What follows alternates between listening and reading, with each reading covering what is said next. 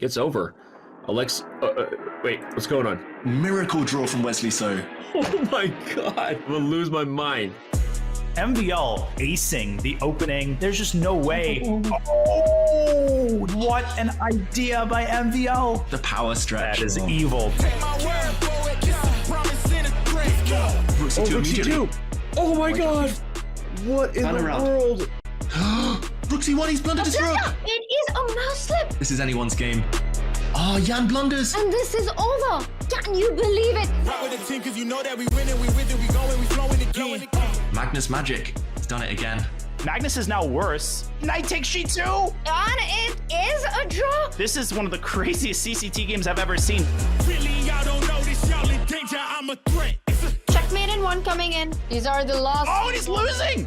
And Magnus cannot believe it. He's so mad at himself. Wow, you never see this. Absolute hats off.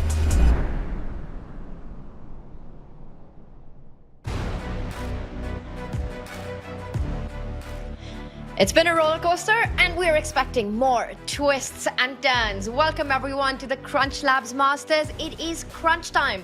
As 4 players are in the losers bracket, 2 will be eliminated today. I'm International Master Tanya Sachdev. Alongside me, my good friend, the incredibly strong Grandmaster, David Howell. David, good to be back with you on the call on this. And my first question, I think I know the answer to it, but what was your highlight from yesterday? Oh, Tanya, you're baiting me there. It's great to be back with you, first of all, but I don't think we're going to see any more 9-move games today. That was a shock. Fabiano Caruana catching Alireza Firouzja in an opening trap, but despite the twists and turns, I have a feeling Firouzja's done his homework, and we'll see later today whether he can get on a bit better there. And Firouzja keeps on becoming the comeback king. He did it in the Chess.com Classic, winning the whole event after being knocked down to the losers bracket on day 1. And then yesterday, after that 9-move loss, eventually going on to win against Fabiano Caruana. But the good news for Fabiano Caruana is that it's a double elimination bracket. 4 players stay on top, will be playing the winner semi-finals today. It is Alireza Firouzja against JKD, and then Magnus against MVL. That is later today. First, we start with the 4 players in the losers round 1.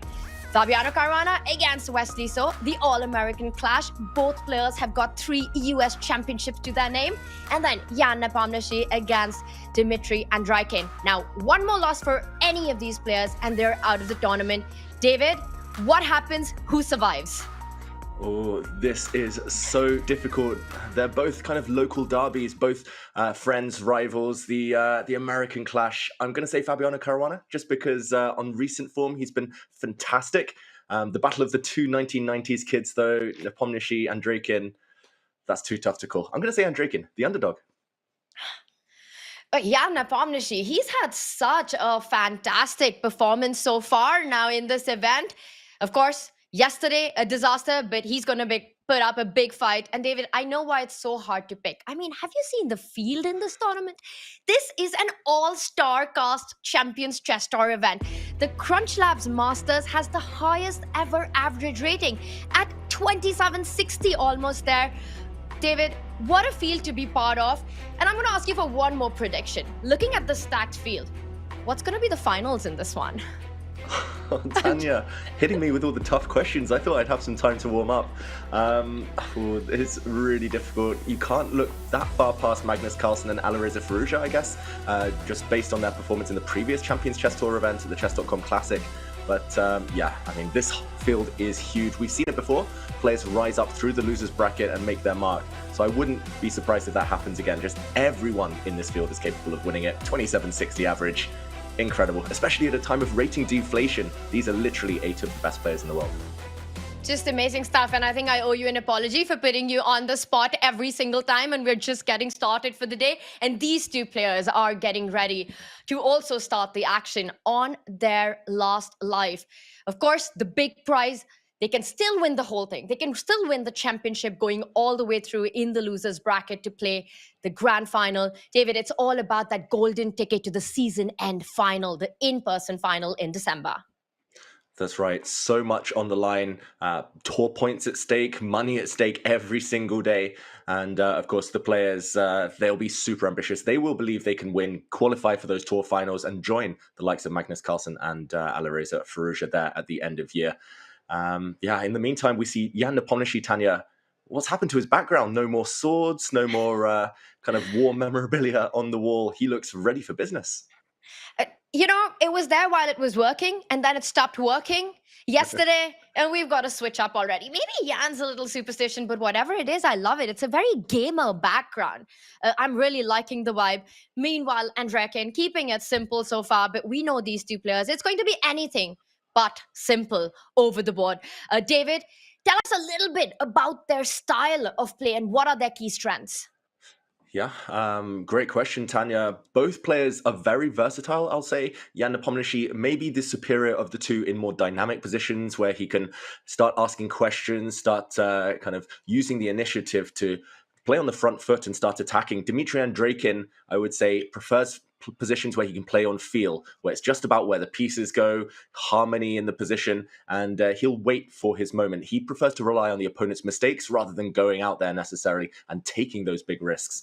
So I would say we have a more direct player, Jan Nepomniachtchi, against a bit of a counter-puncher in Dmitry Andreikin.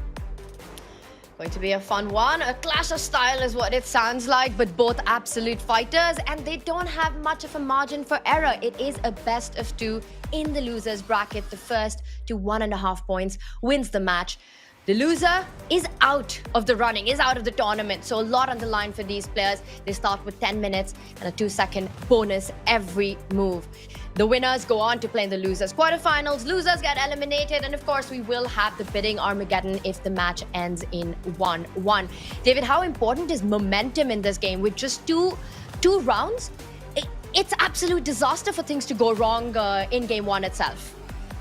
You're 100% correct there, Tanya. It's just a sprint, and you cannot trip over if you're trying to get to that finishing line now. One loss in the first game could just be disastrous, and the margin for error is even smaller than ever. I would love to see Armageddon, though. More chess is always better, but of course, at this stage in the tournament, the players you would think would be maybe trying to kind of hedge their bets here. But Tanya, this tournament, the CrunchLabs Masters so far, has been so dramatic. Barely any draws, just the players out for blood. Starting from the Swiss plains, we've had fantastic fighting chess.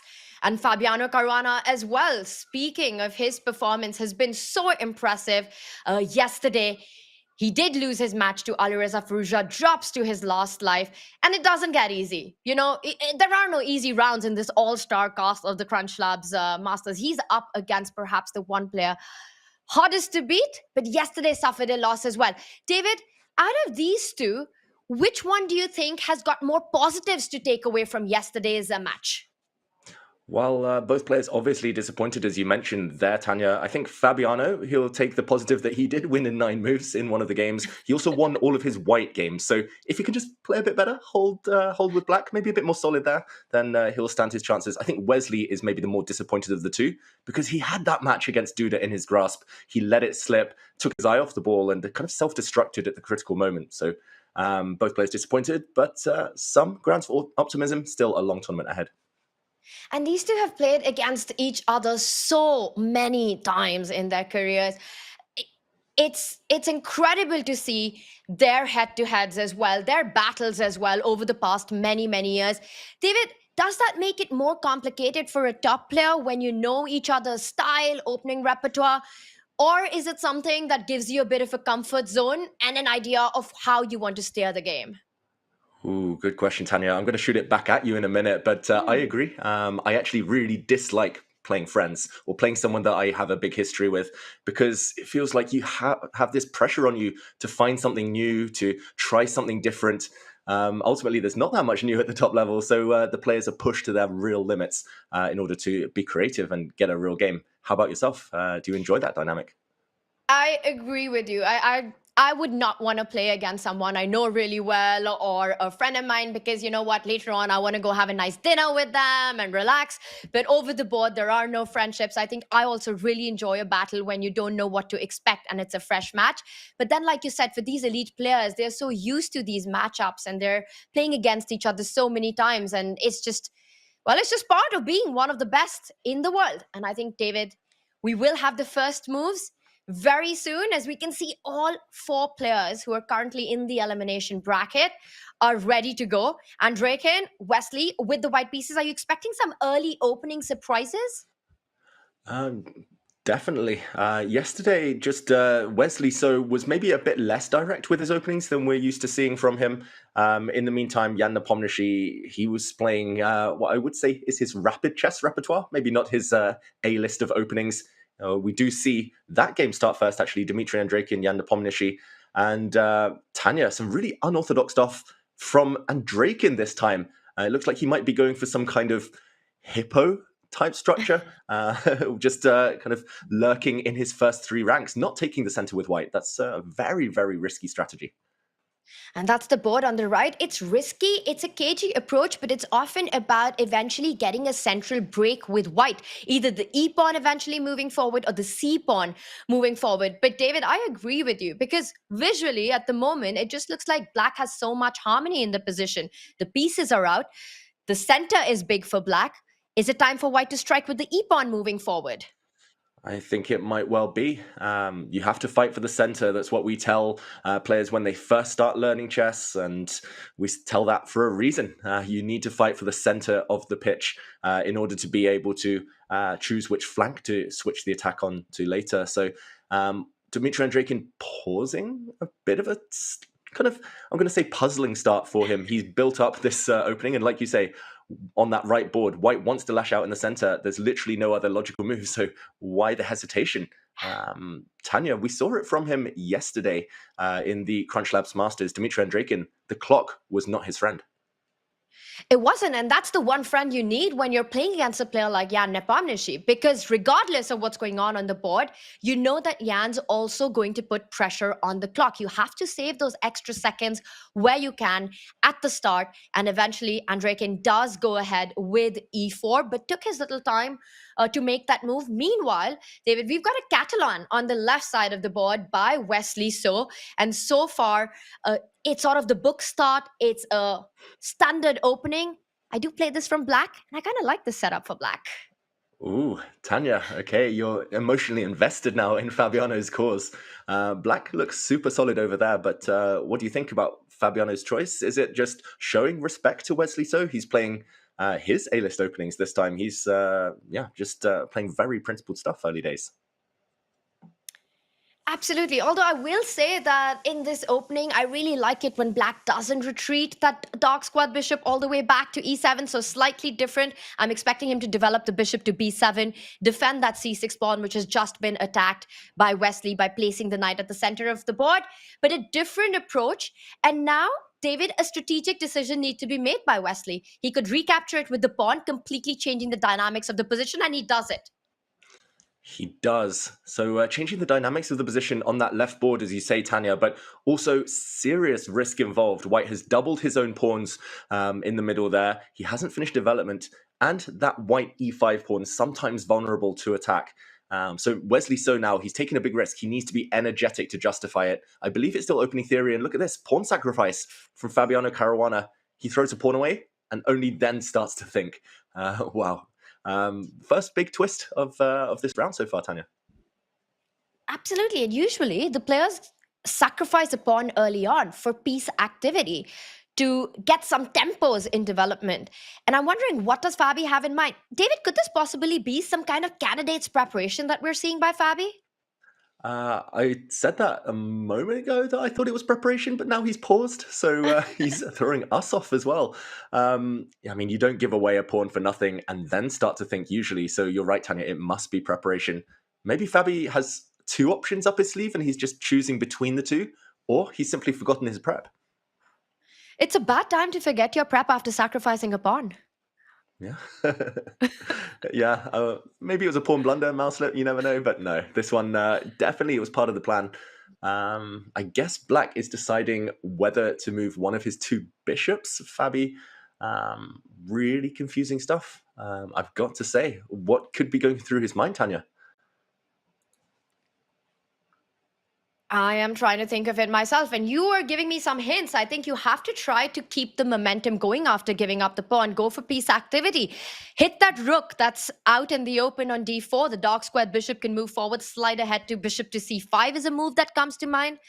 But David, definitely a little strange the way he's paused after quickly blitzing out and lashing out in the center with d4, giving that pawn up, self-pinning that knight on d7. One would think he has some deep opening idea that he knows for the next 20 moves, but turns out it's not the case. Yeah, Tanya, do you think Fabiano could be lulling Wesley into a false sense of security here? Yesterday, in that 9-move win against Firouzja, he paused for 30 seconds or 45 seconds, maybe pretending that he didn't know what was going on, and then hit Firouzja with this double rook sacrifice bomb. So g5, I mean, that's equally fiery. Wow, he's opened up his kingside, but he's trying to drive the white bishop back. What do you make of this? G5 and we live. I love it, David. If we were doing this from a studio, I would be G5, give me a high five, because this is the kind of position, the kind of chess we like to see. And yes, it might be mind games, but now after this move, I think Fabi was actually trying to recollect all the ideas that exist.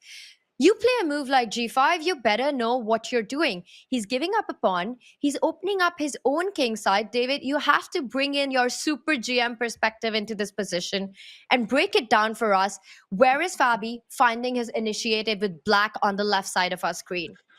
Yeah, essentially, he's just asking a very awkward question at the opportune moment. The white dark squared bishop, Wesley So's bishop there, needs to step back. But if it retreats to the most natural square, e3, it will get hit. It will get traded off after the black bishop lands on the c5 square. And if black can restore the material balance, later use the knight to take on e5 once unpinning, then material equality, very healthy structure. I think Fabiano is arguing that actually strategically g5 is a good move, even if it weakens his king short term. And hence, Wesley So's last move, he needs to keep his dark square bishop on the board if he wants to attack the black king later. So he steps the whole way back to square one, where the bishop started the game. And Fabi instantly queen e8. I think that 2 minutes he spent, definitely just remembering his prep, Tanya. That's become clear now, and he's ready to strike. He's curled up into a ball as black, but knight takes e5 next, bishop c5 next. The moves will start to flow. And there's really no way for white to protect that e5 pawn. You can't join that f pawn into defense. f4 runs into the rook on d4, getting pinned with the bishop sliding up to c5. With no f4 option, losing the e5 pawn is inevitable. So knight takes pawn is coming in. That's pretty clear now. Wesley has to find a way to finish his development, because you said the bishop's back to its starting place. Look at the pieces on the queen side. Rook on a1, knight on b1, bishop on c1. Those pieces need to get out in the game. How is Wesley using this little time he has to finish his development? Yeah, it's not obvious suddenly, Tanya. The move I want to play is knight to c3. I want to leap forward, but as soon as the white knight steps to c3, black will take the pawn back. And lo and behold, this b5 square is covered by the black queen. So suddenly everything works for black. Bishop c5, definitely on tap for later. You just have to be careful of this pawn. I would want to pick up this knight and put it anywhere on the king side. If I could just imagine it somewhere around h5, it might well lead to a checkmating attack, but I just don't know the right circuit, the right path for this piece. So for Wesley, who's down a couple of minutes now suddenly, in what pretty much is a theoretical position, it seems like, I don't think the signs are good. If black gets 2 moves, knight takes on e5 and develops this bishop, then I think Fabiano is going to take control. So you're right, it's a critical moment. Wesley needs to speed up and, yeah, just choose a move. And black's moves come in fast and easy, right? Knight takes pawn, bishop comes out, that rook from a8 either lands on the c8, c-file, or challenges white's rook on the d line. Meanwhile, Wesley, it's clear, is not familiar with this position. Fabi has won the opening battle. Is that fair to say, David? Yes, I think in practical terms, at least, it might just be a level position. It might be fine for Wesley with best play, but 3 minutes down on the clock. And what move are we on? I mean, it's still so early in this game. We're only at move 16. So, yeah, maybe Wesley so impacted by yesterday's defeat. Confidence not at its highest. Also hit by this opening surprise. Just a brief update. The other game is roughly level. We'll kind of let people know what happens there. Queen c6, Tanya. That was not on my radar. Suddenly picking the moment to hit this rook in the corner. Is it just a one-move threat, do you think? Or is there a deeper plan in mind? Good question. At least it delays knight takes pawn. You have to find a good square and aren't too many for the rook. Do you want to place it on b8, which also perhaps defends the b6 pawn? That would be my instant reaction because I want to take knight takes pawn next. I don't want to allow your queen to capture the b6 pawn. It also kind of assists to move bishop to b7 at the right time. So rook to b8. And then the question remains, how does Wesley... David, maybe his idea is queen to b5 and just hold on to that pawn. Oh, wow. That's really, really versatile and agile with the white queen there. It does look clumsy, looks a bit superficial, but you're right. I mean, at least it keeps the tension, keeps asking Fabiano questions. You're being too kind because I just realized rook b8, queen b5 will just run into the bishop sliding to c5, hit the rook and win the pawn anyway. Although once the bishop moves, Tanya, g5 does hang, so you do have a point with your variation there. I like it. It's creative, and yeah, it just feels like neither player's found their speed, found their form yet today. Just really slow stuff, I've got to say. Rook a7 also possible, but he does choose the more natural move that you highlighted there. Good call. And knight takes e5. If he gets one more move, Fabi is at least equal. Black cannot be worse if he restores the material balance here. Yeah, it's all about those three pieces you mentioned. They just need to develop, and soon, but a bit awkward to find their ideal squares. It's all stuck on the queen side. Essentially, right now, Wesley's playing without half of his army here. The rook, the knight, and the bishop not developed. And when you make a move like queen to c6, it's clear that you're feeling a little uncomfortable. You're not just making the most natural moves. And Wesley does show his idea. He comes out with the move that you were earlier highlighting, knight to c3, knight takes pawn, and are we going to see a queen trade? Because there's no way to avoid it. Ooh, two options, Tanya. Queen takes is the most natural move, I agree, but queen c7 is a double attack. I missed it. Yeah, I wonder whether Fabiano's missed it. Did Fabi miss it? Ooh, big moment, because how do you actually defend both of these pieces simultaneously? Knight c6, rook c4. What's happening, David? Yeah, knight c6 is not a stable square. I guess in that position, maybe you can hold things together by defending the knight on c6 with the bishop, but really shaky. Suddenly, either the white queen is going to get trapped, or she might just win material. So suddenly a draw looking the least likely option. It feels like this is the critical moment. This game has reached its climax really kind of early in this middle game. What to do? Knight c6 looks forced, Tanya. You're right. This position looks shakier than the year 2020, I want to say. I mean, everything looks like it's hanging suddenly. And David, I will not be surprised if Fabi... It's an easy move to miss. You might just think that white has to go for the queen trade, and then there's this sudden square for the queen that opens up. By the way, knight c6 on the board. And you highlighted, correctly so, that it doesn't look like a very stable spot. The knight can come under fire. Ooh, wow. Spicy stuff on the board. Rook sacrifice, kind of. He doesn't sacrifice the rook because he'll win the black rook if the black knight moves right now. This knight is hit on a really loose square. And yeah, knight takes rook, queen takes rook.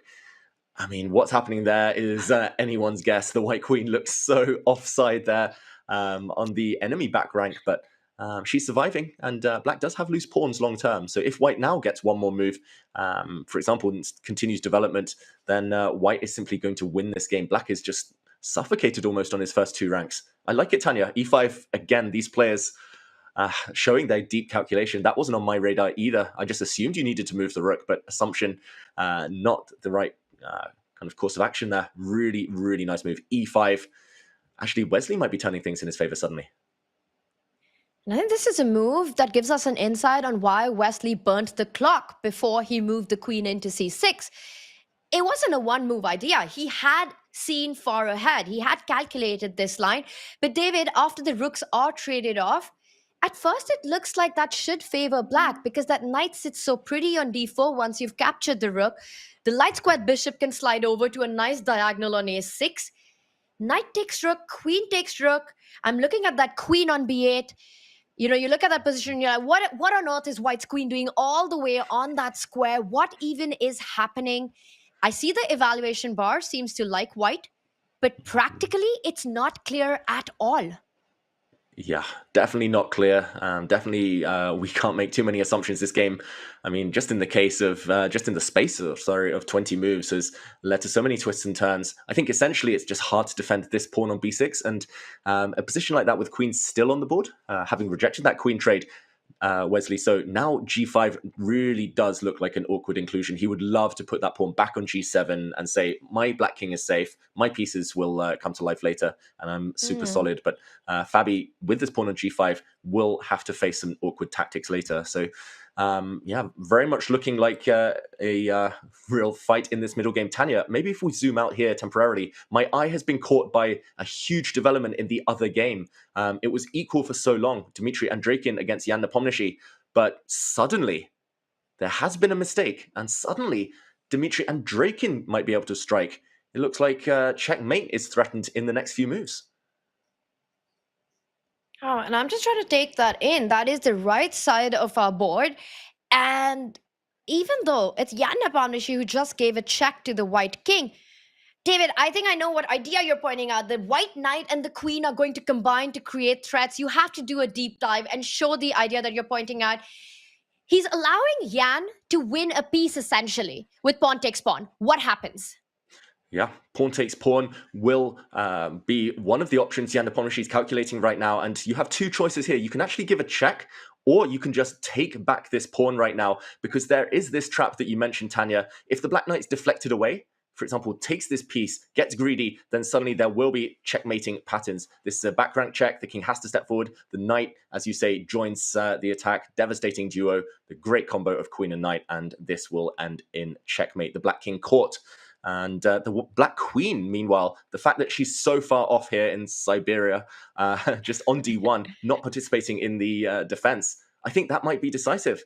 In the current position, queen b8 is a threat, followed by knight g5 check, and no real way to stop it. I don't see any defense. How are you fighting it? The only way to stop it would be to get your own knight from f6 to f8 to hold the king together and to not get checkmated. But then white can just capture on the h5 pawn. If you try to retreat with knight d7 or knight h7, you run into g takes h5. And your bishop is not a happy piece. Yeah, this bishop might well just be getting trapped, like you said. I mean, putting the pawn on h5, I think, might have been the start of the kind of decisive turn in this game, because he simply lost control over the key g5 square. And yeah, this black queen looks nice and pretty, but just like Wesley So's queen in the other game, it's offside. It's not participating in the game. This is one common pattern for everyone at home. When your queen is so far from your king, that's when the danger happens. That's when you get checkmated. The queens are underestimated as defenders. Queens and knights, best attackers, but also best defenders. And here, Jan Nepomniachtchi simply playing without his best piece. That's really nicely explained, David, because very often we know the concept. Combine your queen and knight against the king, you hit a checkmate. But also keeping them close to your king, nothing can actually very often break those defenses. And that queen on d1 is too far away to dash to the defense of its own king. I'm still trying to find a way for Jan to even keep the game going. Now he's hitting the 1 minute mark. He realizes it's gone wrong. So we might see this line being played out. H takes g4. He does sacrifice the bishop only to win black's king. Yeah, checkmate incoming. This is going to be a deadly check potentially on b8. I think he can go for that sequence now. Black will be able to hold on a little bit, but not too much. Nepomniachtchi now leaning back in his chair. He knows he's in danger. But the other game, Tanya, let's zoom out here temporarily. The other game also coming to life. Fabiano in huge trouble. He's dropped a pawn. And is he about to get checkmated? Wow. Oh my goodness. And it is about that g5 pawn, right? Sorry, on the right side of your boards, Dmitry Andreikin's just blundered. He's lost. He's went from winning to losing in one move. Look at the player on the right side. Oh my god, knight fork. Neither player's seen it. Tanya. He finds it. It's on the board. Wow. And Andreiken, he reacts. David, a one-move blunder in a winning position turns it around. You take the queen, knight takes bishop is a check. It's a fork, winning the queen, winning the game. Jan Nepomniachtchi can't believe it, and Andreiken can't believe it. Wow, Andreiken, right idea, wrong order, and he's about to crash to defeat. Jan Nepomniachtchi, I mean, he must know Lady Luck is on his side today. That is just an incredible turnaround. We'll see a resignation. There we go. Jan Nepomniachtchi takes the first result of the losers bracket today. But we will recap that stunning finale a bit later on. In the meantime, we still have the game going. Wesley So is a pawn up. He was actually threatening checkmate. There was a queen sacrifice earlier, but white was threatening to swing a rook over to deliver check. Any check is going to be fatal to black. But for now, he's plugging that fourth rank with the black knight. Tanya, can Fabi hold on? 11 seconds on the clock and a pawn down. Incredibly tough. A pawn down, and look at that bishop on f6. That is an absolute monster of a piece. Not only tying down black's king to checkmating ideas on the home rank, but nicely defending that e5 pawn as well. The one counterplay that Fabi has in mind is to try to at least get the b pawn rolling up the board. b5, hit that rook on c4. But David, that also feels like it's not going to be enough in this position. Bishop g5, knight f6, a big threat. If you take the e5 pawn, the bishop slides back to f4, wins more material.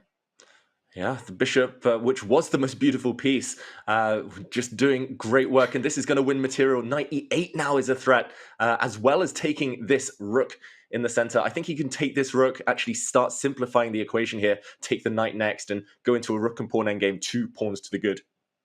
I don't know if there's anything better. Maybe he'll just keep his bishop alive. There we go.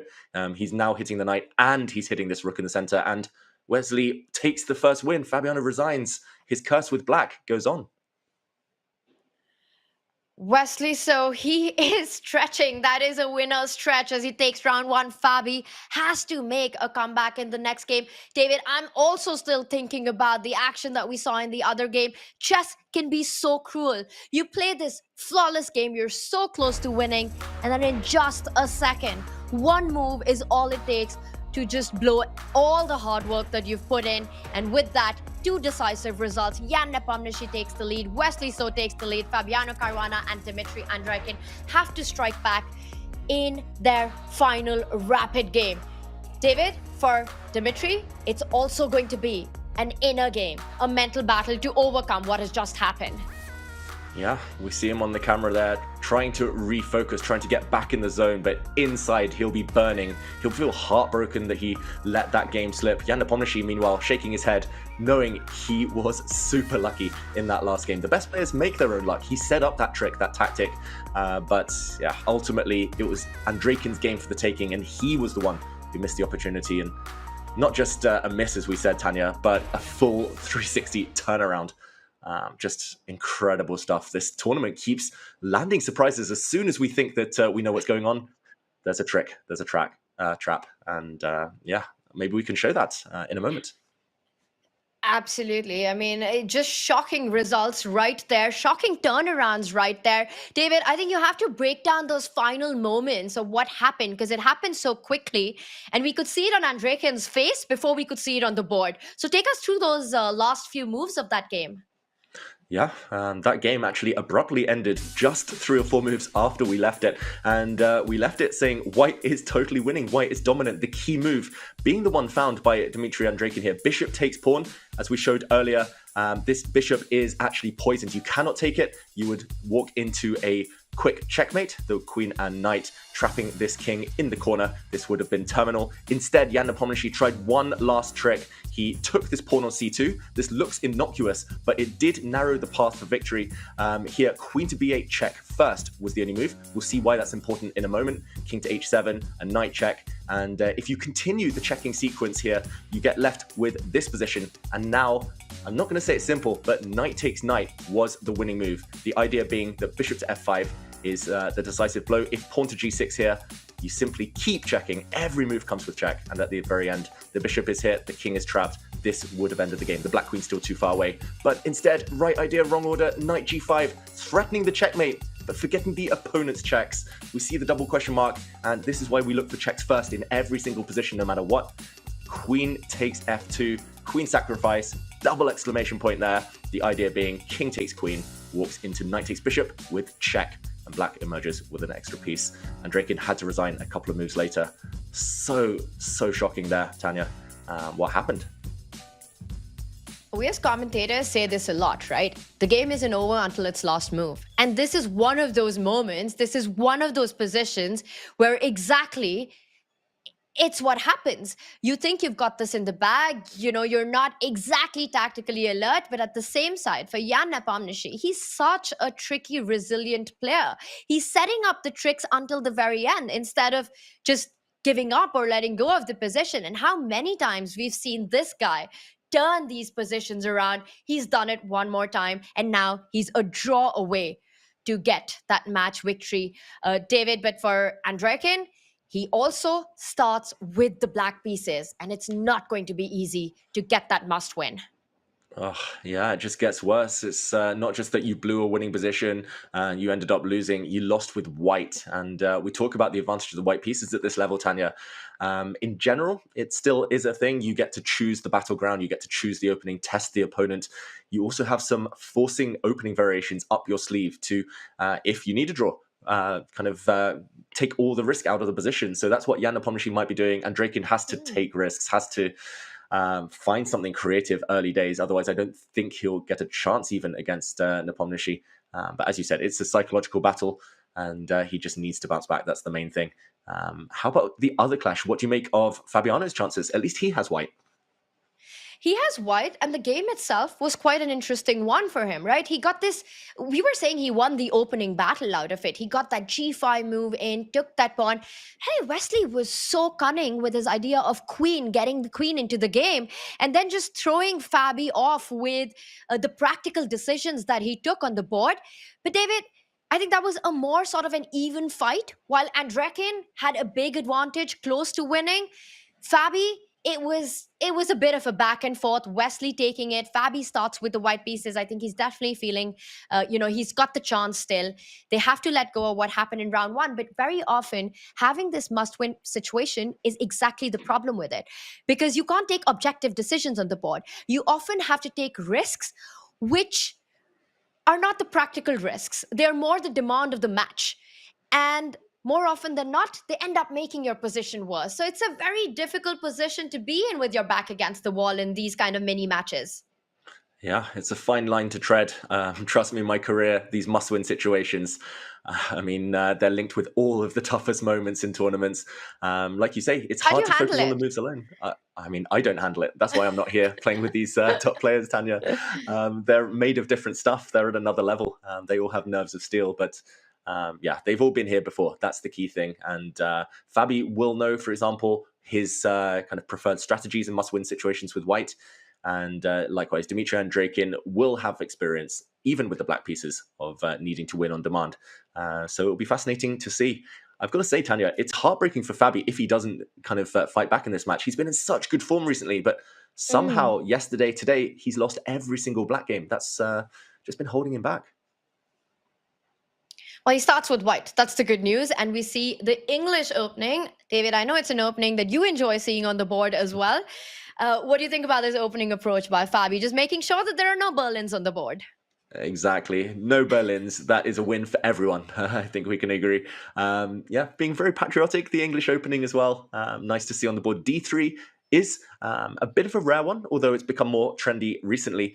The idea is to essentially play a Sicilian, whether it be a Najdorf, a Taimanov, but just with reversed colors. So you're hoping that black plays knight f6, maybe opens the center, and you will have an extra tempo compared to all of those Sicilians. So Wesley keeps things close. He pushes a pawn to g6, very kind of standard stuff. He's going to fianchetto, and this game is going to maybe transpose to more well-known waters. But Fabi, he's got his opponent thinking as early as possible, as early as move 2, Tanya.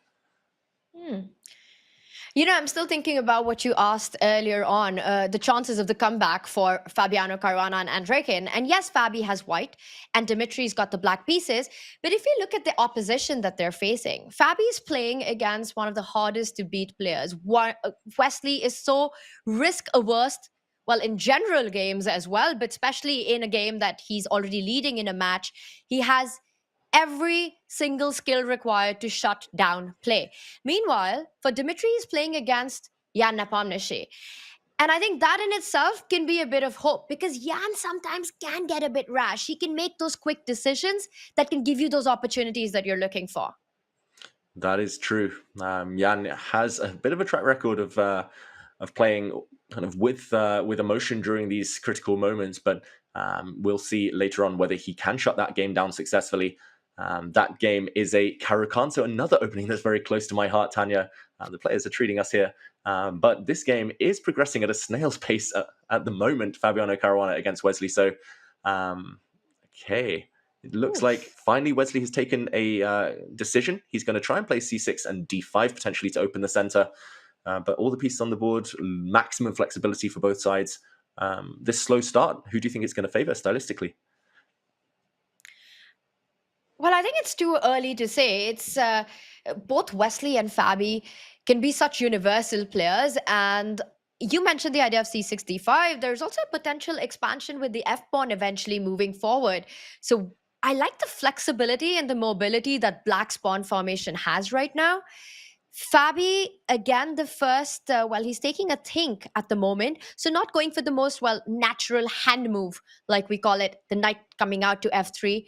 What are the other patterns that he's looking at for development here, David? Yeah, knight f3, I think, would be automatic for a lot of people at home. Developing can't be bad. Another typical pawn structure is to play pawn to e4. We call that the Botvinnik setup in the English. You put pawns essentially on these three squares, control the light squares. You do give control of the dark squares, however, to your opponent. So not to everyone's taste, but by playing e4, you control the pawn breaks. You make it harder for Black to ever push the d pawn. You also make it maybe slightly less attractive for Black to push the f pawn.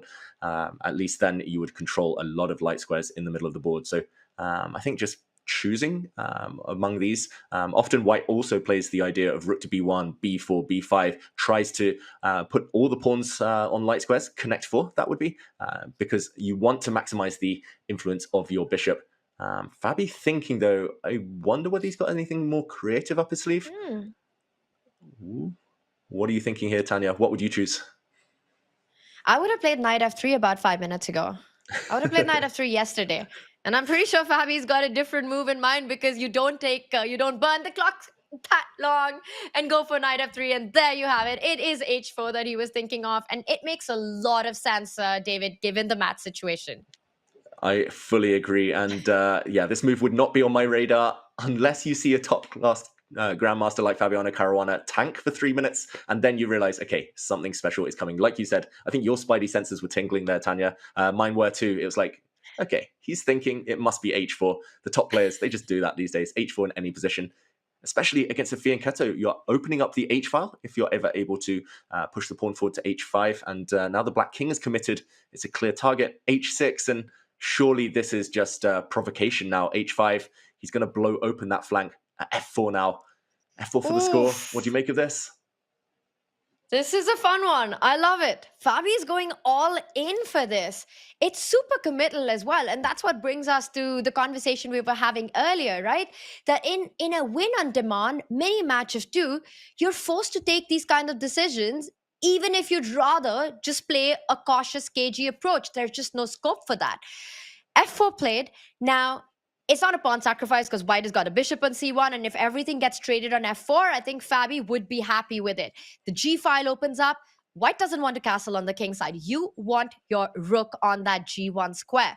But if not, Fabi has a clear idea, right? He wants to take that g5 pawn, and the h pawn will be unstoppable. You want to get that rolling up to h6 as well. Yeah, this is terrifying, I've got to say. And throughout my career, my experience, when you play someone super solid like Wesley, so there's 2 approaches. Either you kind of bully them at their own game, you allow them a solid position, but hope that they take kind of slightly passive decisions and then incrementally, slowly build up kind of a positional advantage. Or you just forget all the sophistication. You just go route 1, straight for the opponent's king, caveman chess. And this is exactly the latter strategy that Fabiano is going for. I love it, I've got to say, Tanya.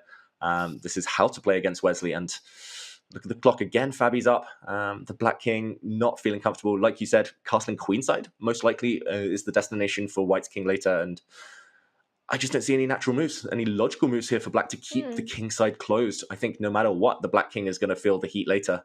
And really promising start. Perfect start to this game for Fabiano. Fabiano playing the mat situation and playing his opponent as well, forcing Wesley into non-standard, complicated positions where there's an opportunity in critical moments for both players in the tactics to go wrong. And already Fabi is up on the clock. So Wesley did decide to trade off one set of pawns. The G file is open, which to me looks like a clear target or a clear way ahead. You improve your knight. Knight comes out to F3, rook to G1. Is there something better that you think is there in the position that's on Fabi's radar? Because Tanya, again, knight F3 would be very, very quick on the board. Exactly. If I'm that's going what to you quote. wanted. Yeah, I was going to say, I'm going to quote one of my favorite commentators and say, I would have played knight F3 yesterday. Knight F3, just get it on the board. Just a rook G1, just start attacking. No reason not to. Keep developing in the meantime. But he keeps thinking. Well, H4 has been played. So again, Fabi, what does he have in mind? And David, what is the future of White's king on E1? It's definitely not on the right side of the board. Exactly. It's not on the right side of the board. It's not going to slide to the right either. It's going to hope to castle queenside, but that still does need a bit of preparation. You need 2 or 3 moves. Maybe Fabiano is just wondering whether he takes on E5 first and then plays knight to F3. I'm not sure if there's a difference, kind of delaying that capture. Another idea would be to take and then try to move the bishop out the way, just move the queen and get castled, but it takes 3 moves. It feels like you should go on the attack on the front foot as soon as you can. So knight F3 as a starting point, put a rook on G1 and then decide on the strategy. That would be my advice. But I mean, Fabiano, his last long think was really productive, H4. So this is his second long think. Let's hope he has something equally creative up his sleeve. It's been a fantastic game so far, and it's clear that this is nothing to do with home preparation, candidates preparation, any sort of book moves. This is all over the board inspiration by Fabi, starting with H4, provoking Wesley to put his G pawn on G5 and then striking immediately on F4. It's basically hitting the chaos button. It was the need of the hour. He's done it. But now how does he continue keeping the pressure? Because it can also backfire. This kind of play, it's sort of do not try this at home, because it's so easy. If you don't follow it up correctly, suddenly you're left with an open king in the center. Black, meanwhile, just needs a couple of moves to take out that bishop on C8, bring it into the game, bishop coming to G4, that knight coming out to C6, the D4 square looking nice and juicy. David, it's so important for Fabi to continue playing energetically right now. Yeah, you're 100% correct there. It's not one-way traffic, despite how excited I think we both are by Fabiano's position and the potential there. He does actually trade in the center. I think the reason we're excited, Tanya, is not necessarily because Fabi's winning or going to win this game even, but just because he's doing some cool creative stuff early days. And Bishop E3, the blue arrow appears apparently by far the best move for white, but E4? Do my eyes deceive me? What is E4? He's just blocked in his bishop. He's just given black the beautiful outpost on D4. That is surprising, I've got to say. Really anti-positional from Fabi. I guess he wants the D5 square for his knight. I have so many questions about that move, and I think you pointed all of them out, right? Why play E4? Just continue with development. It just leaves behind so many weaknesses. You've already spent so much time with the pawn moves opening up the file. But Fabi will show us what his idea is. Eventually, he does want to put that queen to D2, start targeting that tender 8-6 pawn, battery up against it, and get the king to safety on the queen side. But David, the other long-term weakness of that move, E4, is this D3 pawn. And that just becomes a clear target. And now it's Wesley who's going on the hunt with F5. Wow. Wesley playing on the flank where technically he is a bit weaker. He does have the more vulnerable king, but Wesley realizes that actually he's the one ahead in development. Black is castled, Black has got his knights out. And usually if you're ahead in development, that's where you accelerate the play, speed things up. And now we see the blue arrow again. F4, the most logical move, the most natural move, I would say, by far in this position. Not always the case when the computer's suggesting a move, but here F4 would shut down this diagonal. Tanya, positionally, suddenly looks beautiful for Wesley. So putting a pawn on F4, a knight coming into D4. Fabi, it's definitely gone wrong. You play F4, you shut down the dark squared bishop. Fabi's already played E4, shutting down the light squared bishop. And all Fabi is relying on is the G file, counterplay on the G line. He needs to first take out the knight for it, get his king to safety, and then put the rook to G1. That feels like one too many moves. Meanwhile, Wesley, healthier king, healthier development. He keeps thinking. To me, it looked like F4 was also the kind of move we'd make yesterday on the board. Yeah, on the board, finally. You're right. Neither player really trusting their instincts in this game. I think maybe it's just showing how high the stakes are, how high the nerves are in this battle. But finally, Wesley does plant the knight on a beautiful outpost on d4. A glorious piece. If you remove it, the black queen will replace it, and you would have to part with your beautiful dark square bishop in the process. So looking good for Wesley, but still early days, still maybe some twists and turns ahead, Tanya, judging by the last few moves. Should we do a brief update on the other game? Maybe if we zoom out. The other game we haven't touched upon so far because it has been less dramatic. Jan Nepomniachtchi getting the queens off the board as soon as possible. Tanya, has he been successful, however, in trying to take the sting out of the position? I'm trying to get my head around this position because it's so starkly in contrast with what we're seeing on the left side of our board. The queens are off the board, as you mentioned, and Jan has got this nice-looking D pawn. Now, the big question is that a strength in his position or is that a weakness? It is an isolated pawns, but it is behind enemy lines. It is on your opponent's side of the board. Immediately put under pressure, but there are dynamics. The knight is jumping around. You can't take that d5 pawn. There's a fork on c7. Knight c7 would be disaster. Meanwhile, the knight and the rook have combined to put pressure on a7. David, to answer your question, I like White's position so far. Feels like you've got a lot of counterplay and a lot of dynamic and piece activity. Yeah, it's really important, this last move, knight to b5. Without this, White would have actually been worse, maybe even losing a pawn, but knight b5, a key move. And in the grand scheme of things, with a draw being sufficient, it feels like he should be able to bail out at some point, whether that is at some point just taking on a7, whether it's kind of biding your time, maybe moving the bishop out the way. There is a big threat now of rook takes pawn, because now the black bishop will defend both rooks, and the bishop on d2 is a loose piece, so move your loose pieces, protect them, keep them on safe squares. That would be my advice. But either way, you could also push the pawn forward. This does look like Jan Nepomniachtchi is in control of his own destiny right now. Like you said, Tanya, I like his chances. He might not win this game, but he doesn't need to win the game, a draw being sufficient. And he does what you said. He just puts his bishop on a square that it's defended. You still don't have the opportunity to take on d5. There are ideas of either jumping in with the knight to c7, hitting that rook, forcing it away from the defense. Even if you were to go bishop takes pawn, you don't walk into a fork, but you force black's rook away from the defense of the a7 pawn. Also, this e3 square, notice how it's sort of a preemptive move, David. Once the a7 pawn falls, the b6 pawn will be a weakness.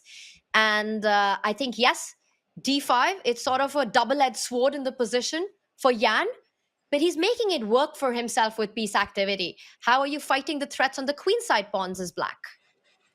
Yeah, this is my kind of chess, Tanya. None of that, mutual attacks. None of that h4, h5 modern malarkey. It's just slow grind. Just take all the pieces off the board. Try to outfox your opponent in a risk-free endgame. That's what Jan Nepomniachtchi is trying to do because of the tournament situation.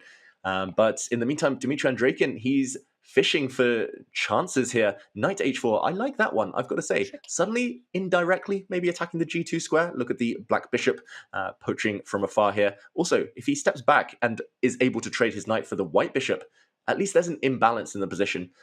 So I think he's making the best of what is almost a desperate situation here, Dmitry Andreikin. 3 minutes, he needs to work his magic, though. Jan Nepomniachtchi still in control. It's a very tricky move. You're right. It's the kind of move that even if objectively the computer says it wasn't the best move in the position, and I don't know what was, but it's the kind of move that really throws your opponent off because one, it's easy to miss. Second, you're setting up all these ideas on the g2 pawn, a pawn that White never wants to push forward, creating light squared weaknesses, the color complex that you don't have a bishop for. So g3 is not the kind of move that you ever want to play here. You're hinting at a threat of bishop takes pawn on d5 when the bishop and knight will start combining on threats against the g2 pawn, the b3 pawn. The one idea I see for Jan to try to keep things under control is at some point push that f pawn one step ahead. Go f3 and play the wall to black's bishop on d5 eventually. Oh, I love it, Tanya. F3, that is nice, beautiful positional play. He's going for a tactical solution, however, Jan Nepomniachtchi, that is his style. And he's actually sacrificed his knight because if the rook takes on c7, it's lured forward to a square where the black rooks will get skewered. And once the dust settles there, white will have a rook and 2 pawns for 2 pieces. I think the pawn's very, very strong in that scenario, though. Dmitry Andreikin on the camera looked a bit annoyed at himself, maybe missing this last move. And it does feel like black wasn't quite in time with the counterplay. He needs to go into damage limitation mode. Maybe the best move here would be bishop takes pawn on d5, but that's just going to lead to simplifications. The knight will take, the pawn on b6 will drop, and a draw would be the most likely result. Not good enough, though, for Andreikin. He's had to go for it. There was no other option. You're either in a busted position or you trade, but that's not going to be good enough. So Jan just finding the precise way to shut down all of black's play. He's thinking whether he wants to capture on b6, but I think the position, it just doesn't demand that. Why calculate all those complications when you've got the option to simplify all of the queen side? Even if the b3 pawn falls, there's really nothing to fight for. I think really nicely, practically handled by Jan Nepomniachtchi, this one. Yeah, very professional, maybe slightly cynical, but you need to be in these types of positions. And yeah, it's hard to imagine black winning. Knights are normally better than bishops when it's just pawns on one flank, but 3 versus 3, so symmetrical. No dreams of a pass pawn ever. This David, is a draw. this is a draw, and I think we have to immediately rush over to the other board. I've got my eye on the bird's eye view that we've got. It is absolute chaos. A lot has happened, and I think we have to do a deep dive. Perhaps you can do a quick action replay for us as well, because what on earth is happening here? Yeah, this is crazy. Let's jump into that game between Fabiano Caruana and Wesley. So I think Fabi's just gambled. He's gone all in on this attack against the Black King, but he's neglected his whole center. Black has a massive pawn suddenly. Quick action replay you asked for, Tanya. I'll just very quickly jump in and say that Fabiano let something slip just a few moves ago. In this position, just a few moves back, knight to f3 was key. It was important to take advantage of this pin. He tried to bank on the g file, however, and ultimately after a capture, he's left with this position, and the white knight still passive. That is the downside to everything. And queen c6 check, the beautiful trick to stop the h pawn in its tracks. And this is the current position, f3. It looks like Fabi is on his last legs here. He's going to have to move his queen. I'm not sure where, but ultimately the pawns are dropping, and I don't think white's attack is quick enough, Tanya. This could be the last few moves of Fabiano Caruana in the CrunchLabs Masters. Everything has gone wrong after a very energetic play by him with the white pieces, and it all comes down to development one more time. Get that knight into the game, and we're talking about a completely different position. It's all black. It's all Wesley So in this position. Wesley So is all over the position. Look at those central pawns. The d3 pawn is hanging. The queen is attacked. The g7 bishop nicely defended by the black queen. And where are you even moving with the queen? You need to stay You need to stay connected to that white rook in g5. Yeah, it's difficult. If you step forward to g4, you might keep getting hit. The black rook could land on f4. If you step forward to g3, you're not really threatening anything. That's the problem. Black could easily just capture on d3, rook, pawn. I think every road leads to Rome right now. David, maybe f2, rook f3 ideas as well. Oof, nice, Tanya. Yeah, deflection. The white pieces are just overloaded. And it all harks back to what you said on move, what was it, 5, 6? Move your knight. Just develop your pieces, everyone. This knight has not moved once in this game. And he's played without a piece. He's about to get punished for it, Fabiano. He tried to be creative, but ultimately he should have stuck to maybe more tried and tested measures there. Finally, if we catch up with the game, there we go. The knight has moved, Tanya, but too late. D2. Oof. The knight's moved at a point when black's got a pawn one step away from becoming a queen.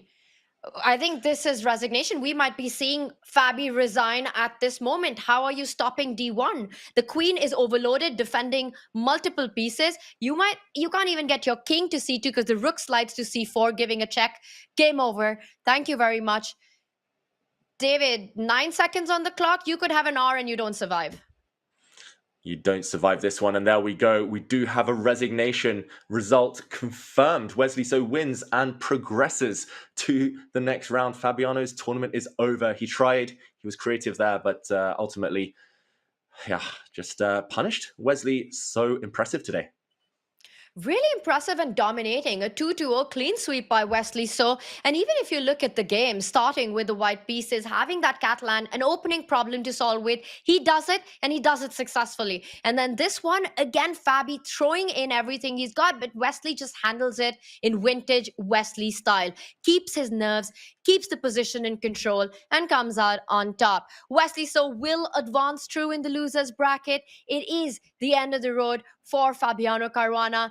And meanwhile, Dmitry Andrekin, he is still fighting. But David, it looks like it's too little, too late. Yeah, Dmitry Andrekin, got to give him credit. He's fighting really hard. He's showing that the knight is superior to a bishop with pawns just on one flank. Knights are short-range pieces. That's why they thrive when they're just focused on one area of the board.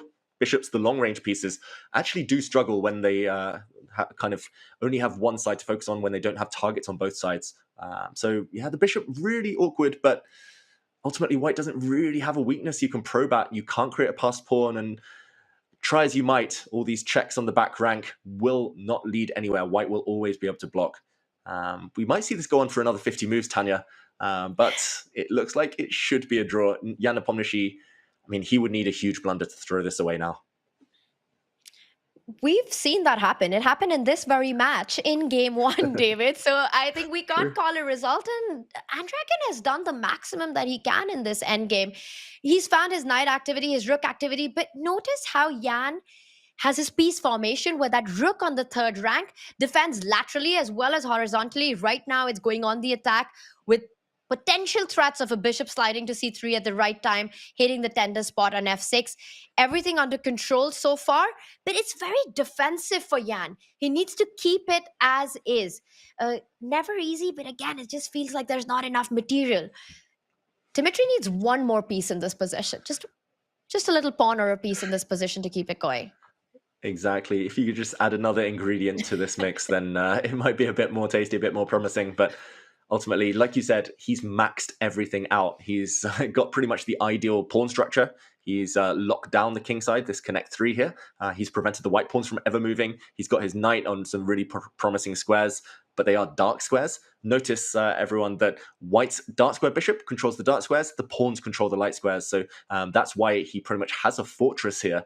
Nepomniachtchi, he's not allowing a breakthrough on either color complex. And yeah, barring a kind of sudden knight fork or trick, he should be holding this door and shutting the gate. A draw, still inevitable, but we've been going around for a while. And I think another good tip, Tanya, for everyone at home, Jan Nepomniachtchi not relaxing. He knows it's a draw. He knows it's a dead draw. He's not getting frustrated that Andrekin's playing on. He's just focusing on this defensive job. And that was important, this rook retreat on c1, because that knight on g3, and imagine if black's rook and knight can actually combine to set up a mating net ideas against the white king. A fork is a big threat, and which is why it's so important to be alert. And now Jan transfers his king to the h2 square. But Dmitry is fighting knight f4, combining ideas of once again the knight and the rook against that g2 pawn. Look at the resilience of Jan. It's move by move. Rook f2, Yeah. bishop f2. Ooh, white is so tied up right now. Yeah, he can barely move Jan Nepomniachtchi, but ultimately he's still holding. There's still no breakthrough for black. This is so frustrating, Tanya. Andrekin's tried everything, but it's not working. Jan is holding by a thread. It almost feels like Dmitry, he's pulling off a Magnus right now in this position. He's just trying every single idea that exists. Yeah, he's trying. He's setting those kind of traps. He's asking all the questions, but so far Nepomniachtchi has all the answers. And you mentioned Magnus. Maybe Magnus would win this, but I think even Magnus would only win this maybe 1 or 2 out of 100 against a top-level grandmaster. You've got to play the odds, and the odds are not looking in Andrekin's favor right now. Also, the 50 move rule might come into effect soon. We'll have to check that. We're now at move 74. But the players have been going around for a long, long time without any progress being made. No pawn pushes, no captures. So, yeah, he doesn't have too long to try. No time on the clock either, Tanya. Under 20 seconds, but the knights are so tricky. He continues to jump around, trying to attack and hit from one side and then from another square, trying to shuffle around with the king. David, good idea to check on the 50 move rule. So easy to fall into a fork or a tactic with rook takes bishop and then the knight landing on a nice check and picking up the rook.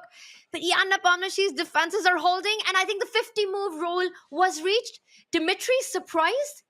He didn't realize it, but it was inevitable. No pawn moves, and the computer stops, the game stops. Jan Nepomniachtchi goes on. Dmitry Andreichen's road in the CrunchLabs Masters comes to a stop. Yeah, he was so close, Tanya. Just one accurate move away in the previous game from winning. And there we see, really classy, a wave from Dmitry Andreichin as he bows out of the tournament. He played great chess. He was the underdog. Ultimately, luck was not on his side. Jan Nepomniachtchi really breathing a sigh of relief, living a charmed life in this event. That was especially that game one, and I think Jan knows it as well. But then you start feeling good about your chess, good about the day that you had. With game two, he kept it under control. And this is our bracket at the end of losers round one, as Wesley So and Jan Nepomniachtchi advanced through. Fabiano Caruana, Dmitry Andreichin, they are out of the CrunchLabs Masters. Of course, we've got more chess coming up, David, as we will move on to our winners bracket. But oh my God, these two matches, but Wesley So with his clean sweep. I don't think too many of us could have predicted a 2-0 scoreline against Fabiano. Definitely not. But Wesley, again, opportunistic. He was patient. He was calm. When Fabiano threw everything at him, he had all the answers. He reacted and defended extremely well. Wesley So is one of the most solid players out there. We talk about that. But he's also so good with a killer instinct to pounce on mistakes. He deserves the win. We say goodbye to Fabiano Caruana. And yeah, that was a really, really exciting match. The results don't pay justice to how exciting those games were. Absolutely breathtaking chess. It's been such a roller coaster ride, this entire CrunchLabs Masters, and today is living up to the hype. And of course, there's more hype coming up as we go into the winners bracket next. And there's more good news, more chess for everyone watching. Because if you're looking to play chess and meet new people in your community, we've got Meetup for you, the platform for hosting and organizing community events. Connect with your local chess community or start events like chess nights or tournaments in the park. Plus, you can explore local groups for any of your other hobbies on Meetup. Use the command Meetup in chat or visit go.chess.com/meetup to find your newest checkmates. And one player who did survive a checkmate in game one was Jan Nepomniachtchi, and he went on to win his match against Dmitry Andreichin. And before we go into the winners bracket, we will have an interview with Jan on the other side of this break.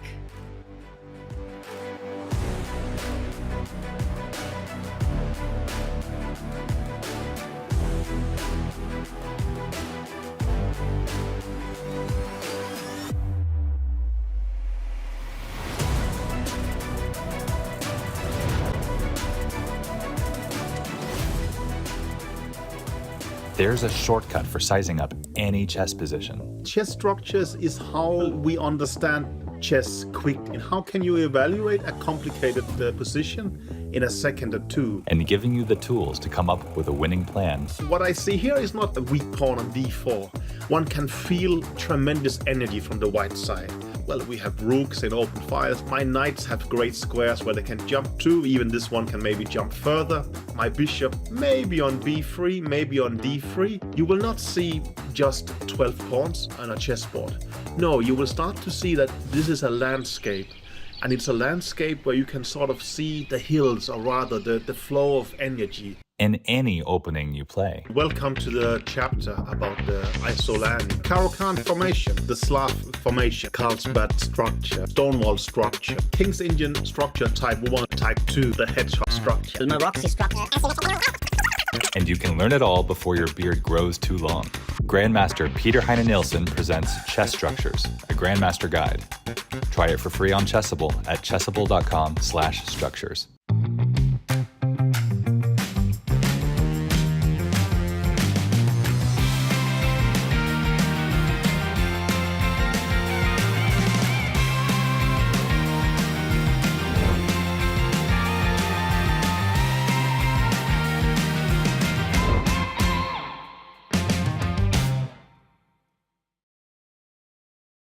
from the UK to Ukraine. From Spain To Bahrain. Chess is an international game. On chess.com, more than 175 million members play chess. There are chess players from every country on earth. chess began in India as Chaturanga. It spread westward through Persia and the Middle East, where it was called shatranj. In Europe, the pieces reached their modern form. Minister and elephant became queen and bishop.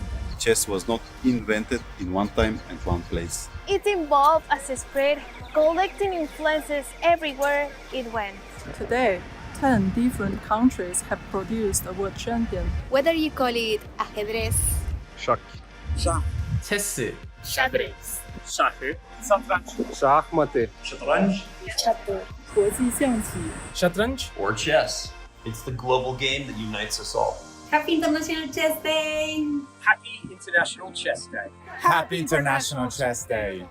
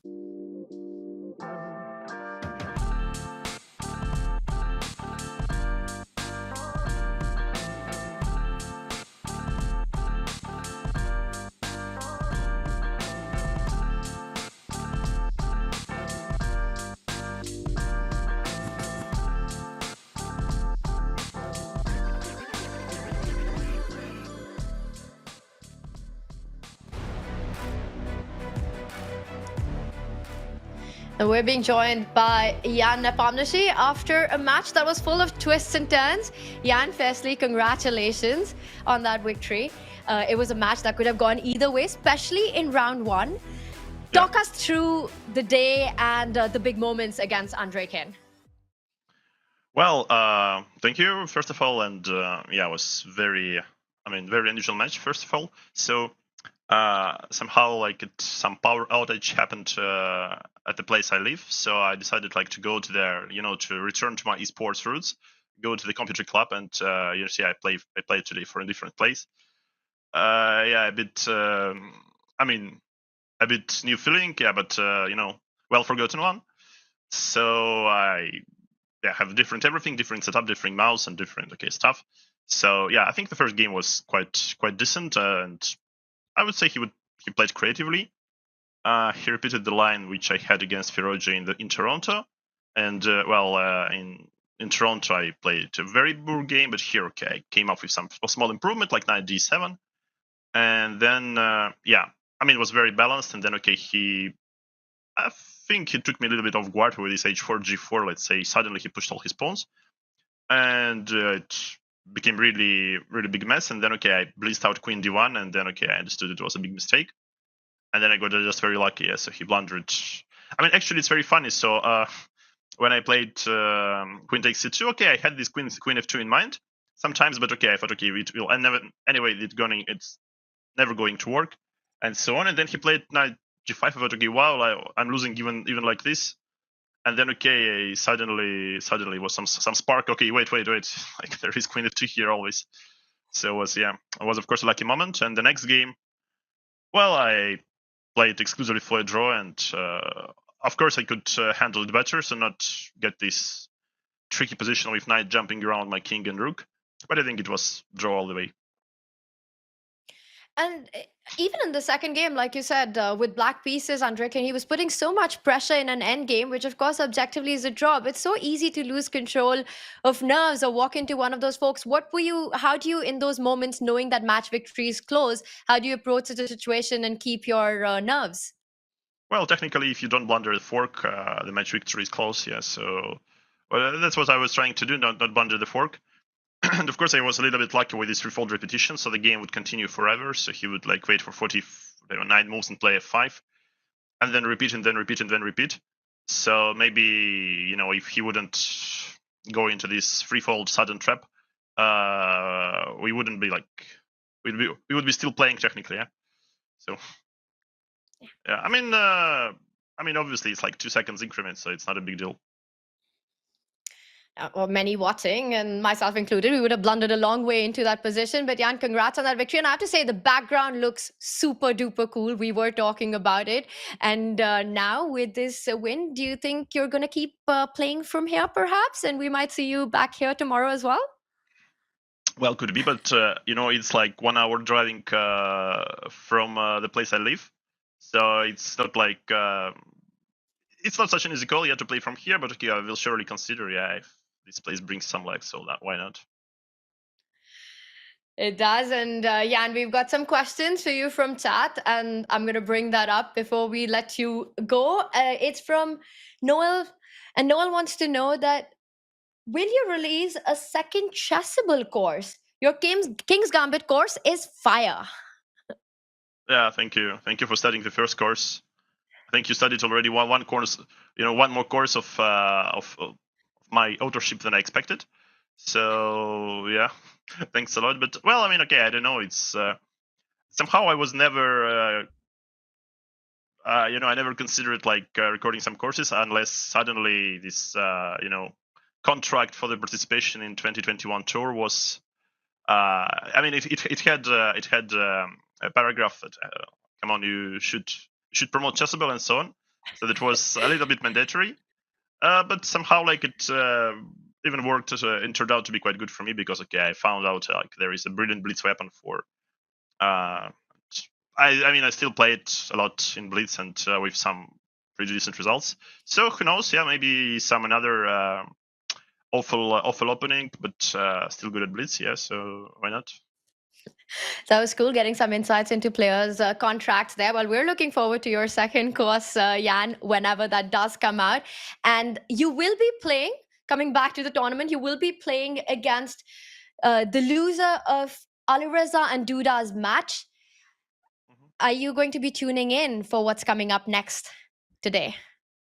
No, sadly, the time I'm rating the computer club, my computer is running out. Yeah, I have like 25 more minutes. So maybe I'll follow my iPhone a little bit, but I think just in the evening I'll know the results. So that's it. All right, Jan. Well, have a good trip back home from where you are. Great setup, great games today, and we'll see you back in action tomorrow. Thank you very much. Yeah, bye. Have a nice time commenting. Thank you.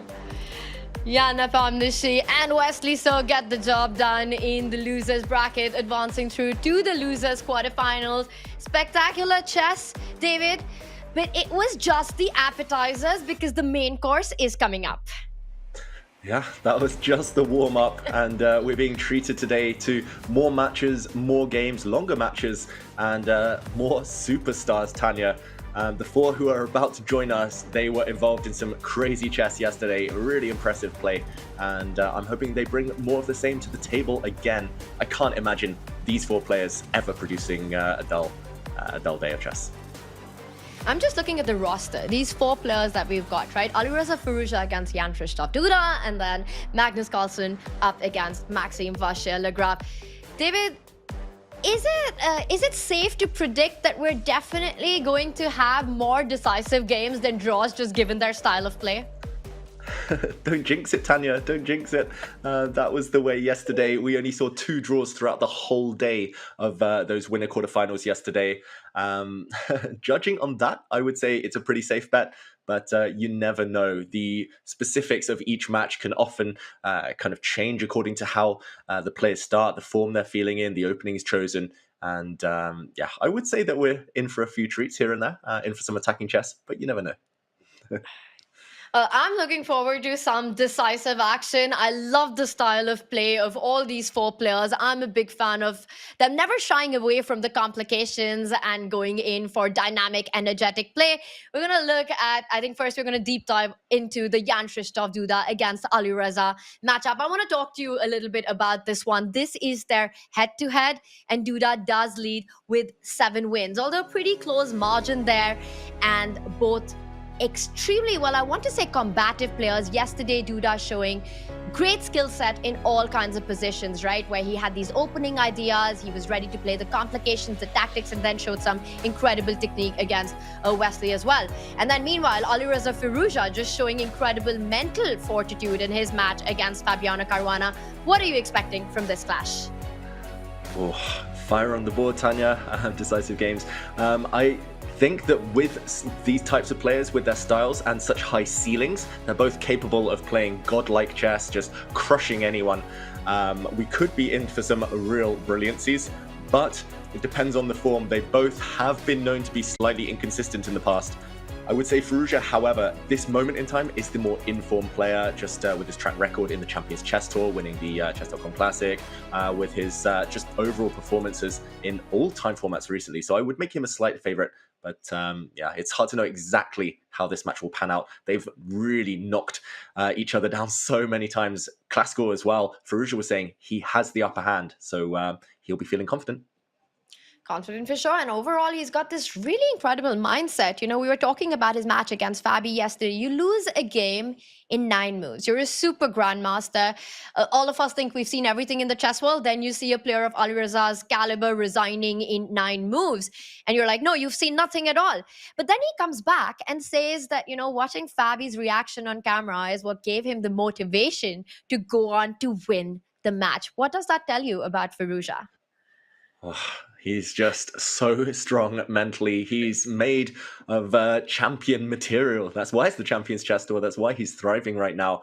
I mean, that's how you have to do it. You have to use everything as motivation. You need to stay in the zone at this top level. When you're playing so many games back-to-back, non-stop, so fast, you need to make sure you don't lose focus. And if you can use ammunition like that, like your opponent laughing, just use anything to stay in the zone, then that is a bit of a bonus. So Firouzja showing yesterday his resilience, his mental toughness, and another one who's very strong mentally, Maxime Vachier-Lagrave, just never looks flustered, Tanya. That's why he's been so successful over such a long career now.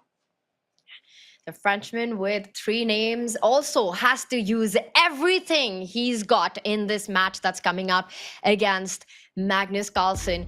And David, Maxime and Magnus have given us some of the most phenomenal matches of the Champions Chess Tour. I'm thinking about the AI Cup from the 2023 season.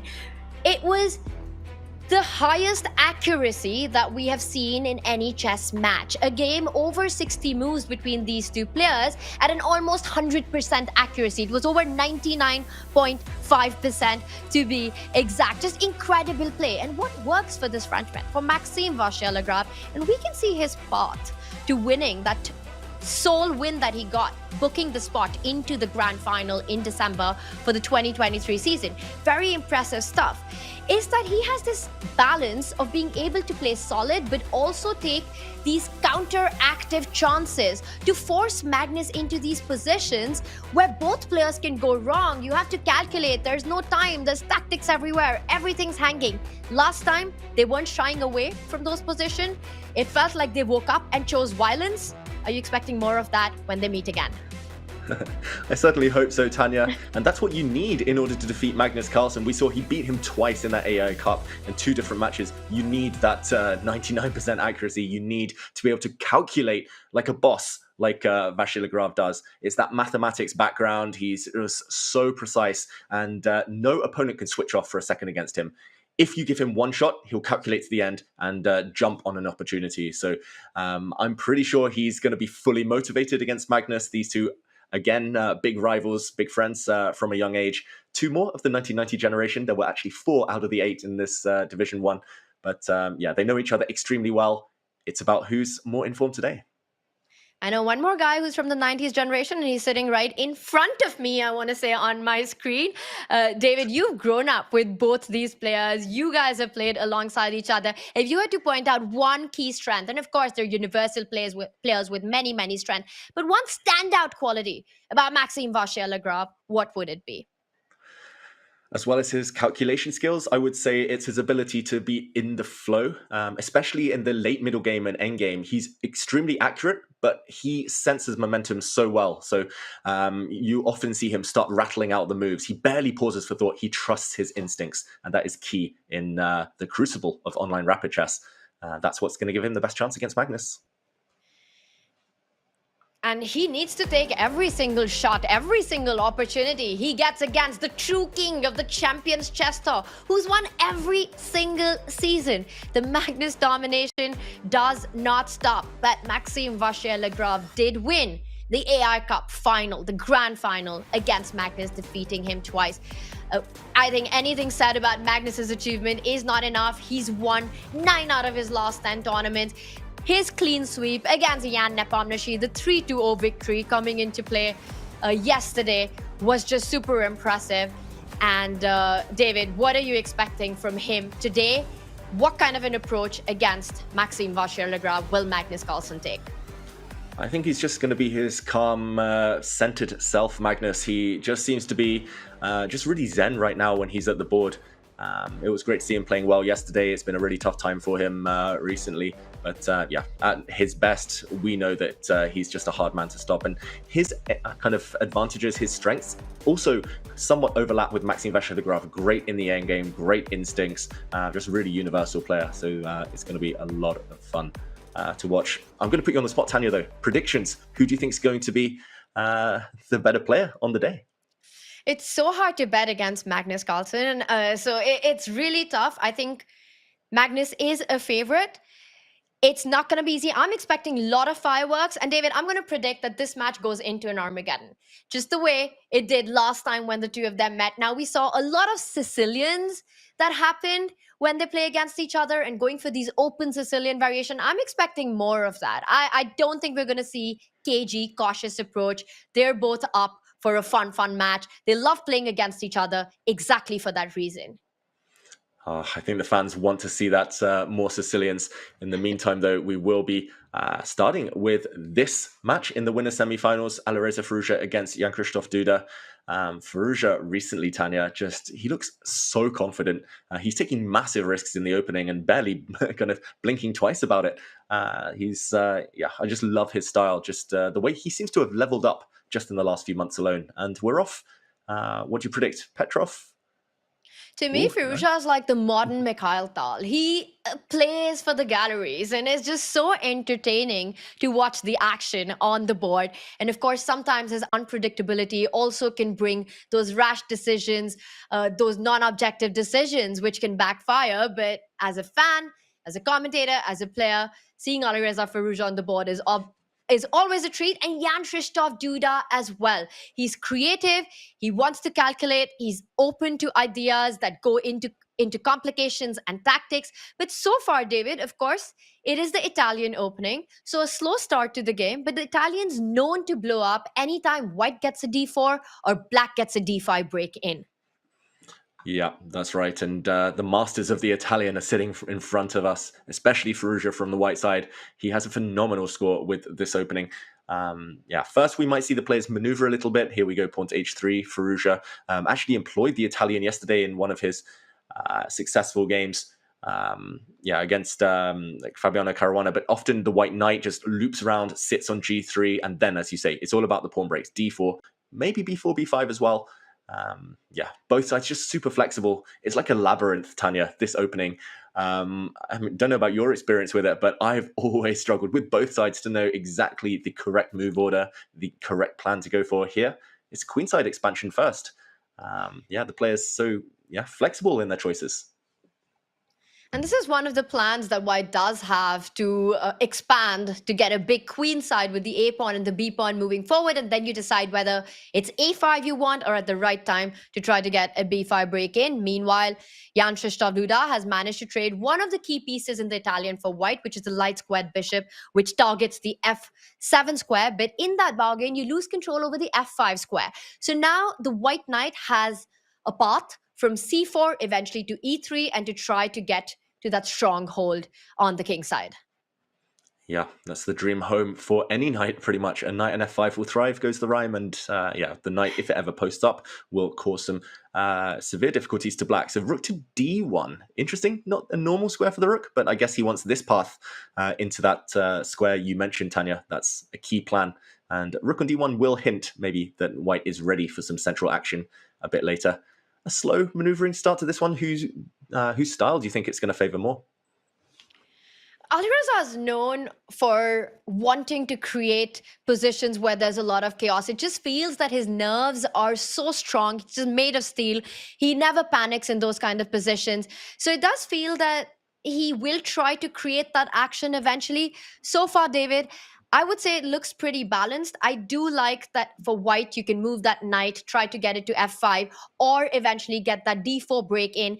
More space for White. You move those pawns forward, a little bit of flexibility, but still nothing wrong in Black's position, no stark weaknesses. This is going to be a long grind.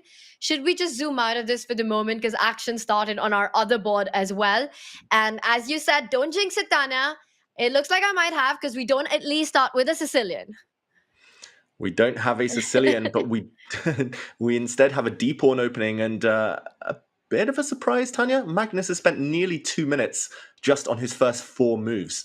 So I'm not sure whether he just didn't have time to prepare this morning or whether he didn't predict this opening today from Maxime Vachier-Lagrave. But it's almost symmetrical. It's a slow version of a symmetrical Grunfeld here. Magnus taking a really solid tentative approach in these early stages. Maybe in the mood to maneuver. No fireworks today. No fireworks so far today. But David, it's still a long way to go. As in the winner's bracket, it is a best of 4 match. So a lot of fights coming up. I also see Magnus's camera angle. So I wonder if it's because maybe you're right. He wasn't ready to start the game or what just happened, because he has used a lot of time on the clock. Maxime at 9.5 minutes, looking good on the clock and continues to play fast. We see some pawn trades. A bit of a non-standard opening for me, David. Are you familiar with this position? Unfortunately so, Tanya. I've wasted far too much time in my life analyzing this exact position with both colors.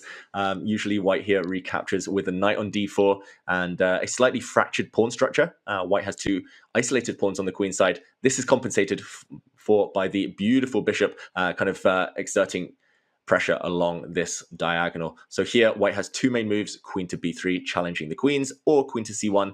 Ultimately, having analyzed a lot here, the positions are roughly level, but there's still enough room to outfox your opponent strategically a bit later. Queen to c1, Magnus's choice, and here we'll see a knight trade most likely, and the white knight will come out to d2. Still very theoretical stuff, but Magnus investing a lot of time. And like you said, Magnus's setup, for me, that was the big shock yesterday. He's playing on a tablet. He's using a touchpad pretty much to make his moves. So if it gets down to a time scramble, good luck, Magnus. It didn't reach that yesterday. That would have tested his setup. But I thought I'd seen it all. But now Magnus on a touchpad.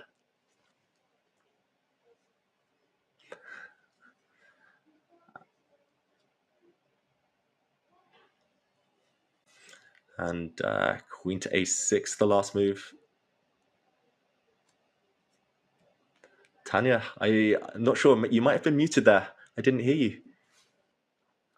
Okay, it looks like queen a6, the last move. Either way from Maxime Vachier-Lagrave. We'll have Tanya back in a moment, I promise, everyone. In the meantime, I'm expecting Magnus to bring his knight forward. There is a nice outpost potentially in front of Black's isolated pawn. And due to the pressure, this bishop exerts on c6. White does have decent long-term chances. Black, however, has a target of his own. Magnus, I've actually had a chat with him about similar types of positions, and he doesn't get too excited by them. They are roughly level, but maybe it's stylistic here.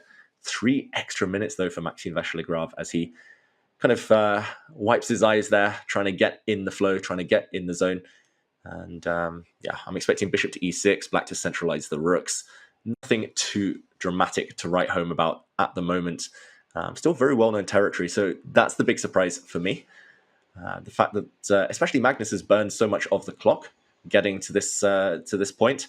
I'll just mention briefly, there has been a big development in the other game. So while Maxime decides on a plan of development here, maybe we can zoom out because there's been a huge decision, an exchange sacrifice by Jan-Krzysztof Duda, very much up his alley, very much in his style. And that's the game you currently see on the left of your screens. And material imbalance there. White has a rook, black has a knight and pawn. But in return for this investment, black has a beautiful outpost in the center of the board. So where the black rook sits, Duda's rook there, that square is going to be used as a launch pad for eternity.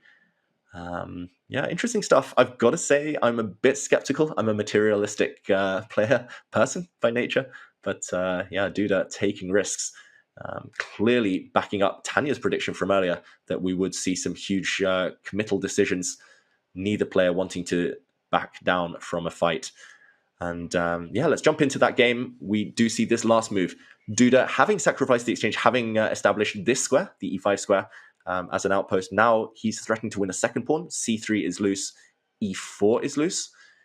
So multiple threats here. I'm expecting the move, the most natural move at least, queen to f3, just defending both pawns simultaneously. You could also, I guess, defend those pawns from this square over on c2. But long term, can white break down the black blockade? I don't think this is a sacrifice necessarily intended to win the game. It's more a sacrifice to build a blockade, a fortress. Often this e5 square, for anyone who plays the Sicilian defense, the King's Indian, the Benoni, all of these openings, e5 is a beautiful outpost if you can ever achieve it for your pieces. So yeah, I do like what Duda's done strategically. Firouzja here, he is often the player who wants to be making the sacrifices, who wants to kind of make that investment for dynamic potential. So I don't think he's too happy with his position. Maybe it's more psychological, the effect of the sacrifice. Either way, he's the one burning time now on the clock. But why hesitate? It's like Tanya said in the previous game, play a kind of natural, safe move quicker. That is often the key in these types of positions. Save time for later. The fireworks haven't happened yet and won't happen for quite a while, maybe 10, 15 moves into the future. So a bit odd now to see what has been a couple of minutes think by Firouzja. Ever since we jumped in, he's just been in the tank. Another player, just for everyone at home, another player who advocates this approach of playing very kind of sensible moves quickly and saving time for the critical moments is Hikaru Nakamura. That's been the kind of root cause of all his success over the last few years, especially online, especially in quick games. A good move quickly is better than the perfect move slowly, as he often says. But Hikaru Nakamura has crashed to defeat to Vladimir Fedoseev in Division 2. So it's not just these games in action now in Division 1. There's action in Division 2, Division 3. So many world-class grandmasters playing right now, and so many surprises happening consistently. Question mark, though, this last move. C4, not approved of by the computer, and to figure out why, I'm glad you're back, Tanya. Mistake, apparently, from Alireza Firouzja. Wow, I think I got back just in time, but David, putting me on a spot right away. So wait, what just happened? You've just given up a pawn? Rook takes rook. What does he have in mind? Break this down, because to me, it looks like a very healthy pawn, but white does have that extra exchange. Yeah, so now material's level. It's a rook for knight and 2 pawns, so level material. However, the board has cleared up slightly. I kind of like it, Tanya. I think he was trying to bait Duda into grabbing this pawn, because now open lines suddenly appear. If the queens come off, I fancy the rook's chances against the knight, despite the pawn kind of configuration here. And big threat, queen takes f7. You can trade rooks, of course. White will have to recapture, but maybe pawn to b5. There's still some potential in the air for Firouzja. Who would you pick instinctively here?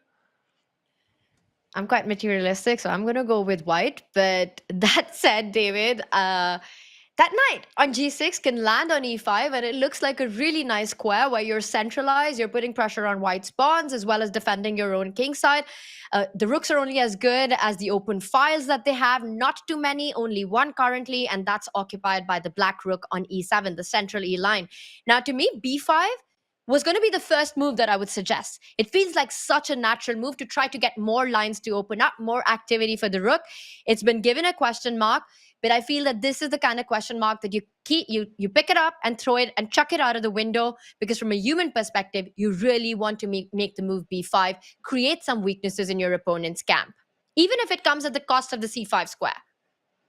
Exactly. This last one, however, I don't really approve of. It feels like black can now set up a blockade. I'm assuming a queen trade is inevitable. You don't want to, for example, move the black queen away and walk into a trick. Rook takes knight is threatened if the queen ever moves away, because queen to f8 check afterwards would pick up the black rook at the end with a check. So you have to trade queens. But if black can get two more moves, if black can play a5 and b6 here, Tanya, he totally blocks the queen side, a black knight in the center, and black can never, ever lose this game. So I do not like Firouzja's last decision. I liked your b5 just to open up lines, but he didn't open up those lines on the queen side, and now blocked positions favor knights. Yeah, I think this one's turning in black's favor.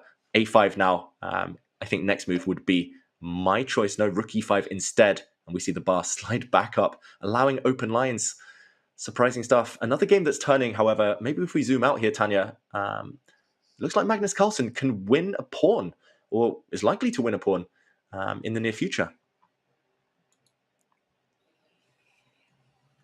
And that is on the right side of our screen. So we see a queen trade. And the reason you say that is that knight on c6, it's got a double attack. The e7 pawn is hanging, the a7 pawn is hanging, and hello, the rook on d8 also under fire.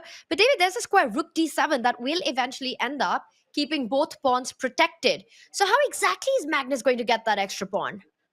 Grab it now, Tanya. An intermezzo, a check. Knight takes pawn, check. Hey, Magnus here, he's debating whether to cash in or whether to keep this powerful knight attacking everything. But okay, he doesn't. And I'm surprised. Looked like a clear, healthy pawn there. But he instead prefers to keep the tension. Like you said, black just defends everything for now. But Vachier-Lagrave is slightly passive, and Magnus, trademark, pushing his a-pawn forward. He's going to try and clamp down on a big weakness on this a7 square.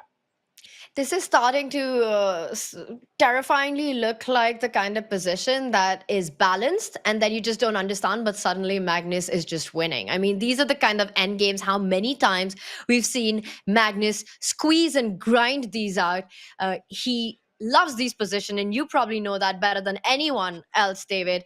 This a-pawn getting to a6, that knight on c6 might not have won a pawn, but just being there, it's such a nail in black's position, just tying down all the pieces. That rook from f8, not only can it not slide to d8 and b8, but can't even get to c8.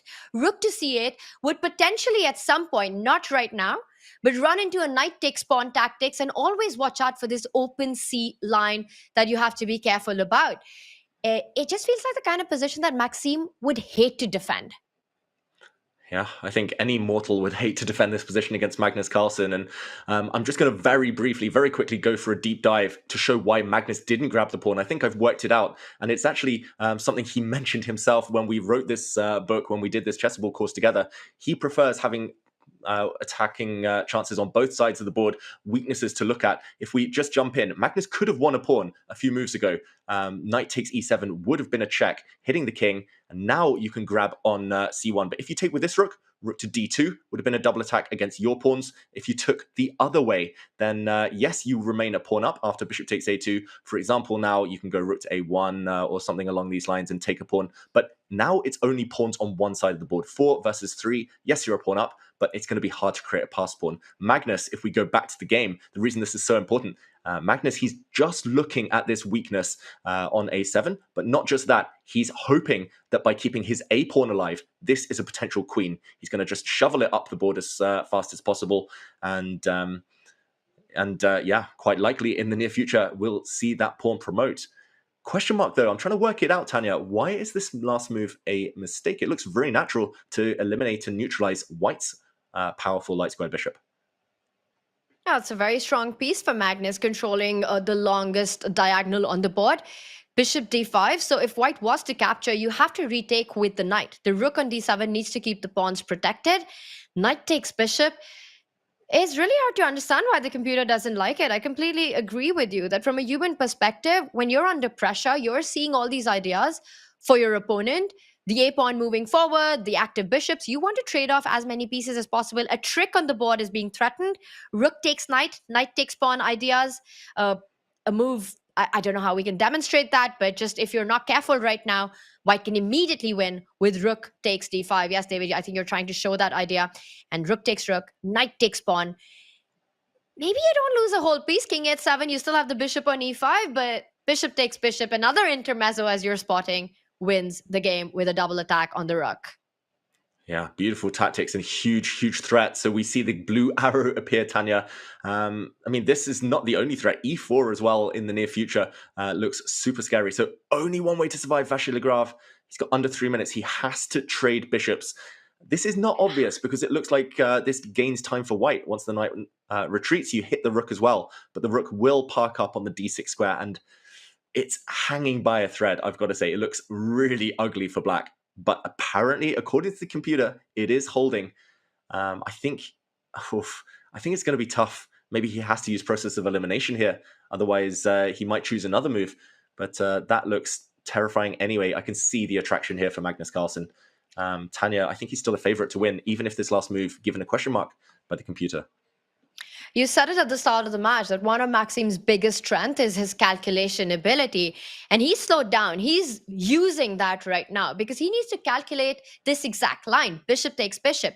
Knight takes bishop. You move the rook. What happens if that e-pawn moves forward? E4, hitting that knight on the center of the board, forcing it to move away from the defense of a penetrating 7th rank square. Eventually, we're going to see some trades which might end up with the d-pawn being weak, the a-pawn being weak. There's attack on e4, and you need to calculate all these ideas and lines because, David, at the end of it, even if the e-pawn gets swapped for the a-pawn, this a-passer still gives Magnus hope, and you have to evaluate this correctly. Wow, we've actually had a few moves. So a double question mark given to black's rook to e8. I think that's slightly harsh. He's not losing on the spot here, Vachier-Lagrave, but he has dropped a pawn. So like you said in the other variation, you've got to calculate correctly. But here, it's a much more simple equation. Now we see the genius behind Magnus's decision. What was it, 5-6 moves ago? He kept his a-pawn alive, even at the cost of not going up material immediately. He banked on the long-term promise of this pawn. And if the rooks come off now, it's just over, Tanya. Black needs to keep the rooks on. Knights are notoriously bad against a-pawns. So the black knight will not stop it alone. It needs to use the rook. But landing on the 7th rank, another factor you mentioned there.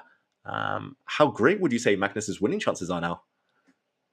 Through the roof. I mean, I don't see a situation where Magnus actually doesn't convert this position.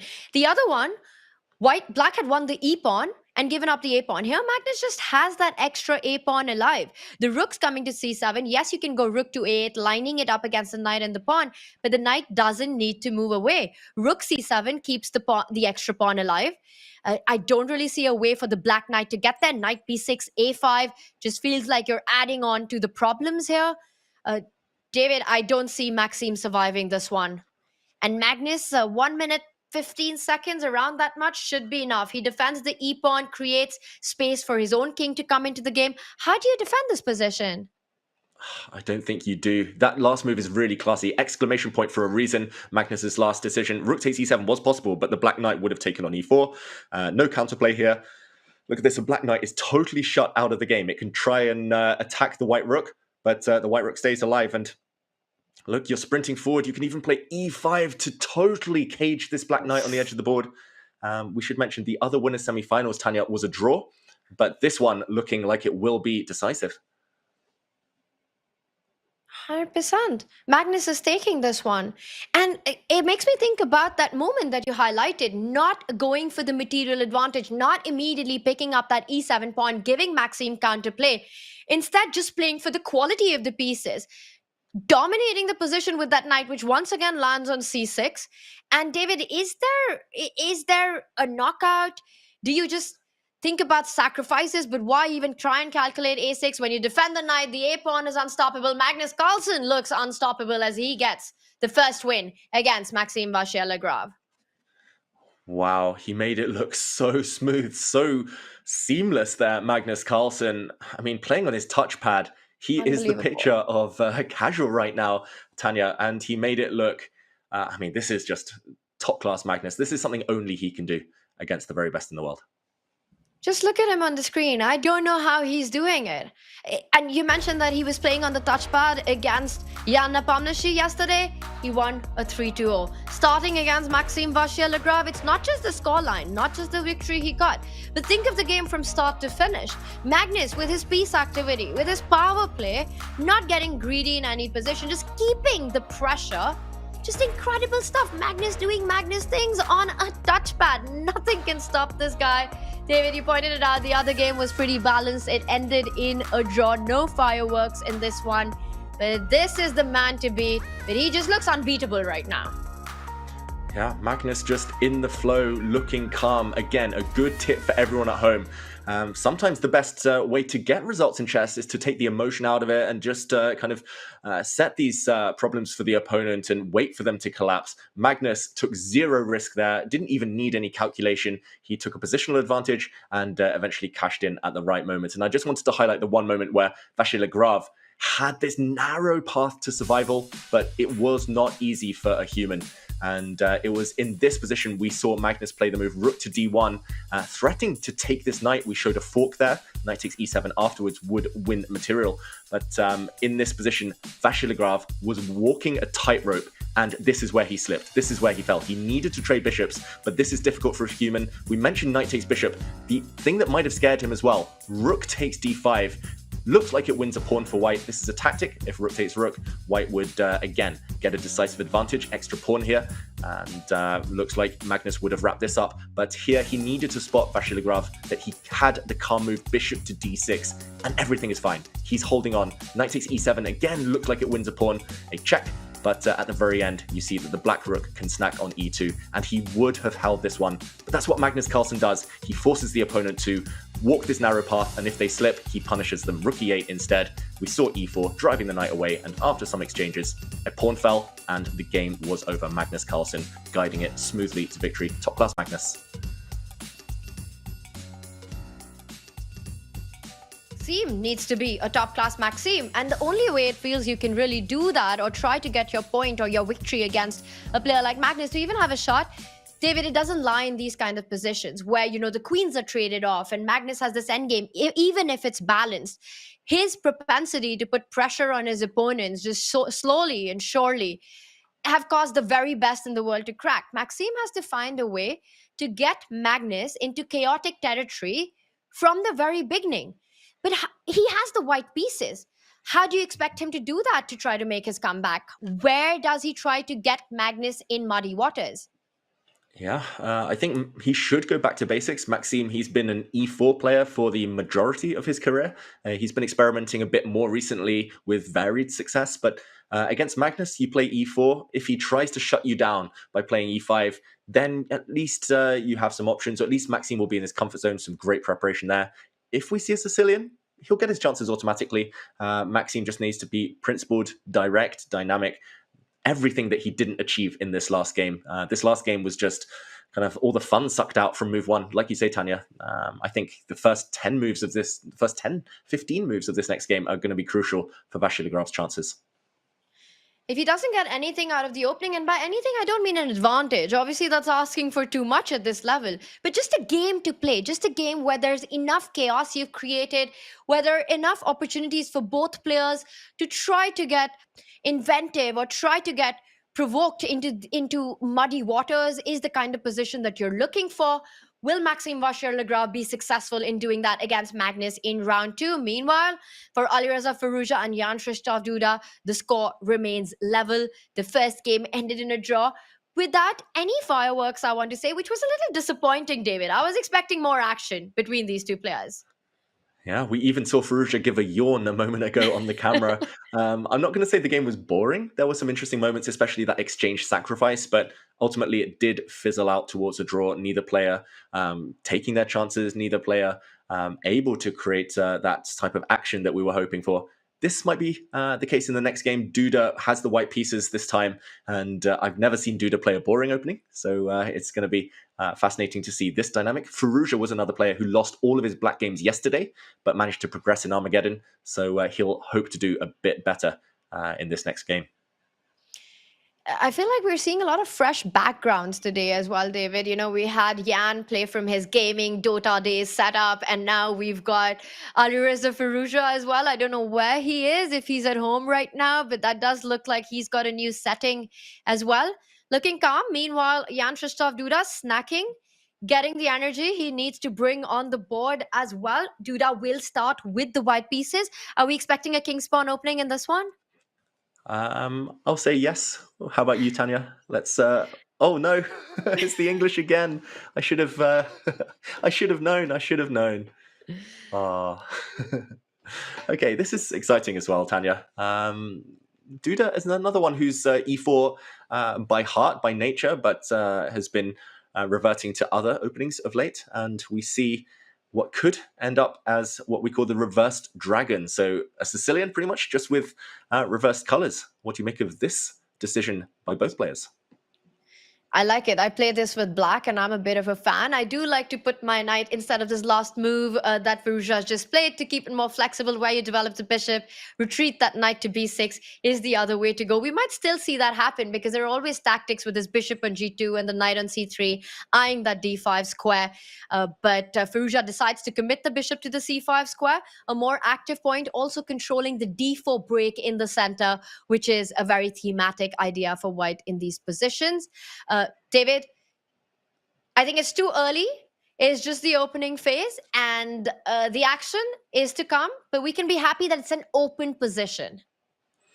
It is an open position, and usually, I mean, this is a very trendy, very topical position, but usually the ones with the white side, this is their winning attempt. They basically say, okay, I have two central pawns. You only have one central pawn. So long-term, white's positional chances are quite strong. Often you do achieve a3, b4, an expansion on the queen side. And yeah, it's just tough for black to exactly know when to trade pieces, what plan to go for. Due to the fact that one set of knights have been exchanged, it's very unlikely black can ever angle for an attack in the center or on the king side. So I like it. I like this opening choice. Magnus Carlsen has a lot of success with this opening. He seems to win on the white side of this position every time. I don't know how he does it, but it looks roughly balanced for now, objectively, Tanya. I don't know if that has anything to do with the opening on the board. Magnus just wins because he's Magnus. But true. Right now, Firouzja is also showing us what plans black can have. You mentioned a3, b4 ideas. That last move of Alireza takes control of that square. Eventually, at some point, the knight from c6 can also land on b4 if white tries to stop the a-pawn from further advancing by a committal move like a4. The other plan in these kind of positions for black, David, and I'm only saying it because you highlighted so many great ideas for white in this position, is to somehow try to trade off this light squared bishop. And the way to do that could be to develop your own light squared bishop to either e6 or g4, battery, line it up with the queen on that diagonal, and try to get to the h3 square.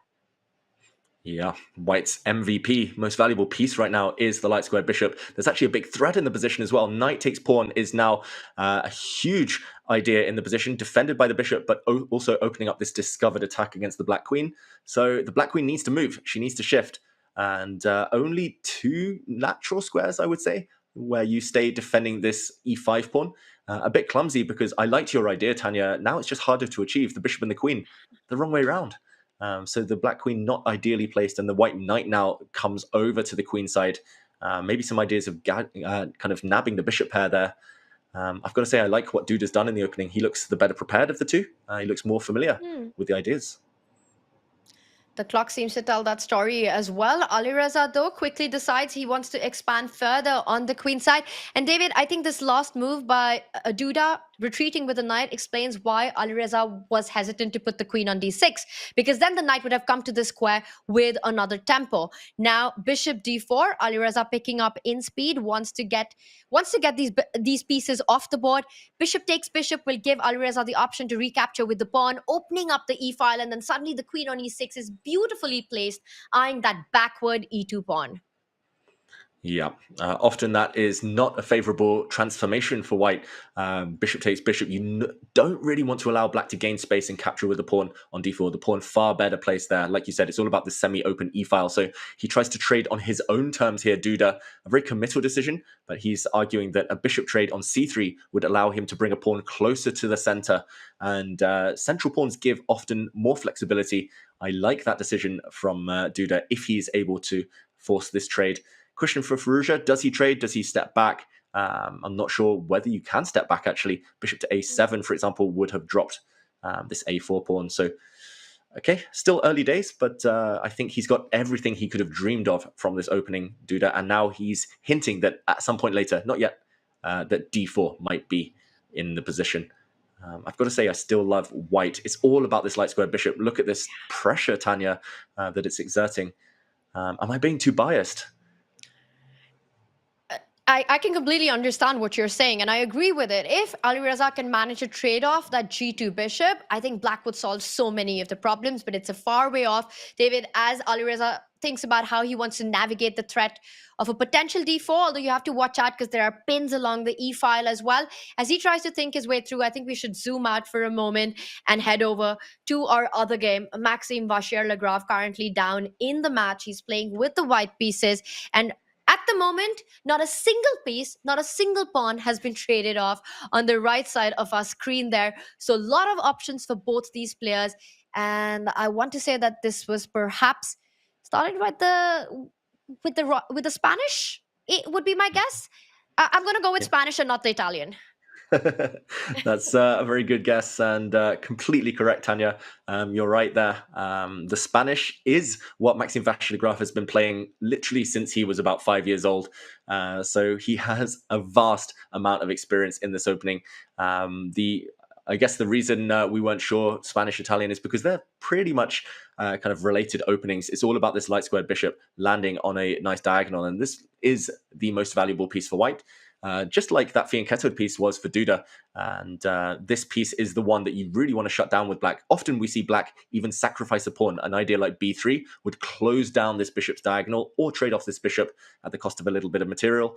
But in the meantime, Vachier-Lagrave, one typical idea to make use of the fact that you kind of own the light squares right now is to try and trade off the protectors of those squares. So bishop to g5 to take this knight and then try to land your own steed into the d5 square. So still a very typical, well-known type of position.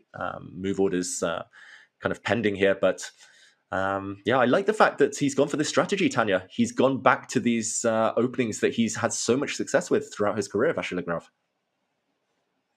Yes, and he keeps the position extremely complicated. As we're talking about this, that there's not a single open file, no trades yet on the board. So a very, very rich middle game. And it all comes down to when we see these kind of ideas being played out. Will Magnus try to get that B pawn moving forward, which actually was stopped by Maxime's last move, hinting at that a5 knight. The bishop from d2 would have captured the knight on a5, and then the b3 pawn would have been picked up with the white bishop, so nullifying any idea of actually blocking it. And Magnus, now that the bishop on b7 has done his job, has made sure that white didn't get the d4 break in time, reroutes itself to another diagonal, potentially trying to trade off that light squared bishop from e6 at some point. You pointed out b3. David, the other break that black can try to get in these positions is aim for d5 at the right moment. So bishop e6, d5, also the knight from a5 rerouting itself to c6. It's a position that can be played in various different ways, and I think it's going to get very complicated. It's balanced right now, but perhaps not for too long.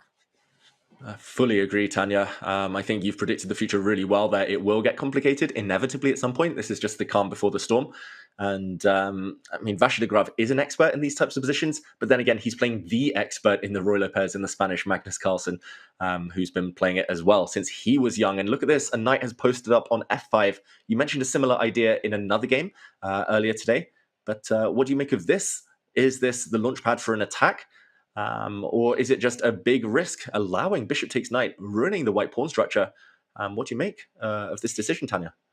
Yeah, I want to point out, in that game, the light squared bishops were already traded. But here, like you're saying, that Magnus has the opportunity to not trade the bishop on a2, but go bishop takes knight and force Maxime to take, well, this at least visually less favorable pawn structure. You've got a doubled F pawn, you give a lot of play in the center, but Maxime did not like that because the bishop on a2 would be such a strong piece, a monstrous piece that could not have been challenged.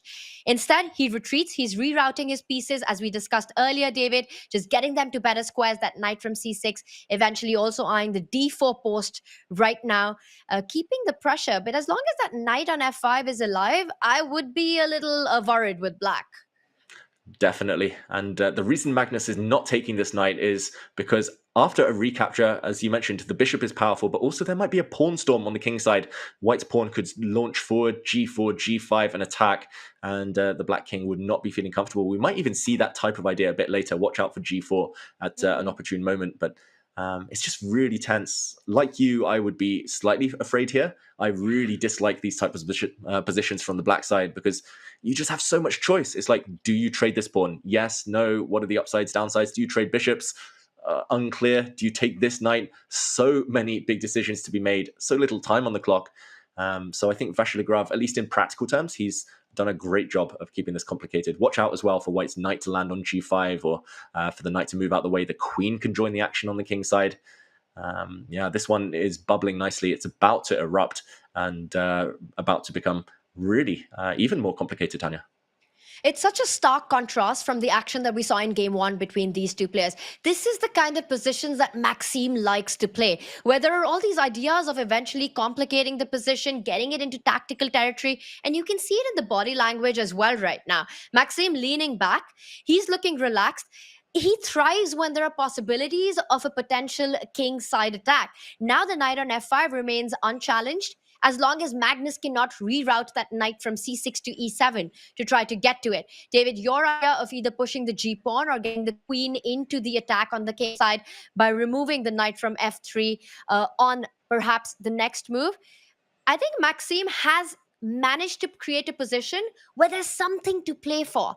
And once again, completely different storyline, narrative from what we saw in game one. 100%. This is what Maxime Vachier-Lagrave does so well. He's normally quick, instinctive. Here he's got 2 extra minutes, and he gives the opponent a lot of choice. Often Vachier-Lagrave, he waits, he gives the opponent choices and kind of just adapts according to what they do, pounces on those mistakes. He likes the opponent to kind of self-destruct. That's when he gets a lot of his best wins. And he's got the tension, he's got the potential, the kind of long-term promise here. The question is, does he go for these slower maneuvers, move the knight, get the queen out, or does he go a bit more direct? G4, G5, bishop G5 looks tempting. Even at the right moment, D4 might be an idea to open up the center, especially now the black pieces are kind of sitting on the queen side. But yeah, it's really tense. I don't think he wants to commit necessarily, Vachier-Lagrave, but a great start to this game so far for him. Also, a note for everyone at home. The reason the white knight is not taking this bishop is because that's black's bad bishop. And here we do see D4 and, allowing white to step forward in the center. Big commitment here, Tanya. Magnus there had pretty much pre-moved bishop to f8, keeping it safe, but a really passive square. Bishop g5 looks tempting as well. Oh, it's starting to look really unappetizing, Magnus's position suddenly. I think you've broken down everything perfectly in this position. And yes, you've got d5, but I love throwing in the bishop move that you pointed out right now, because allowing bishop takes knight with that knight on f5 would be incredibly dangerous. Instead, Maxime first trades on c5 and then goes in with the idea. Definitely something that Magnus has to take care of right now. Do you have time to retreat with the knight? I don't think there's any universe in which Magnus allows bishop takes f6, pawn takes bishop, and that knight on f5 lives forever. Yeah, you cannot allow this white knight to sit on a pretty outpost like f5 for the rest of the game. You simply have to retreat your knight. This does have the added benefit of potentially jumping to d6, but this is the key. I was attracted to pushing the pawn forward to d5, but Vachier-Lagrave's gone for a very, very sophisticated approach, maybe even superior approach. He's kept d5 open as an outpost for his own pony. So one knight on f5 has stepped back, but Tanya, we might see another knight respawn on f5 a bit later, and the other knight on d5, 2 huge horses in the enemy camp. Just so many holes. It's like that type of cheese with all the holes in it, Tanya. Black's position, all the light squares, it's so ugly. And as Black, you have to try to find some counterplay in this position, because give White these 3 moves, the 2 knights land on f5, d5, that's goodbye to the game. How are you fighting that? The queen joins the attack from d4. The rook 2 slides open to the d file. It just feels as if Maxime's the one playing. The only trump that I see in Black's position right now is the b file, David. There's a rook in b8. Is there a way to try to double up on that, try and infiltrate with your queens? I would love to get the queens off the board. Ideas like, well, I was going to say queen b6, queen b3. Instead, he improves the position of his knight, attacking e4, knight d5, queen b7, queen b3. Try to get your pieces into the open file and target those queenside pawns. Great call, Tanya. You need to look for counterplay. I think that's a really instructive point you just made. You cannot just sit and suffer in silence, because the opponent will slowly keep improving their position and get to the point where a knockout is inevitable. You have to keep the opponent on their guard. And queen b3 was such a big threat, infiltrating, trading off queens, kind of eliminating all danger, that White's knight has had to step back to cover that square. So the White knight never landing on f5 anymore. And actually, maybe I underestimated the strength of Black's knight on d6, keeping this White knight honest on d2, and maybe even trading off that knight now. Yes, it's one beautiful piece on d5 for White, but the rest of White's pieces have not improved over the last few turns. So Magnus fighting back. It's cost him a lot of time on the clock, under 3 minutes, but really instructive to see how the world's best player in a really difficult position tries to wriggle free and extricate himself. Knight d2 just stops any of those queen penetrating squares and offering of trades.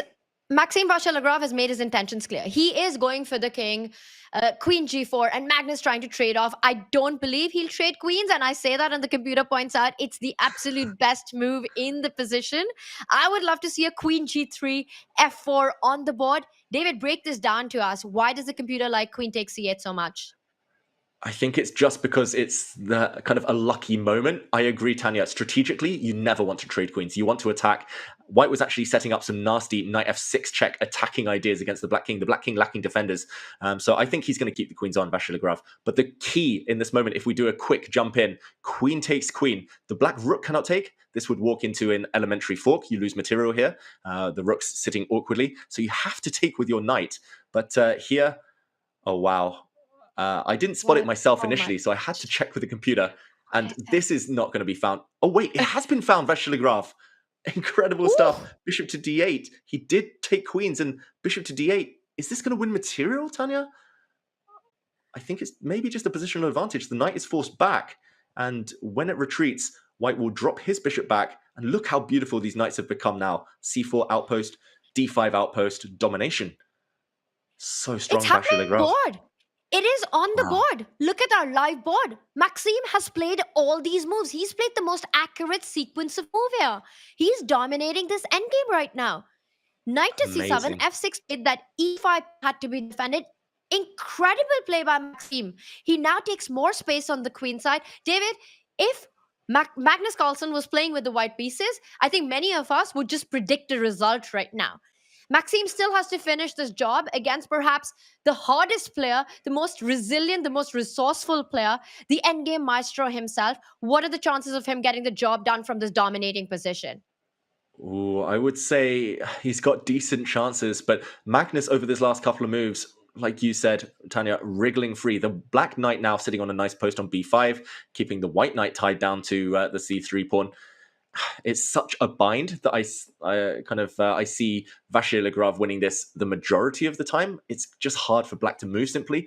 A beautiful bishop on an outpost, beautiful knight on an outpost, another huge square in the center on d5.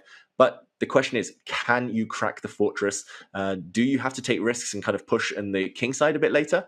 Expand over there. He's trying to now conquer the d file. Sorry, my wonky arrows there. But yeah, he's trying to conquer the d file.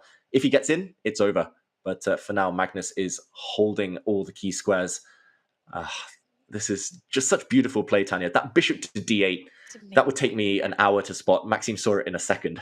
That is another level. And you have to spot it before you trade the queens on c8 because you're letting go of a big part of your advantage. And bishop d8 is just so difficult to visually imagine your bishop landing on that square, which is initially occupied by the black queen.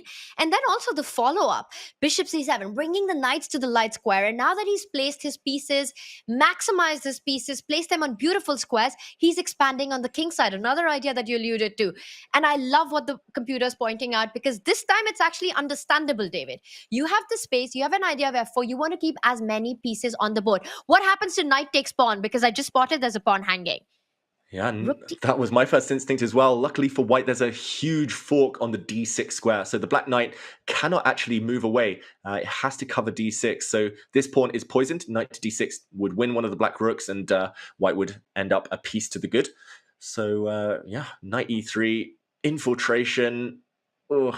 Rook to d7, rook to d8 even. The black king struggling here. The black pieces. Look how bad this bishop is. This is a classic case of good knights versus bad bishop. The black bishop is the worst piece by far. And again, the computer says one move is better than the others. And this one, Tanya, may be more difficult because you're trading off one of your best pieces. Knight to d6, check, not found. And okay, Magnus may be breathing a sigh of relief. He keeps fighting. Now he's going to try and block that d-file on the d6 square.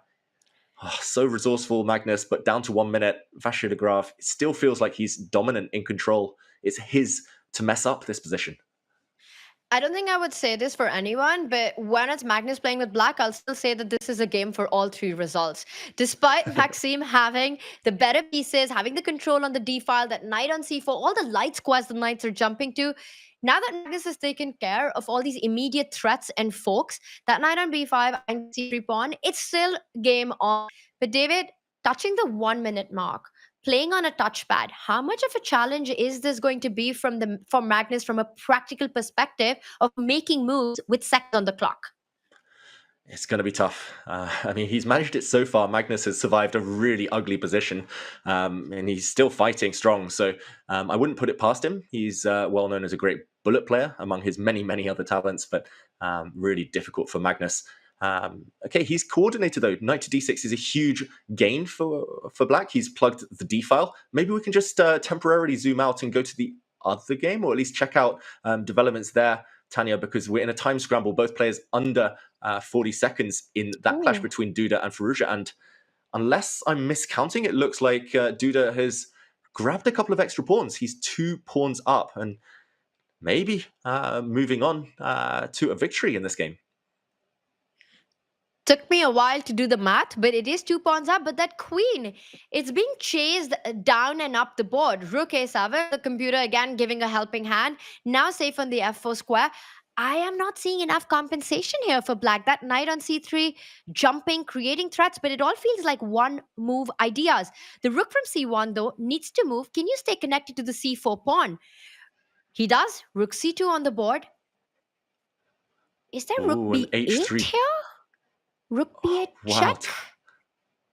Tanya, I think that's just winning. I think a great spot. We saw the eval bar, which was a bit of a clue, but rook b8 would have won on the spot because the black king would have been forced out into some checks. But instead, he's banking everything on his c-pawn. And, ooh, the queen almost trapped. Duda reacting. 12 seconds. The white queen has no squares. He has to give a check with his rook. The square? He has to bank on his c-pawn. It's coming up. He does take the rook. It's a bad idea. Can black try to actually create a checkmating attack?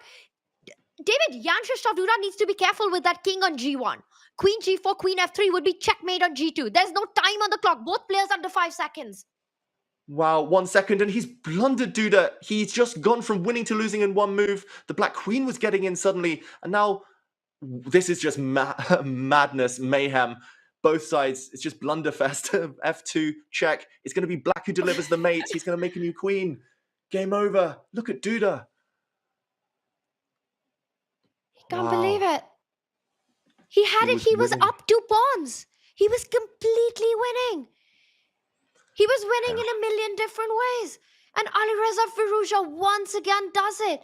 He's so resourceful, so tricky. Duda cannot believe it. He's the bullet chess champion for a reason, Firouzja. He's one of the most informed players. So quick on the mouse, so quick with a speed of thought. Duda head in hands. He'll have to recover. In the meantime, Magnus Carlsen has to recover from a really difficult position. 20 seconds. Oh, wow. I'm still seeing Duda on the other camera. He is devastated. But Tanya, here, it looks like Vachier-Lagrave is on the brink of victory. This beautiful passed e-pawn. If he can keep it alive, it's over. What does he play? Is it... Oh, he cannot move his rook, or can he? This pawn on c3 is hanging. He's trying to cash in now, Maxime. Ooh. And he's relying against knight c3 fork, rook g1. That's a nice move, David, because you really want to keep that f pawn connected to the e pawn. Now he saves the c3 pawn.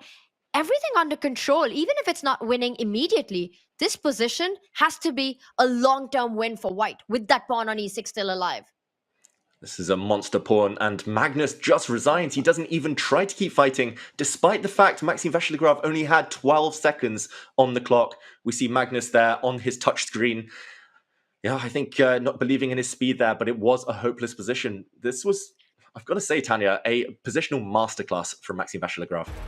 Maxime Vachier-Lagrave keeps on doing the impossible against Magnus Carlsen. He comes back, strikes back, bounces back immediately in game 2 to level the score. That's 1-1 between Magnus and Maxime. Meanwhile, an absolute roller coaster of a game between Alireza and Jan-Krzysztof Duda. Duda with a completely winning position. And then just a move and a total turnaround. David, what a round it's been.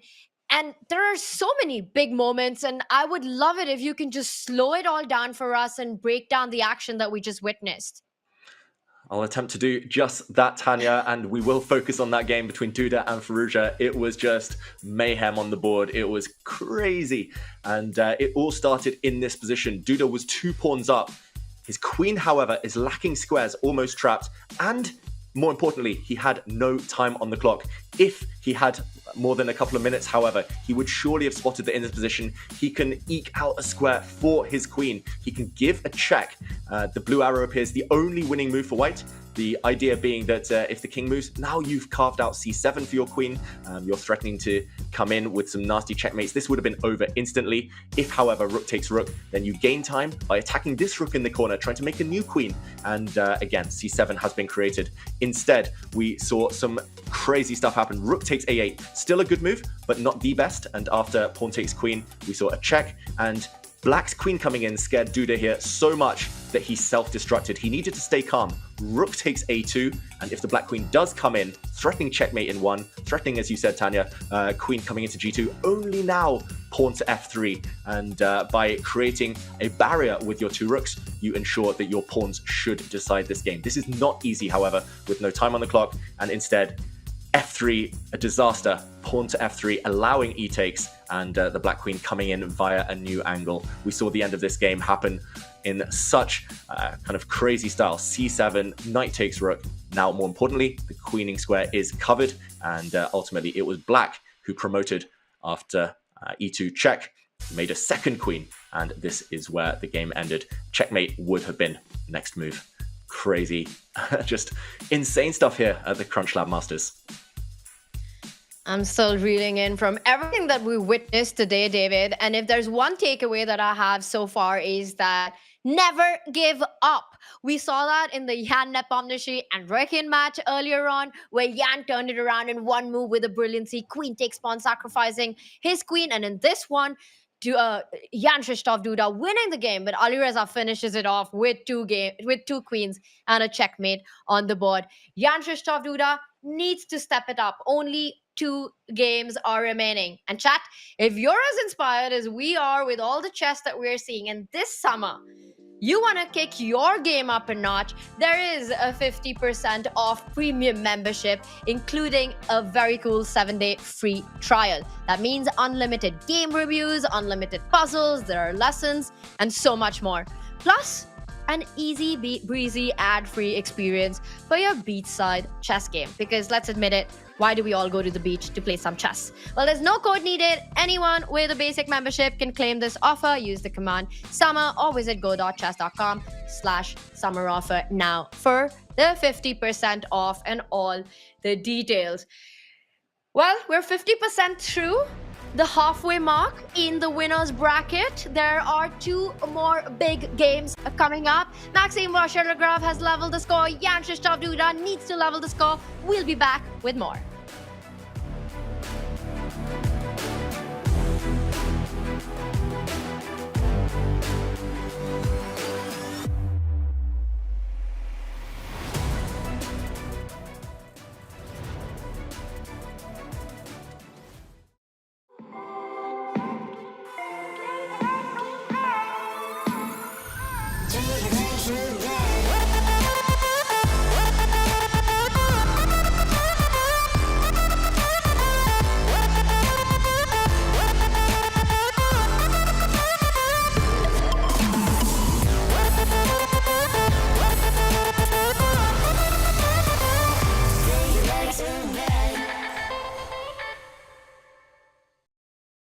Do you show a bunch of different faces to psych your opponents out?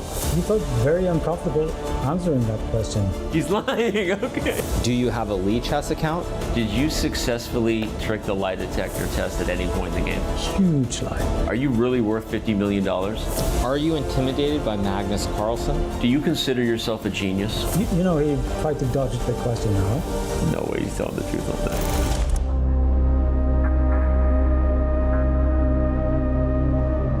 Do you think cheating is being taken seriously in over-the-board chess? Seriously enough? Absolutely not. True.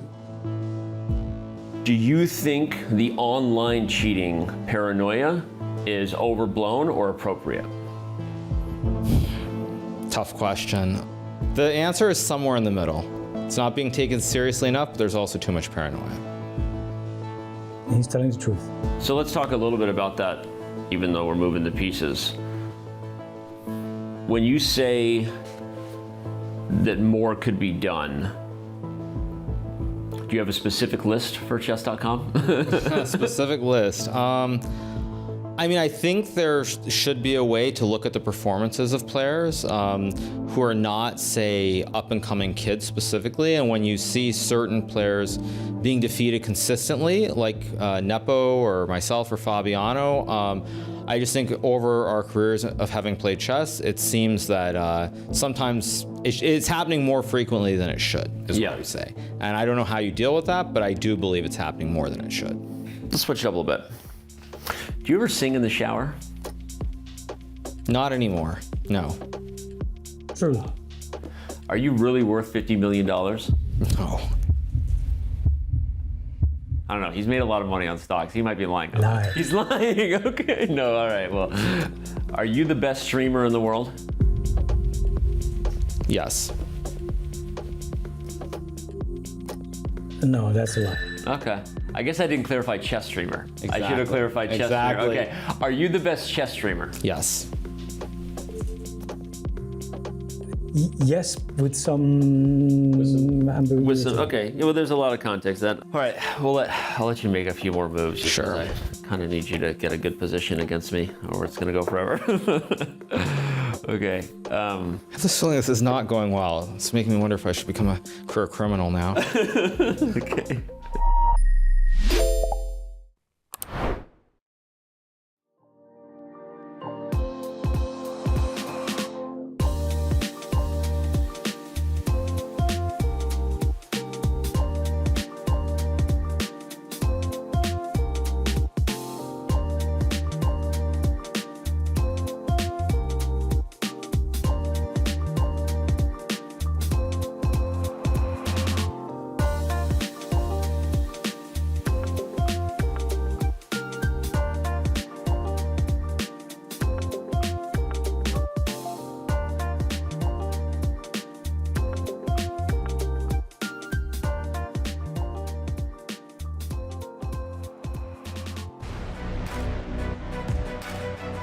Now we got 2 big games coming up in the winners bracket. David, my first question, with all the action that we've seen, the form that the players are bringing on the board, do we get an Armageddon in either of these 2 games? I don't know if we get one, Tanya, but I want one. I want more wildness. I want more chaos. I want more time scrambles, whatever we just saw in that last round. And it definitely feels like the players have brought all of their energy. So I think they wouldn't be too averse to going the extra mile and getting that Armageddon. Either way, we saw that comeback from Vachier-Lagrave, and I think that might be the most likely match if we get there. So impressive that was. And I think his body language told us so much that these are exactly the kind of positions that he wants to get, where he feels he can have a shot, a chance at taking down Magnus. And he managed to do it in game 2. The score is level in that one. Meanwhile, for Alireza Firouzja, he's taken his lead. And what a comeback victory that was from what seemed like a dead lost position. And Jan Krzysztof Duda now has to win a game. David, how much of a mental battle is that once again coming out, knowing that you had it in your hand and you let it slip away? It's going to be tough. We saw it earlier in the losers bracket with Dmitry Andreikin. One accurate move away from victory, and he let it slip, and there was a full 360, full turnaround. He lost that one with white, just as Duda did here. However, Duda has 2 games now to bounce back.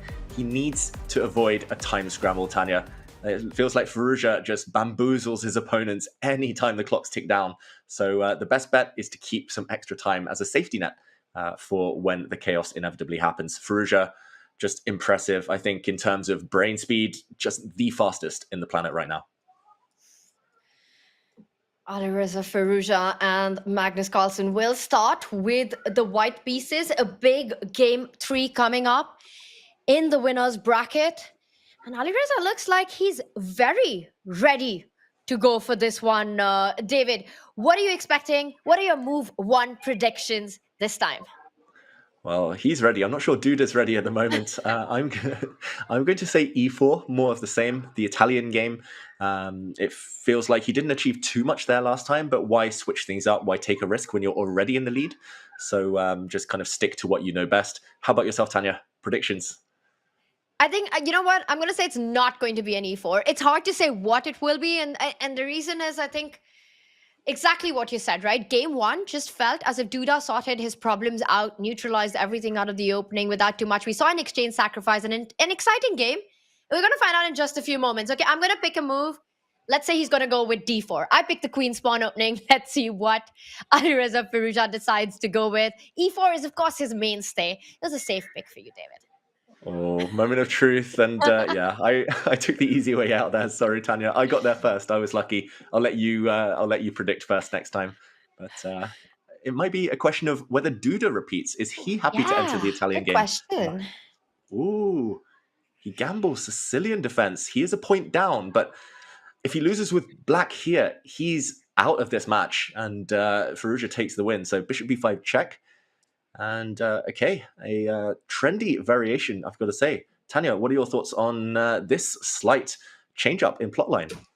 Yeah, a Rossalima on the board with the bishop b5 check. So no open Sicilian. I will admit that I was very excited and happy to see a c5, an e4 c5 appear finally in the winner's bracket. And then we've got now knight f6. And David, in these kind of positions, it's about where do you develop your bishop as black. Duda is making his intentions clear. He wants to play bishop b7, go shock castle, and then perhaps try to strike in the center. But I'm expecting d4 to happen any moment. The question, does Firouzja prepare it with c3 or do it right now? Yeah, it's a big stylistic choice. The classical players might play c3 to try and build a big pawn center, but this is equally viable, Tanya, as you predicted. A trade of pawns in the center likely, and white can try to establish a Maroczy bind. So a pawn on c4 in conjunction with the pawn on e4 would hold back most of black's pawn advances. You control the d5, b5, f5 squares, and black often struggles slightly for space. So big decision, rook c8. This is still very trendy stuff. A good friend of mine, Ravi Harrier, an English grandmaster, wrote a book and mentioned this position as kind of one of the key ideas here for white. So yet to be seen who the better prepared player is. Either way, I like the fact we're seeing a new opening, a Sicilian, and Firouzja still in control, but we'll have to answer some different questions this time, Tanya. Meraxi setup by Alireza, e4, c4, as you pointed out, we see it in many, many different Sicilians as well. The whole concept is to take away the breaks that black aims for, whether it's a d5 pawn break or a b5 pawn break, before you start developing your queenside pieces.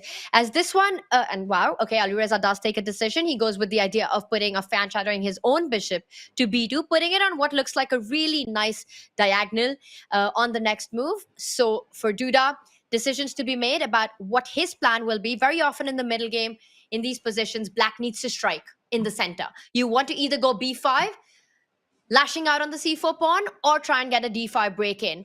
David, a good moment to zoom out as this one develops to be a feisty middle game, and head over to our other matchup, which has been leveled in game 2 as Maxime took the last win. And once again, we've got a Spanish on the board.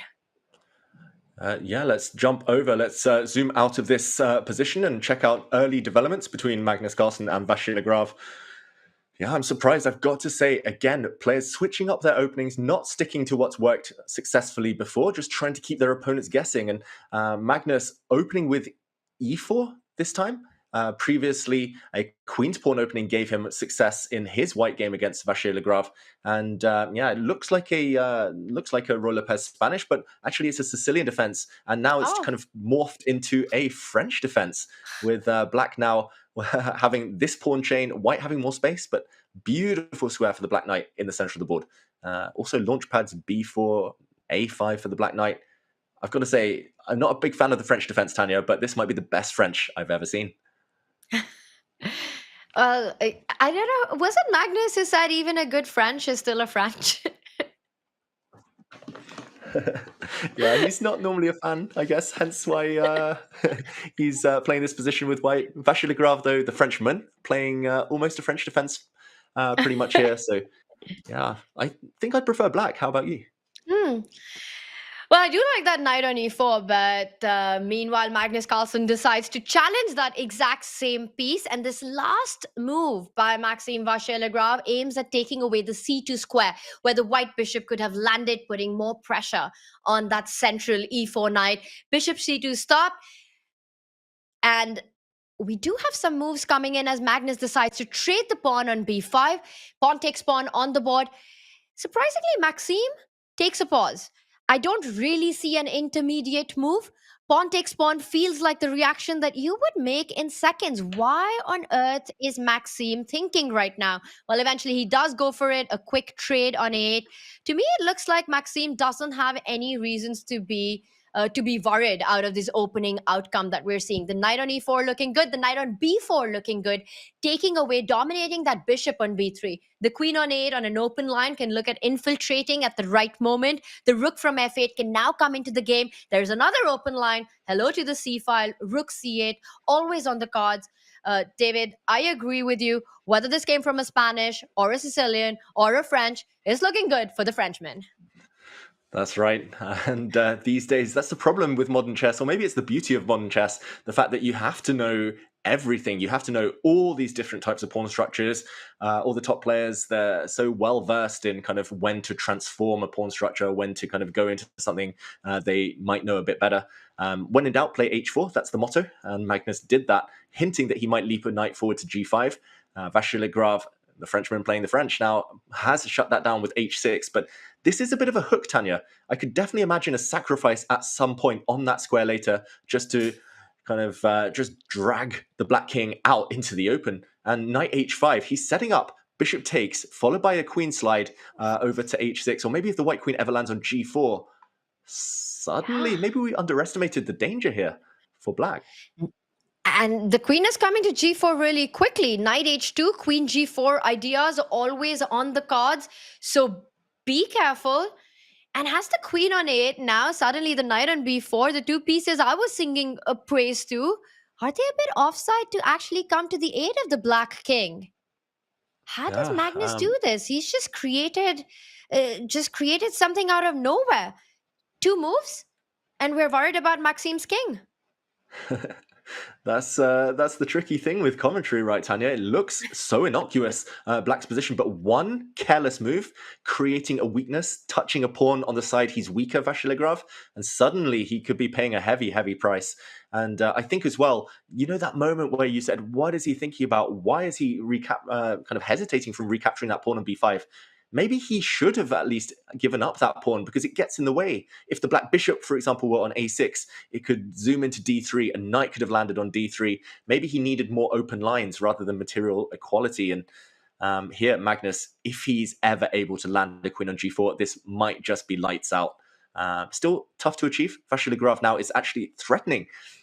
Rook takes bishop on c1, followed by a knight check, knight fork even, on d3. Trading off pieces, so Magnus steps out of that forking idea, and yeah, still danger ahead. No clear signs of improvement for the black pieces, Tanya. Maxime's really good at finding counterplay, and I think we're going to see that, how he does it, because it also feels as though Black has done nothing wrong with his position. He's not made any weakening moves. There has to be a way to keep everything under control, especially considering that Black's queen is on the a file, the rook on the c8, the piece activity looking so good.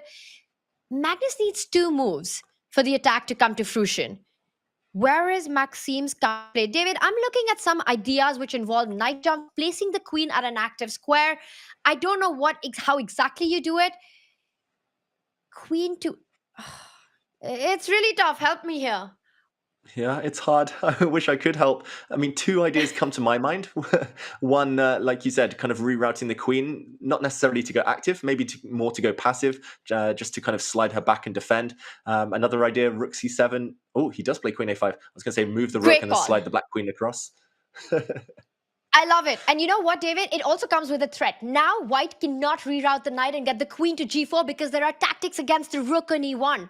So yes, queen d8 is on the cards, but queen a5 is also prophylactic against knight h2 because of the jump that you're highlighting, knight b3 coming in. Yeah, X-ray vision here, the queen indirectly hitting this white rook. So really, really clever. And wow. Top players, we talk about prophylaxis, just planning in advance for things that could happen some hypothetical day. And Magnus plays an undeveloping move, putting the white rook back where it came from about 10 moves ago. And he does that to park it on a safe square. Now his queen is relieved of her defensive duties. The white knight will step back. The queen will indeed leap forward. And that is literally the definition of chess class, Tanya. Rook to f1. Who even cares about developing pieces? It's all about focusing in on your ideas while stopping your opponent's counterplay. Impressive by both players, I've got to say. A samurai knows when to develop the piece. I mean, rook to f1 is such a classy move by Magnus. You put it on a less active square, but simply preempting Black's threats. You stop those, and then you want to do what you came to do after h4, knight h5, which is to get that queen to g4. Does Maxime have the time to go for the plan that you were hinting at? Can he target the h4 pawn? Has that been played, or is that you analyzing it, David? Which one? I was about to analyze it, but that is Maxime Vachier-Lagrave. He beat me to it. He's quicker than me, and he is indeed hitting this pawn. He's parked his queen back on d8. We talked in the earlier game featuring Nepomniachtchi how when your queen is so far divorced from her king, often your defenses collapse. You need a queen to defend, to hold everything together. So a queen on f8 might well be the best home for it, sad as it may seem, a defensive square, but holding all the important defensive points. In the meantime, gaining a tempo, I would say. I'm expecting pawn to g3 here from Magnus Carlsen.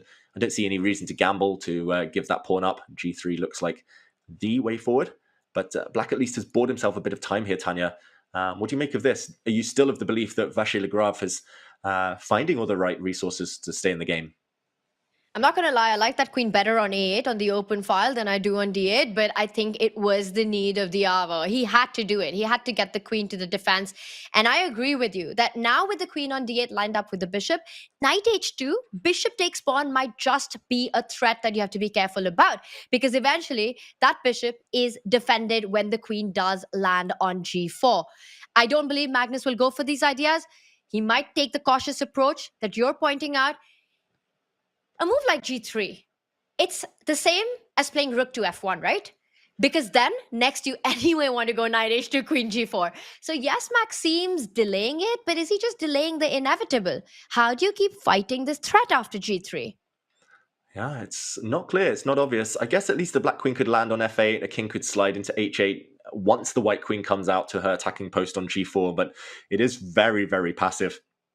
One idea that comes to mind, Tanya, and it's a bit of an odd one, but king to h8, queen to g8, queen out to h7, and activate the black queen this way. I've seen stranger things happen. So Magnus just weighing up whether he has to go for the attack now or whether a slow move like g3 would give black enough time to kind of reorganize the defenses. Often time is a bit of a luxury in chess, so Magnus just deciding now whether he has that luxury or not. What are you predicting here? I would love to see that plan that you just pointed out being played out. King h8, queen g8. That is some super GM level maneuvering to activate your queen.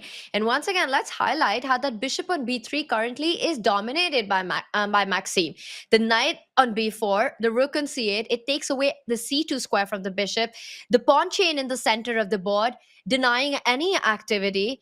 That bishop is a bit of a dead piece that unfortunately where it really wants to be is the b1 to h7 diagonal. By the way, step 1 on the board, g3 has been played. Will Maxime go with David's idea of king h8, queen g8? It looks really pretty once you show it, David. It would not have been on my mind in about 10 years. It's just amazing. I think it's just too kind of just too weird, too wacky, too wonderful, this idea. It just takes too long as well. The reason I suggest this actually is because black has one big bad problem piece. The problem child of the position is this bishop and first step, king h8. But this black bishop. Sorry, go on, Tanya. I was just going to say, David, you should be there playing, but then I'm just glad you're here commentating with me instead. So it's fine. By the way, the game is being played out as we are calling it. Knight h2 on the board. Moment of truth. Is Maxime going to play queen to g8? Oh my God. Of course he does. Of course. Thanks, Maxime. We're so in sync. I've known him since we were kids, and he's showing that he knows his stuff right now. I'm not saying it's a good look at the white bar slide up. So probably not the best, Tanya. But yeah, a nice, cool, quirky idea from Maxime Vachier-Lagrave. And a key point as well, being that the black knight is actually trapped in the center of the board. After pawn to f3, the black knight has no squares. But the queen on g8 allows g6. And if we see a transformation there, the black queen does line up with the white king. So if things open up, maybe it wouldn't be necessarily in white's favor. So dual purpose move. But here we see the blue arrow. Knight g4, still good for white. It looks objectively. I'm still getting over this maneuver. It is just so instructive. The queen was on an open file on a8, and it might look like from queen to a8 in 5 moves, Maxime has managed to get it to g8, where it's just not doing anything at all. By the way, a move has been played, king to g2, and look at the move the computer is pointing at. That is stunning. And it's all to open up the problem piece in the position, David. Knight to c5, take my knight, allow d4. That bishop will not be the problem piece. It will be the problem piece for Magnus Carlsen if that happens. He needs to find it, Vachier-Lagrave. If he doesn't, he's losing. Pawn to f3 next move will just trap this black knight. And that's game over. You lose a piece. It will be too late once the pawn lands on f3 because the diagonal is blocked. So Vachier-Lagrave walking a tightrope here. He's frowning, Tanya, head in hand, scratching his head. I think he might have seen it. Knight c5 gets the knight out. It targets this bishop. And like you said, that knight is pretty much poisoned because if the black bishop ever opens up, that is deadly for the white king. Let's jump in, actually show this on the board very quickly. This is a key moment in this clash. He's reaching out. David, he's about to make a move. He's played it. He does it! And we're going to see a shake of the head from Magnus Carlsen now. Tanya, a crazy move in this crazy match. Maxime Vachier-Lagrave is really playing to his strengths. These are the kind of moves that he finds. David, but how incredible is it? He finds this positional strategic maneuver, king h8, queen g8, and then this idea of knight c5 based on tactics. That bishop on b3 doesn't have too many squares. It's a stunner. It's an absolute stunner. Yeah, and once that bishop is removed from the board, watch out for the black queen. She's coming in. She is getting in on the diagonal. This is all part of a strategic master plan. It needed a helping hand. Magnus's king to g2 was clumsy. It was a real mistake, allowing the black knight to get out of its trapped square in the center. And just to show everyone at home, pawn takes knight allows a discovery. I was going to say just a decisive discovery as well. But maybe white can survive here. This check just looks too scary to contemplate. I guess the white king can move, and maybe the white queen coming in is the justification here with a fork. But the tables have turned. This is not one-way traffic anymore. E2, I mean, you don't really want to embark on all this kind of chaos for Magnus, who was in control for so long. But if you don't take this knight, what else? You might just be outplayed if you allow the black knight to capture on b3 and allow the black queen in along this beautiful new diagonal. This is just, I mean, top level chess, Tanya. They're showing us so many creative ideas. Every single move is, yeah, just a joy to behold. And this is just rapid chess. Incredible. And this is what sets these players apart, right? Even with little time on their clock, their accuracy, their ability to find these brilliancies, it's just so close to their classical level chess. It's incredible to see this happen. David, I'm looking at this position. It relies on the idea pawn takes knight, d5 goes forward. And he goes for it. I was thinking, can you take the 8-6 pawn before going for this? None of that. It looks like Magnus has calculated all the way through because we see the moves coming in fast and quick. That's a double attack on the two bishops. Yeah, a double hit. They are pretty much forked here, the bishops. I would love to play the move e2. I'm not exactly sure why. It just feels like it's nice to throw in an intermezzo just to show that you know the idea of Zwischenzug to your opponent, like that in-between move. But there is one way to save this bishop. You can counterattack. Loose pieces drop off, and this bishop has been loose for a while now on b3. You can go for that piece, and if there's ever a trade, the black knight will come back and defend on c5. But Vachier-Lagrave, he's going to be looking at different ideas, more forceful ideas, because he loves to solve his problems, not just by reacting to the opponent, but by playing on the front foot, by being dynamic. Tanya, this one has just exploded. It was blocked for so long, all about maneuvering. Now we're talking pure tactics. And he does go for the idea, not giving Magnus the opportunity to actually pick up that pawn on e3, which would have been the case had bishop d5 been played first. So he decides to trade afterwards.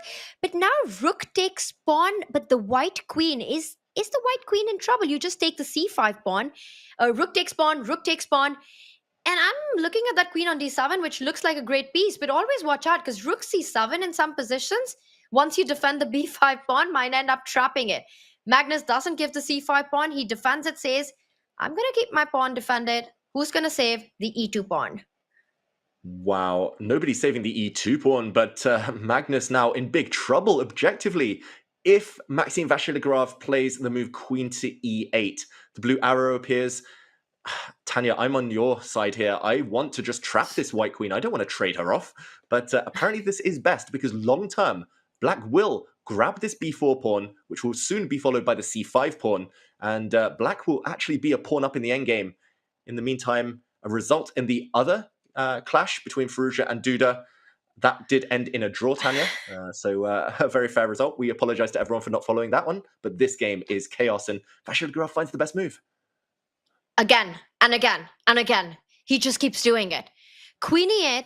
And David, you're pointing out that those queenside pawns of Magnus, the b4 and the c5 pawn, and there's something going on. I think Magnus, all right, looks like everything's under control. Maybe it's just the position that's out of control for him. Yeah, Magnus just regretting playing that one move, king to g2, allowing Vachier-Lagrave back in. Now Magnus is a clear pawn down. Look at him on the camera. He looks so upset with himself. Understandably so. Now the white knight, which were on the H file, poised for attack, they're having to spend 2-3 moves just trying to get back into the game. And Tanya, it's hard to imagine black not winning this. The b5 pawn is such a huge ace up your sleeve. And a bit of an odd retreat there, I've got to say, from Vachier-Lagrave, allowing the white rook in. I'm not sure what that idea is all about. But yeah, once you move the black knight, push the b4 pawn forward, it should still be winning.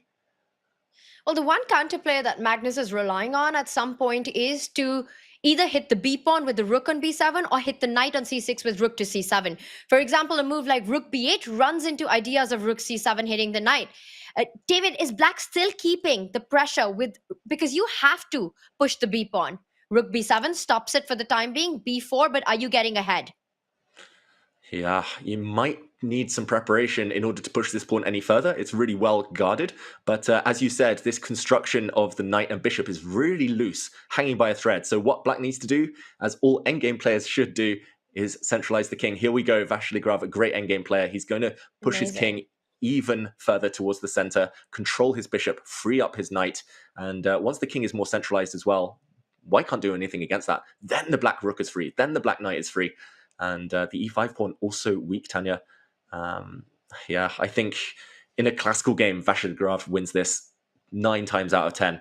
But the only thing is the clock. Will that give Magnus a kind of source of hope here? Both players under a minute. Maxime Vachier-Lagrave has to show technique. The position is winning for him. He has this extra pawn. But can he finish the job in this endgame? And it's not going to be easy. Magnus is going to make the task as difficult as possible. Right now, Maxime hitting that knight on d3, that doesn't have too many pleasant squares. So Maxime has activated his rook. The other knight falls back to e1. Feels like the position's getting more passive. The rook trade being offered here? David, do you approve of that? I see you weren't sure.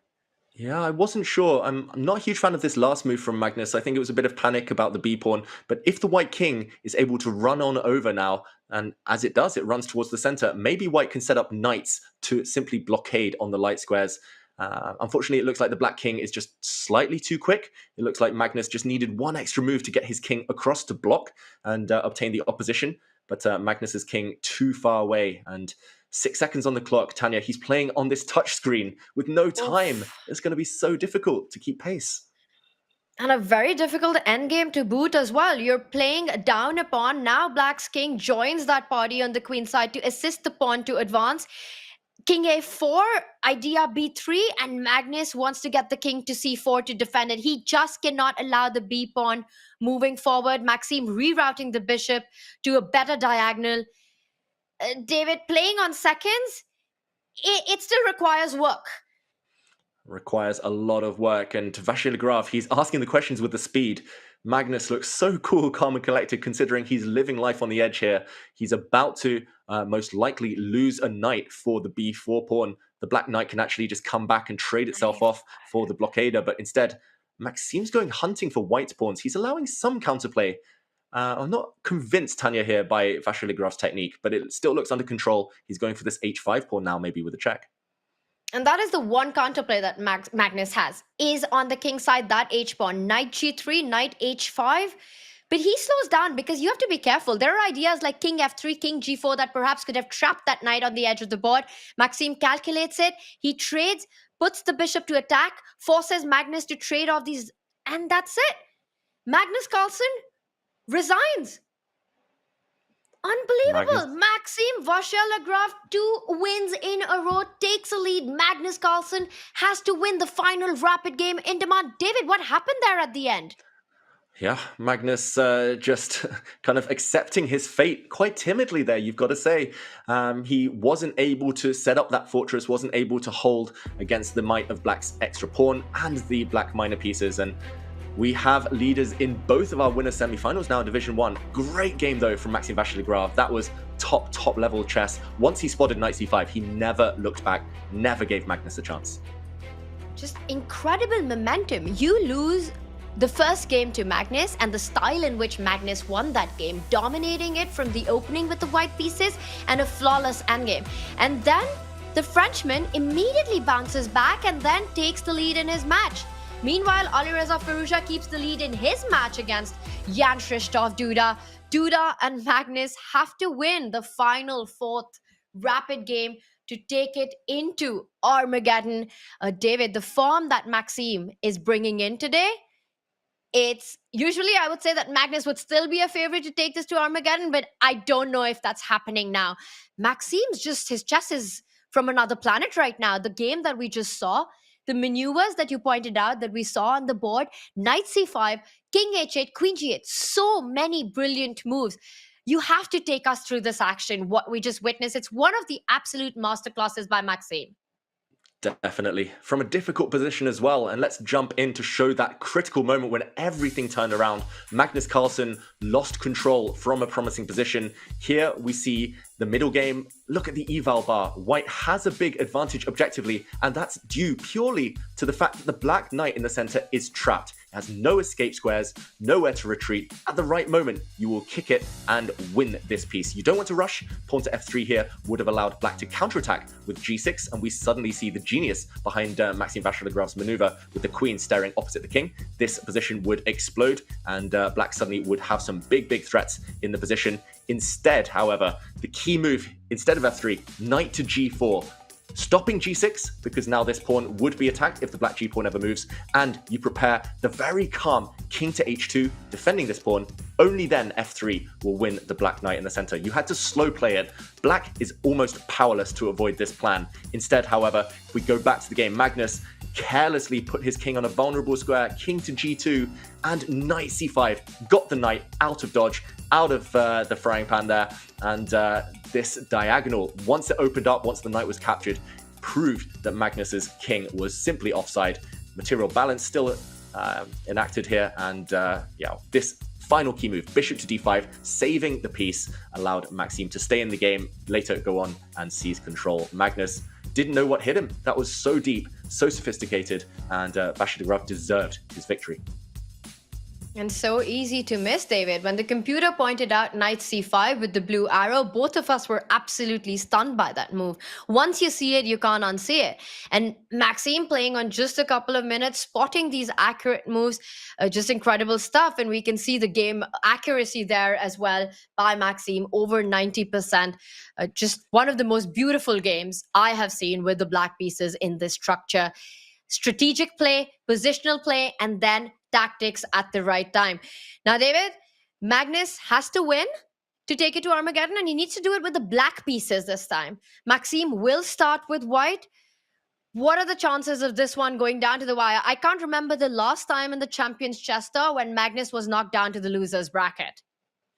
Yeah, I don't believe it's happened this season, at least. It feels like he's always in the final. Last time losing to Firouzja in the final, but Magnus was the dominant force throughout the tournament, it felt like. And yeah, doing it with black against Vachier-Lagrave is maybe one of the hardest asks in chess. Vachier-Lagrave is renowned as being super powerful with the white pieces. With black, maybe a bit predictable. His opening repertoire, easier to target there. But when Vachier-Lagrave has white, especially when he plays e4, nobody has worked out their opening repertoire as firmly, as deeply as the Frenchman. So Magnus has his task cut out. I'm expecting a weird, unorthodox opening, Tanya. What are your predictions? Will we see Armageddon in either of these two? Duda also needing to bounce back. Well, my first prediction is that Maxime does go with the king's pawn opening with e4. I think Magnus is going to employ the Sicilian. No more e4, e5, as we saw. I think he's going to try to get a game from the beginning. And between these two, for Jan Krzysztof Duda, he has to get his game as well. Well, he starts with the white pieces. So that's the good news for Duda. He can at least dictate the opening to the kind of positions that he wants to get. David, I think if there's an Armageddon, it'll be in this matchup. Maxime has just shown incredible class and form today. Magnus also having the touchscreen situation. It's really not easy playing on seconds, playing on those last few minutes in complicated positions against a power play opponent like a Maxime Vachier-Lagrave. So my prediction, we get one Armageddon, and it's the one between these two on our screens. Wow, big call, Tanya. Big decision there. But I'm inclined to agree. I definitely understand, especially in view of the way Duda played that last white game. Remember, Duda is behind here, but he had a winning position last time he had white in the English. And it's a different branch of the English opening now transposing to the Queen's Gambit declined. And this attempt at the Tarrasch. But yeah, Duda with white will back himself, will try to create his chances. It's imbalanced enough, hard to shut down the game when you have black to force the draw. And what do you make of this choice? Firouzja has employed the Tarrasch a bit of late, but yeah, it's a very positional type of opening. Would you say it's a good choice in this key game? I do. I think it has a very solid repetition, and it's very difficult to crack with white to get some kind of. You have to fight with these strategic advantages, long-term play, like playing against a potential isolated queen spawn. But there are very few ways in which you can get an incredibly complicated battle or too many pieces. We often see early quick trades as well. So given the mat situation, I think it's a pretty smart choice by Alireza to go for this Tarrasch setup. And we see finally a decision by Duda on how he wants to approach it. He wants the Catalan bishop, as I like to call it, in any d4 positions where you place it on the longest diagonal. Once again, we get those positions. David, like I was saying, with the isolated queen spawn, it's going to be a long battle. Will that be a strength for black, or will it be a long-term weakness? Yeah, we will find out. The D pawn, I'll just mention to everyone, was edible on the last move. You could have actually captured, but that would have led to a lot of theory. Bishop to E6, I believe, was the move there. And this is what they call the Dubov Tarrasch. Dubov may be the player most prone to sacrificing pawns in the opening these days. And this position is actually reached from a Grunfeld defense as well, with colors reversed. So this pawn acts often as a battering ram. It can be weak, but black gets so much activity, so many open lines. I've got to say, I think this is a fantastic choice for Alireza Firouzja, especially because he's likely to have analyzed all of the nuances, all of the variations. I believe rook to E8 and H6 are the two options here. This is barreling fast down a well-known theoretical path, Tanya. That surely is good news for the player who welcomes a draw in this match. Absolutely. And we see trades happen, an open position. Alireza Firouzja has got a lot of counter chances in this with black. Yes, you've got this d4 pawn. Yes, the bishop and b6 can be picked up. The c5 square is there. But the queen out, the rook coming to e8, the bishop landing on f5. It's just easy play. I agree with you, David. Looks good.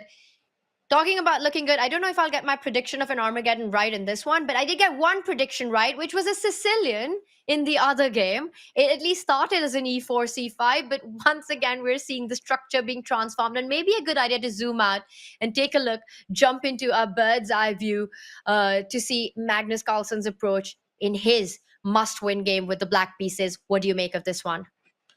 Wow, it started life as a Sicilian and it has evolved into a French defense pretty much with the light squared bishops traded off. I'm going to say Magnus actually played a slightly unorthodox branch of the Sicilian. I believe it's called the O'Kelly variation. Let's just do a quick action replay for everyone at home to figure out how we got from a Sicilian into this blocked French pawn structure. But e4, c5, knight f3, Magnus played a move that used to be considered a troll move, a meme move, a6, but it's actually a pretty decent weapon just to prevent any bishop b5 check ideas, just to keep all of black's options open in the center. And after c3, we saw the center block itself up after e5. And Magnus makes use of this seemingly kind of innocuous a6 move by using this b5 square to trade off his bad bishop for white's good bishop. So Tanya, the position we're left with, we saw a similar pawn structure in the last game between these two with colors reversed. What do you make of Magnus's chances in his attempts to muddy the waters and try to get that all-important win? With the light squared bishops off the board, I think that's a key part of these setups, right? That is the problem piece, as you call it, David, in these kind of pawn formations, which also means that the other idea in this position for Magnus is often to put pressure on the d4 pawn. It becomes easier.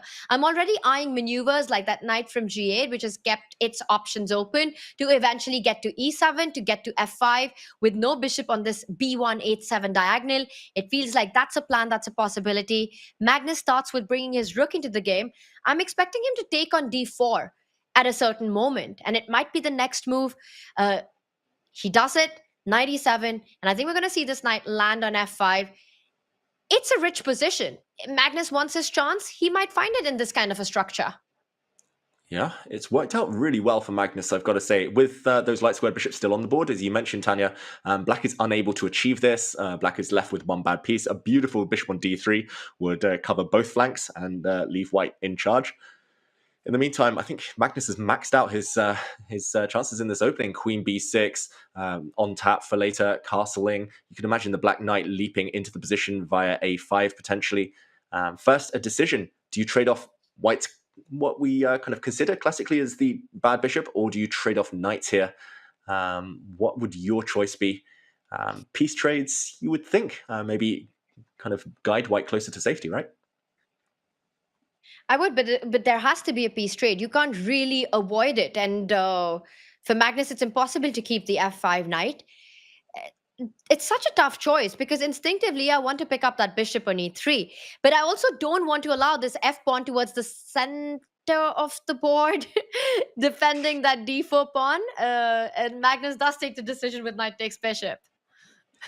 Commentators curse, Tanya. That's always the way. The players just know what we're saying and they will always do the opposite. But yeah, I actually agree. Like, my instinct was to take this bishop as well, not just because okay, it allows the white pawns nearer the center, but it creates a little bit of imbalance at least. Now it's a bishop versus a knight, and it might not sound like much, but long term, that gives greater winning chances than if it were the same configuration of pieces and a totally symmetrical pawn structure. I do like white's central edifice here. I think that gives great long-term stability, but Magnus at least has imbalanced it slightly. So queen to b6, I don't understand how such a natural move could be given a question mark, but that, I guess, is modern chess for you. And it's still in the balance, I would say, Tanya. And then Maxime makes the most natural looking move, and that's given across, and the eval bar goes down. I think the chess engines just take a little time to understand top class human chess, and then they adjust their level accordingly. Queen b6, rook c1, you can absolutely not fault this move. David, Magnus's decision to take the bishop in that position, I think, is more guided by the match. He didn't even spend any time in that situation because he knows he needs to create any imbalance that he can get. So the minor piece imbalance, now the knight jumps to b4. He's just provoking the move a3, trying to create some weak squares on the queen side, the light squares, which eventually the queen can penetrate into. Queen b3 on tap when needed. I still like the fact that Maxime has managed with that trade to get that f pawn to the e file, defending that d4 key weakness, a dark square weakness, which otherwise could have been attacked by that bishop as well that Magnus has. But looking healthy for Magnus, but is healthy enough to create winning chances? I would say not in this position. Yeah, it's a long game, and I think that's what Magnus has to hope for here. If he's going to win this game, it's going to be a 70, 80 move grind. I can't see him winning it tactically in such a balanced position with no real weaknesses for white, especially the white knight. With one knight parked on the d3 square, maybe even coming into c5, it feels like Vachier-Lagrave has full control over all the entry points in the position. You could even imagine a white knight sitting on d3, the other knight sitting on d2, and no entry for the black pieces on the queen side. So if Magnus is going to win this, he's going to have to hope maybe later when the clocks tick down, he gets a sudden opportunity. Maybe this gives us an opportunity, Tanya, to kind of zoom out and check out the other game, which is also a must-win situation for one of the players. And that player is Jan Krzysztof Duda. He is playing with the white pieces. Yes, he's the player who needs to win, but my first feeling at just looking at this position, I really like it for black. The queen on e5 is nice and centralized. David, I already see that due to the mat situation, Duda has taken some big decisions of putting this h3 g4 pawn structure. Alireza's h-pawn is up the board. I'm looking at ideas of Alireza striking with f5 at the right moment, trying to lash out at these advanced kingside pawns. The e2 pawn currently is under attack. Big problems to solve, according to me. The eval bar says white is doing fine, but the first question is, how are you fighting against queen takes pawn and f5, the two threats that I can spot in the position? Yeah, I'll add one more, as if white's situation wasn't dire enough. Tanya, bishop c7, lining up on this diagonal. Watch out. A queen infiltration could be really painful. Okay, nice trick from Duda. I'm going to say queen to d2. If queen takes pawn now, white will actually slide a rook across to e1. It's a skewer. We'll quickly jump in and show this. Queen takes pawn would be a decisive blunder. Rook e1 would win because the white queen's actually on a defended square. You don't take her yet. You first flick in an intermezzo, a check, and only then do you take the queen, having pocketed a rook. So don't take this pawn if you're Firouzja. But yeah, I love your f5 idea. I think maybe now would be a good opportunity. The other one that comes to mind is bishop to c7. If white has to play the move f4, then you have all sorts of weaknesses to look at later. I'm not sure whether you jump in immediately or not, but this would be very tempting to provoke white forward. I still think black, Tanya, but this last move shows that Duda's up for a fight, and he's been creative in his attempts to keep the tension. I love your bishop c7 idea. I mean, the moment you say it, and provoking f4, like you said, you can decide you want to trade the queens, and then whether you want to take it with the rook or the pawn, it just feels like you managed to create some squares. But for Alireza, knowing him, also f5 feels like the kind of moves that he wants to make in these kind of position. It feels so much like his style. If there's no immediate repetition, I don't know if there's a potential queen g5 jump that might make him hesitate towards it. But if not, f5, I would love to see that on the board. Yeah, me too. I would love to see it. It would show that Firouzja is not playing the match situation. He's just trying to play good moves, trying to play good chess. And often that's the best way to get a result in these types of situations, to forget about the results and actually just focus on the moves themselves, focus on the calculation. Yeah, f5, it is very committal though. I will mention, Tanya, you and I, we were commentating on Norway chess, for different broadcasts, but we were there, and Firouzja used the Tarash, and there I was yelling out, I was saying, hey, he has to play h5, h4. I think it was a game against Nakamura. He didn't, and he actually went astray a bit later on. So he's definitely done his homework, had a promising position, but a5 now. He's actually looking in the other flank, the total opposite direction to where we were focusing our attention, Tanya. Really interesting approach, right? Yeah, and I'm glad that Alireza did his homework and watched the broadcast, David, and heard you that he needs to get h5, h4 in, because this position is looking good for black. Now, a5 definitely takes us by surprise, but the idea is clear. The a-pawn doesn't want to just stop there. It wants to march further up the board. I like Duda's approach. He destabilizes the queen from the center of the board. Knight d3, so asking some questions. Your trick with queen takes pawn still there, so the pawn on e2 could not have been picked up. And this little knight dance that we just saw actually improves the position for Duda, right? This knight from c5 can also land on e4 at the right time, further destabilizing that queen on d6. Now you don't have the option to trade the queens. For example, bishop c7, f4 keeps the queens on the board. There's no check on e3. Last two moves, to me, it looks like Duda's improved his possession. Definitely, 100%. The a5, a4 push looks nice. It looks appealing, but what's it actually doing? I guess it creates a square for the black bishop. For example, if a white rook ever lands on e1, but it's so slow, so time consuming. I would love to see a move like rook c4 now for Duda, actually asking the black pawn, why have you trespassed into my territory? That looks like it would be a potential punishment. If white can get two more moves, rook c4, line the other rook up on the c file, there are tactics in that direction, but also it creates an escape square for the white king. So even queen h2 check ideas, you can just sidestep king to f1. It might look scary, but it feels like Firouzja hesitating to attack, and his position not necessarily improving for it.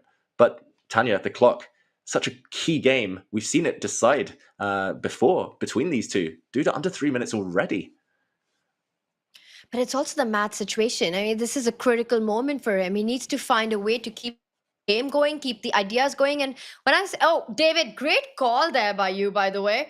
Rook c4 on the board, and he is targeting that a4 pawn. I'm expecting it not to stop on a4. Firouzja, he said a5, he said a4. Is he about to say a3? Very likely, very possible. That being said, white would bypass that pawn with pawn to b4, further cementing the white knight on a beautiful square on c5.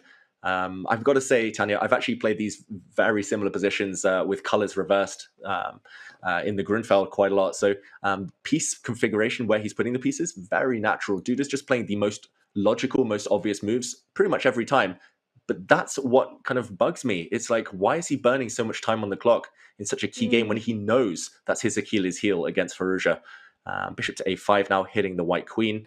Ooh, queen to c2. I thought this wasn't possible due to b5 ideas, trapping this white rook, but maybe tactics in the air there. Bishop c7 though. Checkmate in one threatened, and that checkmate blocked along this diagonal. Yeah. Wow, this is heating up, Tanya. It's going to get crazy any moment now. It's already pretty crazy. And the idea of b5 would be really strong, but I think the tactics that you were looking at, knight e4, clearing the way on the c line, David, with the queen and the rook lined up against far too many pieces, and the knight hitting the queen. But definitely a threat to always watch out for, because once this knight is defended on c6, the rook on c4 doesn't have too many pretty squares to go to. f4 on the board, it's an exclamation mark. To me, it looked like the only move to try to stop the counterplay on the king side.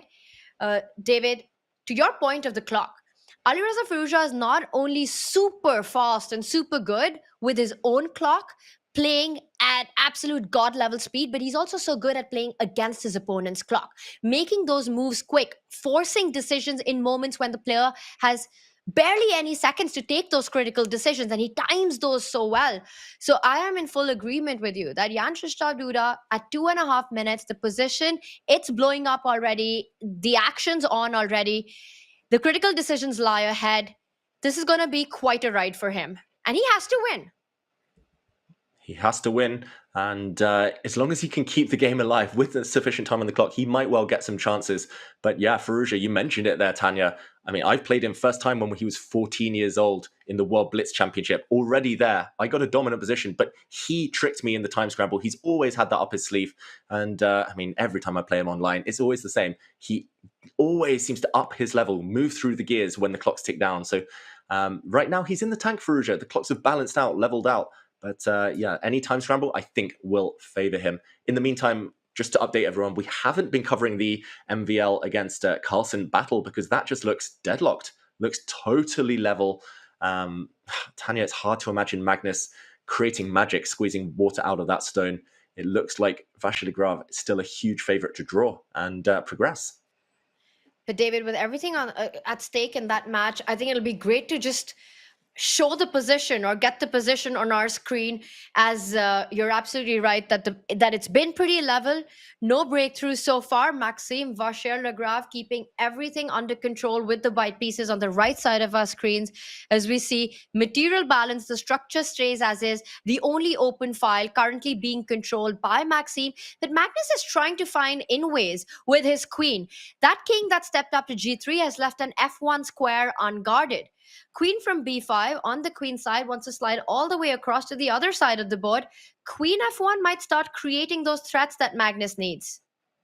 Yeah, maybe I'm being too down on his chances, Magnus Carlsen. It feels like this should still be an elementary draw, as long as white doesn't let the black queen in behind enemy ranks. King to f2 would come to mind now, just to cover both of the entry squares of that black queen. And ultimately, the white queen keeps the enemy queen, its counterpart, at bay, while the white knight just kind of chills and prevents the black knight from entering. Magnus needs to somehow combine queenside play with kingside play on both flanks, but still hard to imagine. Even if the kind of eval bar slightly prefers black right now, it feels like Magnus, again, he's almost achieved the maximum. I just don't really see what next. He needs to get into the enemy half with his queen, but still stuck right now, Tanya. He repeats, and of course Maxime obliges because the draw is good enough, but it's not for Magnus. He now falls back to another square. So first he tested Magnus from one side, now he's testing him from another side. Sorry, Maxime, he's testing Maxime. Now the h4 square needs to be guarded by that knight on f3, which it already is. But this does allow Maxime's queen to come in, which is a very active square. He does it, queen on c6, now tying down Magnus's queen on d8. Is he going to fall back with his knight to e7? Magnus is just finding these crazy squares for his queen. Wow, he's taking a leaf out of Maxime's book from the previous game, that queen g8 maneuver. Now black is kind of using every angle on the board. He's retreated the whole way back just to step in on the diagonal. And this is a bit awkward for Maxime Vachier-Lagrave suddenly. Yes, he can take a pawn, but the black queen takes a pawn. And actually, it's the black queen coming in that might be the more dangerous idea. I don't think white is ever going to be able to attack the black king, because the king is so cozy, cuddled up behind its pawns, whereas the white king, much more vulnerable. It's further advanced, less shelter around it. So any queen infiltration, bad news for the Frenchman. Magnus, yeah, still should be a draw, but he's trying to work his magic. Yeah, it's not over yet. You're right, Tanya. And David, you've said it so many times that Magnus with a queen, he just knows how to maneuver it to its absolute biggest and best potential. The queen pawn endgames that we've seen him convert flawlessly, it's been awesome to watch that. And I think he's trying to weave some of that magic into this position. Queen d8, queen f8 is a high-class maneuver by Magnus. Now you're pointing out a4, which allows dark squares to be penetrated into. Queen takes pawn, queen takes pawn. Magnus will be super happy because it gives him the counter play. Now, queen d6, this was the move that I was going to point out. I don't think it's a good idea to trade, and he doesn't. He wants to sacrifice a pawn for queen activity. He's saying, take my b6 pawn. Queen c1 is what Magnus Carlsen wants in this position. Wow, he's coming in, but is it enough? He's had to give up his whole queenside here, Magnus Carlsen, just to get one square for the black queen. And a knight is a king's best friend. We've talked about that before, Tanya. The white knight still keeps the king safe from checks, shields it for now.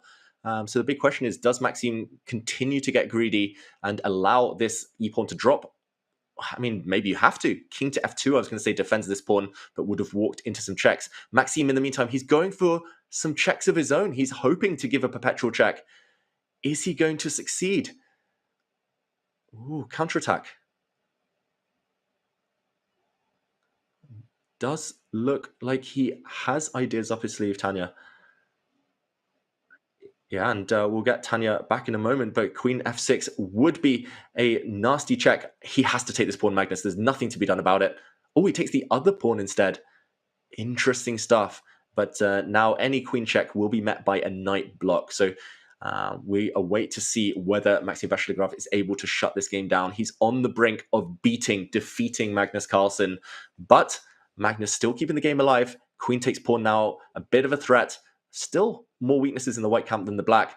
In the meantime, update for everyone. The other encounter, roughly level between Duda and Firouzja. So not good news for the Polish Grandmaster there. Firouzja on the brink of taking it. Here, Vachier-Lagrave for the first time down on the clock, under 1 minute. He's going for knight h4, and it's a huge blunder. Look at the bar. Wow, queen takes pawn now, and everything is collapsing. I think what he's missed here, Vachier-Lagrave, is the fact that after knight takes knight, the black queen, after taking this pawn with check, will be able to continue giving checks until it's able to defend the g6 pawn. So it's going to check, try to land on this diagonal and recapture. Black will then be 2 pawns to the good. Vachier-Lagrave has blown it. He got overexcited in his attempt to force the draw, and that's how it works when a player only needs a draw and plays too hard for it. You start making negative decisions. You start assuming, making kind of assumptions there. And wow, Magnus Carlsen, I think we're going to get an Armageddon. I won't show the variation yet because I'm pretty sure it's about to happen on the board. There we go. Knight takes knight, and the black queen now will do a zigzag. It's going to check, and there's no way for the white king to step out of these checks without allowing the black queen in. There we go. He's showing us I don't need to put it on the board because Magnus now gives this check. He's going to take this knight off the board, and he's 2 pawns up for now. One of those pawns will drop, but the white queen will be stranded, and Maxime Vachier-Lagrave just resigns. Wow, he doesn't even try to fight on after taking that pawn on a5. We'll highlight this a bit later on, but let's go to the other clash in the winners' semifinals. Firouzja about to take the win. He gets the draw. And there we go. He gets the necessary result to clinch that match. Duda knocked down to the losers bracket, Tanya. David, I'm just joining in. Did Magnus Carlsen just do Magnus Carlsen things? And has he taken it to the Armageddon? Yes and yes, Tanya. Magnus is back. He worked miracles there. It was so blocked, so drawn for so long, but he squeezed water from that stone yet again.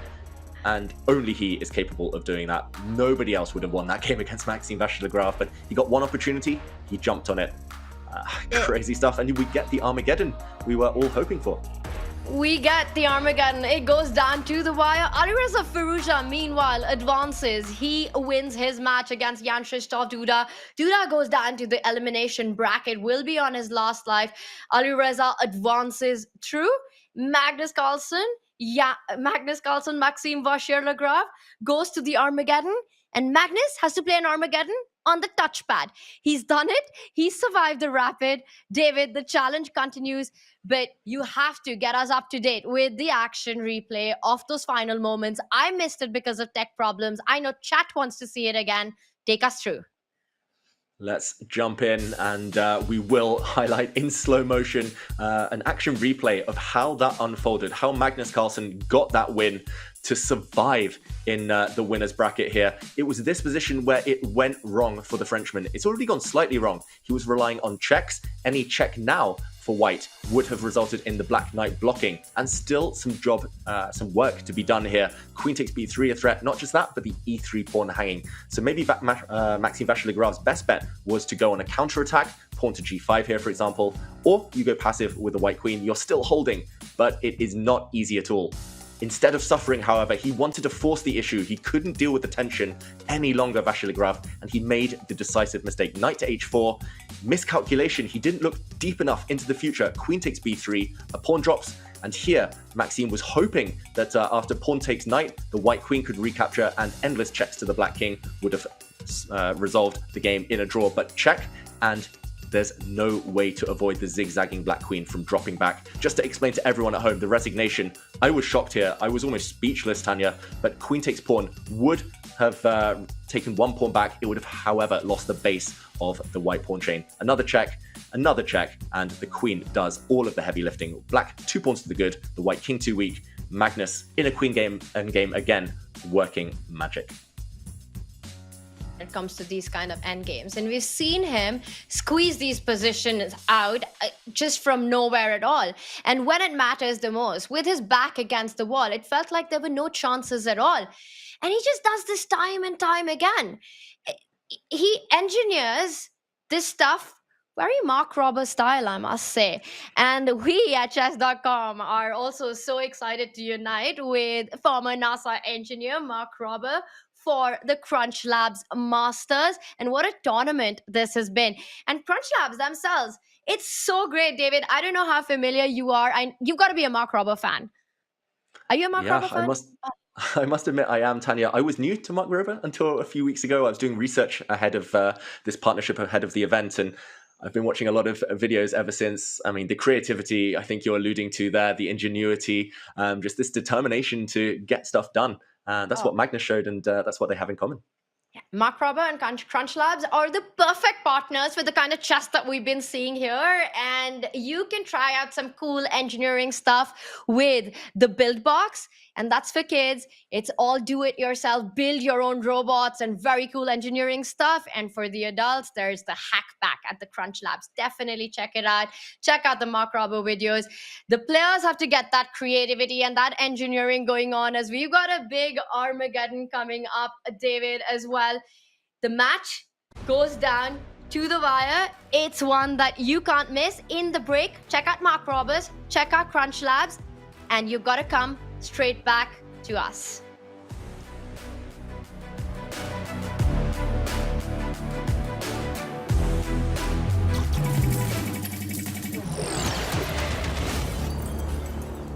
Hundreds of thousands of kids have used the CrunchLabs build box to learn how to create and build stuff while having a ton of fun at the same time. But what about something for teenagers and adults, where they can learn all the tools and tricks I use to create the builds on my channel? Well, I'm happy to say, starting today, that exists now. And this is it. It's called Hack Pack, and it's basically a series of really fun programmable robots that get delivered right to your door, where we build it together and learn step by step the kinds of engineering skills that go into making the builds on my channel. And don't be intimidated, because all these use a programmable microcontroller as the brain. Because if you can put together a Lego set, you can put together this. And it will work right out of the box. No programming required, and it will still be really fun. Heck yeah.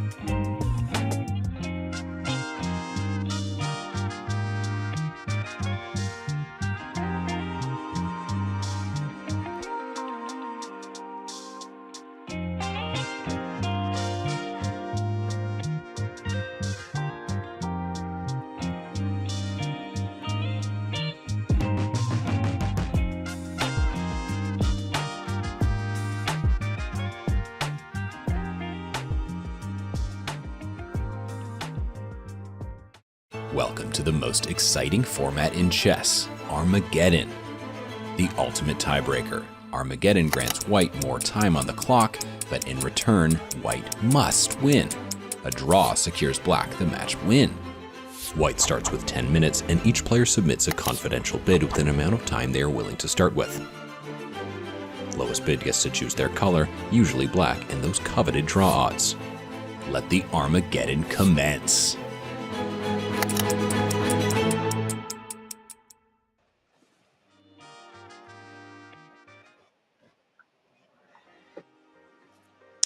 You don't want to close your eyes. You don't want to miss a thing. It's time for Armageddon, and the bids are in.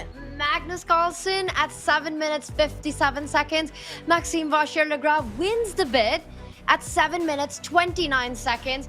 Maxime will start with the black pieces. 7 minutes 29 seconds on the clock. Magnus with 10 minutes on the clock with has to win on demand. A draw means Maxime takes the match. David, what do you make of the bids? 7 minutes 29. Is that too low? Oh, how low can you go? I would say that is risky, Tanya. 8 minutes, historically on the Champions Chess Tour, has been the sweet spot. Often a player who starts with black and draw odds with 8 minutes is a favorite in the Armageddon, but anything less than that, and it becomes a bit of a lottery. Especially knowing that Magnus Carlsen was able to grind out that victory, and that was in a 10-minute rapid game. I think more of the same for Magnus Carlsen would see him emerge as the favorite. Vachier-Lagrave with black needs to hope it's more of a direct battle, more of a tactical confrontation where less time on the clock will not necessarily hurt him in a long, prolonged endgame. So predictions, Tanya, who is going to take this? Ooh, that's a really tough one. I'm just glad that we get an Armageddon on this, and we've got a Sicilian. I'm really glad about that as well. Almost a 2.5 minute deficit on the clock for Maxime. There's no increment in the Armageddon. We see a Rossolimo, so a close setup in the Sicilian here. But Maxime goes with queen takes bishop. We've seen this opening before where the bishop was recaptured by the knight. A different approach. Magnus slows down and strikes in the center. Maxime keeping up the pace, David. Yeah, and I think Maxime here, whether he's well prepared or not, he's of the opinion that he needs to just keep up the speed, play fast, very understandable. White sets up this Maroczy bind pawn structure. We saw something very similar. You alluded to that. Also in a bishop b5 check Sicilian, that was between Firouzja and Duda. And now the white knight is going to come to c3. A lot of central control for white. Magnus first just kind of takes more control over his territory, stopping the black knight from using the g4 square. I've got to say, Magnus loves these types of positions. Whether he can apply pressure, win this game is a whole different matter, but he's going to be happy with the outcome of this opening, still with an extra 2.5 minutes on his clock. Vachier-Lagrave finally starting to think, Tanya. Would you say he's as happy as Magnus? Black is solid, but not very active. I don't think he's thinking about that. In this Armageddon, he has to keep the pace up. The position is as is. I will say one thing, that bishop in g7, the Fiancata bishop that black has, is one of Maxime's favorite pieces. He is the OG Grunfeld player. And this last move, a6, controlling the b5 square, stopping any knight jumps, also hinting at a future b5 break himself. I think Maxime's at least happy to get that bishop on g7, which for the time being cannot be challenged and has an open diagonal in front of him. A small something to play for as black. Yeah, definitely. Long term, if the bishop survives, it will often exert pressure and influence over this diagonal. Rook to d1 hints that pawn to e5 might be a threat in the near future. The black queen was a target sitting on the d file, so she shifts, she moves. This reminds me of Garry Kasparov against the world, when a black queen landed on e6, a black knight came in and kind of forked that queen. And long ago, that very niche reference in the early 2000s, but a very similar idea from the same opening, actually. Queen to e6, a bit of a clumsy square, but applying some pressure. c4 a bit weak, e4 a bit weak. Magnus, the one problem I would say, Tanya, is that b3 never possible due to this bishop you mentioned, this sniper hitting the rook in the corner. B3 would open up all sorts of knight takes pawn possibilities with a loose rook. So not totally easy for Magnus to coordinate his pieces at the moment.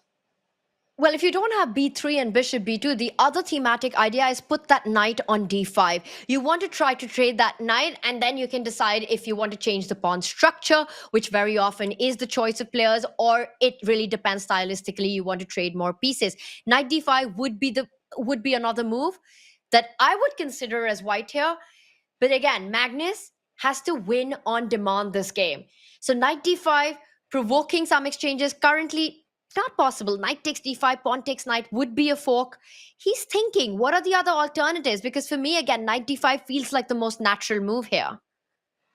Yeah, now you've said it, Tanya. I was just too lazy to calculate what happens if a pawn falls on e4, but then the knight does jump into c7 with a material gain. So yeah, for those who know, they know. And Magnus spots these patterns. He knows in that Kasparov against the world clash, knight d5 was a typical idea. So I agree. Jump in, threaten that knight fork. I guess the black rook will react by moving out of that idea. But maybe Magnus is looking into the future there. I just don't see any alternatives. That's the issue. And I'm worried about the clock, Tanya. The time advantage has pretty much slipped away now, and playing on a touch screen with no increment. What's going to happen if it gets down to a time scramble? I don't think Magnus can keep up. The clock advantage is dwindled. So basically, Maxime has got the result odds for him right now. And Magnus also looks like he's not happy about the fact that he has to spend so much time. The other tactic I want to point out is, as you said, knight takes pawn after knight d5 would run into knight c7. You can't even capture the pawn with your queen. Queen takes pawn, and the intermezzos that we've been seeing all throughout the day. Knight takes f6. You'd remove the defender and then end up winning the queen. But Magnus is thinking. He's definitely spotted knight d5, but there's something else that's on his radar. And I'm just wondering what that could be. Does he want to just take out his bishop? Yeah, moving the bishop to e3 or f4 was very natural as well. This is maybe the safer of the options. Very good move, but not necessary to burn, what was it, 2 and a bit minutes on that one decision. Armageddon is the most difficult thing in chess. That's why we love it as a decider in these types of high-profile clashes. But yeah, using 2 and a bit minutes there could come back to haunt Magnus, especially knowing that he is on that touch screen right now. So bishop e3, if white gets one more move, rook c1 or b3, then I think he's going to have a bind forever. But look at that, Magnus on the camera, Tanya, shaking his head, reacting to something. Yeah, it's the kind of reaction where he suddenly realizes that he didn't see something. And I'm not sure what that was. Maybe we'll get a chance to ask. He seems not happy with his decisions, David. Was it this move he's missed? Knight to b4, Magnus. His queen is attacked, and the queen cannot defend both the c4 pawn and the e4 pawn. So you have to choose. And here, the blue arrow appears, making our job easier. Magnus hasn't seen this. Queen b1, Tanya, I'm going to say it's a really difficult move. Not obvious, because it looks like you're going in the wrong direction, blocking in your rook in the corner. But if the queen were to slide back to b1, let's quickly show this. Queen takes c4 now would not work in black's favor. Rook to d4 is a skewer. The black queen can step back. Maybe this is where Magnus is unsure. And actually, I don't immediately see the follow-up for white. Black is a pawn to the good. This is what the players are calculating right now. What is the follow-up? It looks precarious with the queen on c5, but maybe black's surviving. It really does look like you're hanging by a thread here. You know, you could also throw in a move like a3 and force that knight to c6, maybe taking away some key, running away squares for the queen, trying to trap it. I'm glad to see the eval bar doesn't drop after that. And David, I think you're showing us the way. Wow. Yeah, a3 wasn't actually immediately obvious to me because I was trying to catch that knight. But here the queen is trapped, double attack. If she steps forward, again, whoops, she's caught. No way home, no escape square. So Magnus has found queen to b1, the best move, the only move to keep the game going. With an advantage. Now, queen takes c4 looks like a poisoned pawn, Tanya. But you have to calculate this line through, right? Because it's also very tempting to take this pawn. And Maxime, is he going to risk it? Because the whole sequence of moves, not the easiest calculation, David. He doesn't. He avoids it. He avoids any big mine holes there. Rook c8, doubles down on the c4 pawn. Now Magnus defends it. Both players around the 5-minute mark, no increment, and the game is just starting to heat up. Yeah, ultimately, it looks like the black knight will be forced to retreat. The white queen will come back where she came from, and we're back to square one. I mean, we're literally in the early middle game, and it's just a pure blitz time scramble now. 10-second difference between the two players, Tanya. It's the fastest hand is going to win, essentially. This one is going to come down to flagging, it feels like. And Magnus, slight shake of the head there. b5 played. Vachier-Lagrave really trying to fight fire with fire, allowing knight to d4, hitting the black queen, but she will step back, and it's all due to this loose white knight on the c-file. Looks like, I've got to say, black has emerged in decent shape here. But there are so many tactics going on, and you can take on d4. Bishop will take on d4. The knight on c3 is protected. e5 runs into bishop takes pawn, because notice how the d6 pawn was pinned. So instead, Maxime captures on b5. The queen has defended the b5 pawn. The rook on a8 hasn't made a single move, but it's already developed. It's on the ideal square. I like this position for black. It just feels that the a3, b3, a little bit of a loose queen side for Magnus. He's trying to target the b5 pawn, but the e4 pawn is tender as well. Yeah, the e4 pawn always weak. Maxime defends the weakness of his own on b5. And Magnus only has one plan pretty much in these types of positions. Later, he will have to push his a-pawn and hope he can just shovel it up the board as far as possible. But that pass pawn might just be a weakness that falls off the board. Right now, Maxime, his task is clear. He's got 4 minutes. He's got a very pleasant position. I would say at least equal right now. But is it enough time on the clock? It's clarified somewhat, Tanya. It's a bit more open, the position, than it earlier was. That should favor the defender, should favor the one with draw odds, Maxime Vachier-Lagrave. David, I have a feeling that this game is going to come down to flagging. It's going to be a bit of a bullet fight between these two players. It feels so incredibly balanced right now, but balanced in a way that it's not that all the pieces are traded off and it's a simple end game to play. There's still a lot of pieces on the board, different weaknesses to play for. The e4 pawn tended, the b5 pawn tended, the queen side pawns for Magnus, a3, b3 can become a target. The queen from b7 not only defends b5, but targets that e4 pawn that you've so kindly highlighted right now. David, there are ideas of black rerouting that knight from f6 to d7 at the right moment, retreating to only go forward on the next move. Magnus has got the d5 square. It's going to be a fist fight on the board and on the clock. Yeah, I was going to say a big threat as well. Black was threatening to push the pawn forward to b4 and just totally eradicate the white queen side. So now he's at least fixed one weakness, Magnus. At least this b5 pawn is not running it anywhere anytime soon. It's going to tie down the black pieces for the rest of the game. And okay, Vachier-Lagrave, a bit of a quirky move there, I'll say. Bishop to h6, he's trying to step out of this diagonal in order to attack the white rook there, and the white rook needs to move. Rook c2, rook a1, rook b1. Where do you choose? Magnus needs to speed up. 3.5 minutes each almost here. Yeah, I think flagging, it's the F word there. Flagging is going to be key in this encounter. Magnus taking his time, and now the clocks are absolutely level, but Maxime has the result on. It's on Magnus. He has to find a way to create complications to win this game. We say flagging, but Maxime Vachier-Lagrave cannot be underestimated with his own mouse skills and his own bullet skills. One of the favorites in the Speed Chess Championship, in the Bullet Chess Championship. He's equal to Magnus when it comes to flagging skills, David. It's not going to be easy. One set of pieces gets traded off.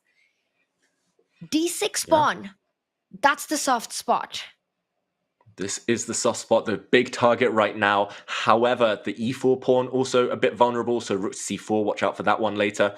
Black now trying to trade queens. Both sides have weaknesses of their own. Magnus's weaknesses are harder to get at, maybe, but if the queens are removed, then white's kind of glue starts to crumble here. The white knight is very loose right now. I think Vachier-Lagrave is on course to hold this game, and the clocks have turned, Tanya. I just don't think Magnus has the speed to compete with this touchscreen right now. That being said, rook to d1 incoming. He's trying to stare down at these targets, but will he be successful? It's a far cry to imagine right now Magnus crashing through, but we said that the last game. David, the touchscreen gives a huge handicap to Magnus in these kind of bullet brawl situations where speed really is the only thing that matters. And he's trying to chaos, though. He's right now ahead by a few seconds, also trying to create some chaos on the board. The g-pawn, h-pawn up the board. g5 to try to get that d5 square for his own knight to jump to. It's asking questions, not the easiest ones to answer. g5, knight d5, and you start feeling the pressure as black. You do start feeling the pressure, definitely. G4, H4 was not on my radar. It looks like it just weakens the white king, but he's going for the black king potentially. And Magnus, he's, okay, he shifts his king up. He's undecided yet which pawn he'll push. At the right moment, he'll try and get that D5 square for his pony there. But Oof, yeah, 30 seconds on top suddenly, Magnus Carlsen. It's as if Vachier-Lagrave didn't get the memo that flagging is going to be key here. It's literally a bullet match at this point, Tanya. Roughly level position, although maybe easier to play with white with all the threats. But the clock is by far the most important factor right now. And Maxime, really nice maneuver there. He retreats the queen and then reroutes the rook to the open A line to target that A3 weakness. Magnus going for the plan. Knight D5 needs to come in because knight F4 is a threat. Yeah, that key square is covered, but suddenly the black pieces are piling up pressure on this loose weakness. And the white knight is pretty much fixed where it stands for the rest of the game, Tanya. Maybe Magnus letting that one slip slightly because the knight on H5, just its kind of influence over the F4 square, really annoying for white. Maybe Magnus rushed slightly and he's stuck. He just has to kind of play a waiting move. It's not necessarily improving his position. What do you make of the chances here? Who do you think is the favorite? It's really hard to say. I'm just thinking about Magnus's touchscreen situation, and I do feel that if it comes down to those seconds, Maxime will be a favorite to flag Magnus. And there's no shame in flagging in this. This is the Armageddon. Flagging is not only allowed, it's highly encouraged in this format of tiebreak. And the position that we have, it remains rich, it remains full of tricks. That knight on H5 doing not only a key role of eyeing the F4 square, but also some great defensive tasks, not allowing the white queen to the F6 square as well. The rook has entered onto C1. Magnus now trying to change the dynamics, going into an endgame. Okay, endgames have been his friend, Magnus Carlsen, so far. And more importantly, look at this. He covers the F4 square, so he's freed up the white knight to jump away. So this is ugly, I agree. For everyone at home, do not double your pawns like this unless you have a clear motif in mind. But right now, it's all about keeping that black knight sidelined. And, doubled rooks, Tanya. Maxime's coming in. He's coming in. The B5 pawn is a soft spot for Maxime, and that knight on D5 is dangerously close to it. So you always have to watch out for maneuvers like knight C3 picking that up. Right now, the A3 pawn is hanging, so knight C3 would be met by rook takes pawn. Not a possibility on the board. Maxime's rook's definitely more active. Magnus's knight more active. Which one will be more powerful? Oh, it's hard to tell. I think I would prefer the rooks right now. Oh, look at these rooks. Oh, wow. Rookie one? Can you go rookie one? You can. That was a blue arrow. Checkmate is threatened in one move. Magnus living life on the edge. His king is trapped. Rook G2 runs into rook into pawn ideas. David, how do you even defend it? You have to come back with your knight to E2, but G5 is hanging. Oh, but now rook takes E3 is going to happen, and it's a skewer. A win now for Vachier-Lagrave is inevitable. Magnus, that collapsed just at the wrong moment. It was the clock, Tanya. It was the touchscreen. It was everything. But Vachier-Lagrave, we have to give him credit. He controlled that game, and he struck at the right moment there. Just felt like he was in control, the Frenchman. What an absolutely crazy match. An epic battle between these two. Exactly what we've come to expect in the Champions Chess Tour. 4 decisive games in the Rapid. And then the Armageddon, Maxime Vachier-Lagrave with the black pieces keeps it under control and takes the dub in the end. And wow, David, I'm still thinking about all the turnarounds. It was Magnus who took the lead with the white pieces in the first game. Then a comeback by Maxime. Then a comeback in the final game by Magnus Carlsen. What a match this has been. But Maxime, he takes the win. He goes through in the winner's bracket. And David, I think for the first time, we're going to see Magnus Carlsen fight on his last life, be in the loser's bracket, in the elimination bracket, in the tour. Yeah, it all started so well for Magnus Carlsen today, winning the first game of that encounter, but all the decisive games in the end, and Maxime Vachier-Lagrave deservedly, I think, taking the victory. And he was able to use the practical aspects of Armageddon to bully his way to victory here against Magnus. This position, very balanced, as the game has been for a very long time.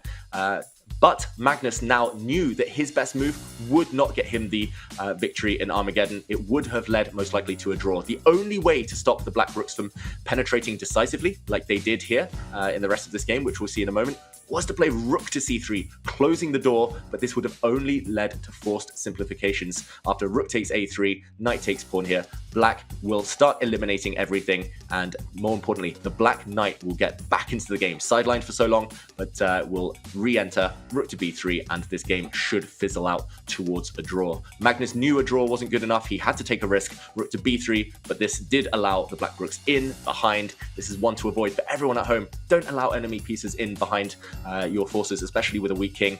Rook to g1. Magnus needed to find a move like rook to g2 now, but again, a draw may be the most likely result, even with best play, and ultimately this check, decisive, not checkmate, but instead this skewer picks up the white knight and picked up the victory.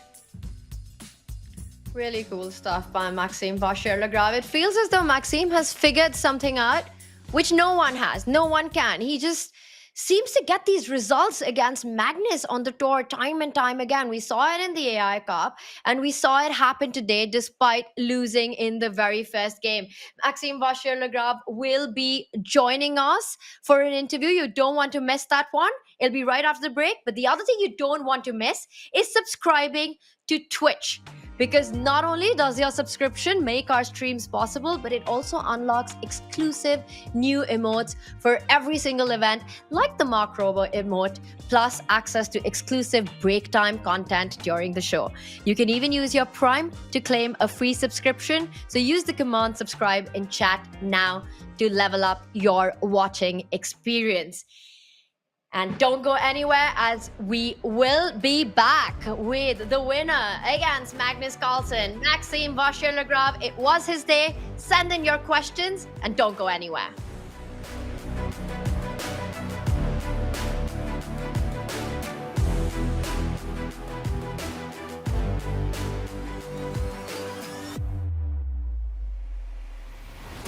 How often do you think about the Roman Empire? This July, you can think about it every day while you battle some of the ancient world's greatest and most fearsome leaders.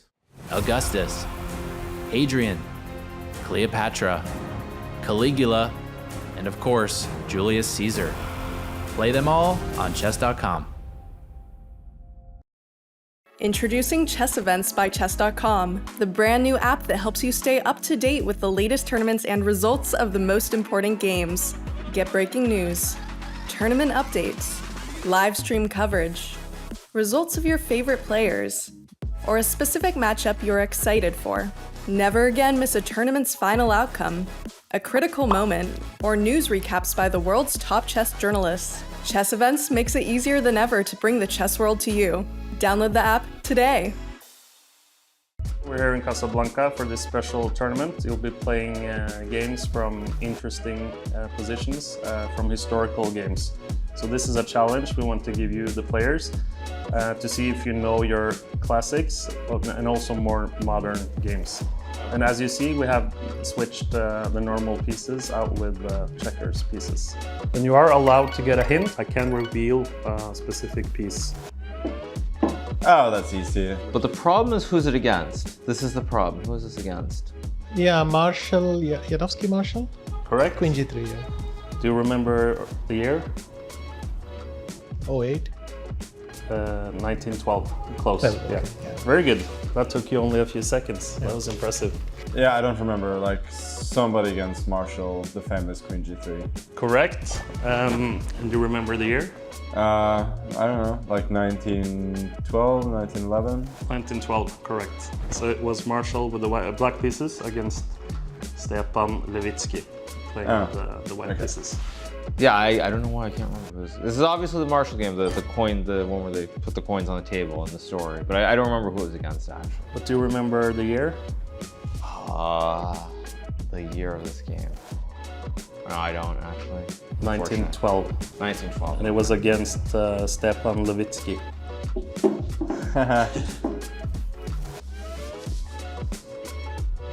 There are two things that pop into my mind, and it feels like this is either one of those games between, like, I think Botvin and Capablanca, or this is Magnus and Vichy. Yeah, this is easy as well. It's my game against Anand from the match in Chennai, the 9th game. Feels like my game with Magnus, but... Yes, correct. Yeah. From 2013. Well, that's the first thing I thought of, but Yeah. then I thought they won't be that mean, but they are. Okay. So. I'll tell my colleague who sent me this.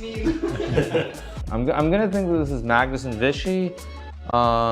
This would have been the match, and I'm gonna say it's Magnus against Vichy. I'm gonna say that that was the match. So he won in 2013. So this would have been the first one because that's when there was all the big cheering and celebration. So this would have been 2014. I'm gonna say this was game 9 of the match in 2014, but maybe I'm wrong. Magnus and Vichy. It is Magnus and Vichy. Magnus won, but it's the match from 2013, and it's November 21st. So it wasn't the candidates in 2013? Oh, the match was the same year? Yeah. So I didn't realize that. Okay. They played in so I was right, but I had the year 2013, wrong. and then in Sochi 2014. But you're correct. Really?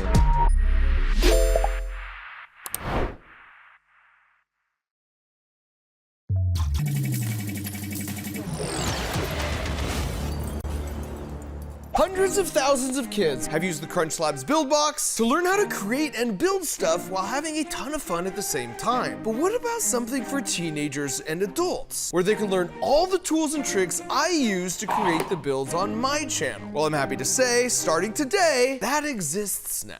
And this is it. It's called Hack Pack, and it's basically a series of really fun programmable robots that get delivered right to your door, where we build it together and learn step by step the kinds of engineering skills that go into making the builds on my channel. And don't be intimidated because all these use a programmable microcontroller as the brain. Because if you can put together a Lego set, you can put together this. And it will work right out of the box. No programming required, and it will still be really fun.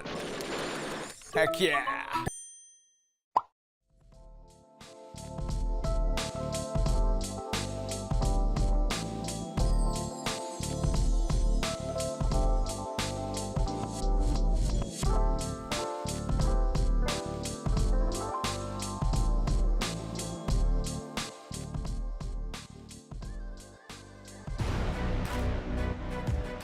Hello everyone and welcome back to the CrunchLabs Masters, where we're joined by man of the moment and conqueror of Magnus Carlsen, Maxime Vachier-Lagrave. Maxime, congratulations. How are you feeling after that dramatic Thank you.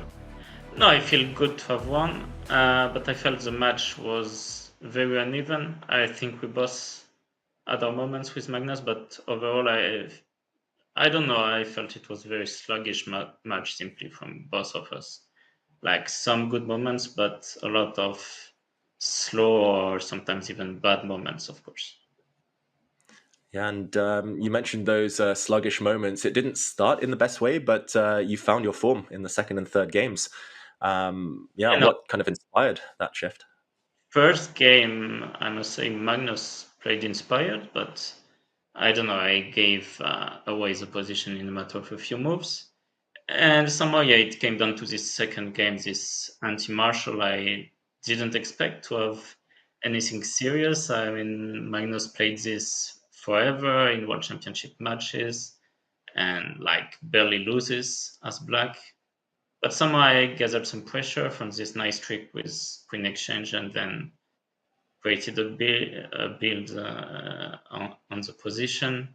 And it went my way. And third game, again, I was not very happy with how I was handling the position. And then, I had this idea with Queen G8, which I thought was nice.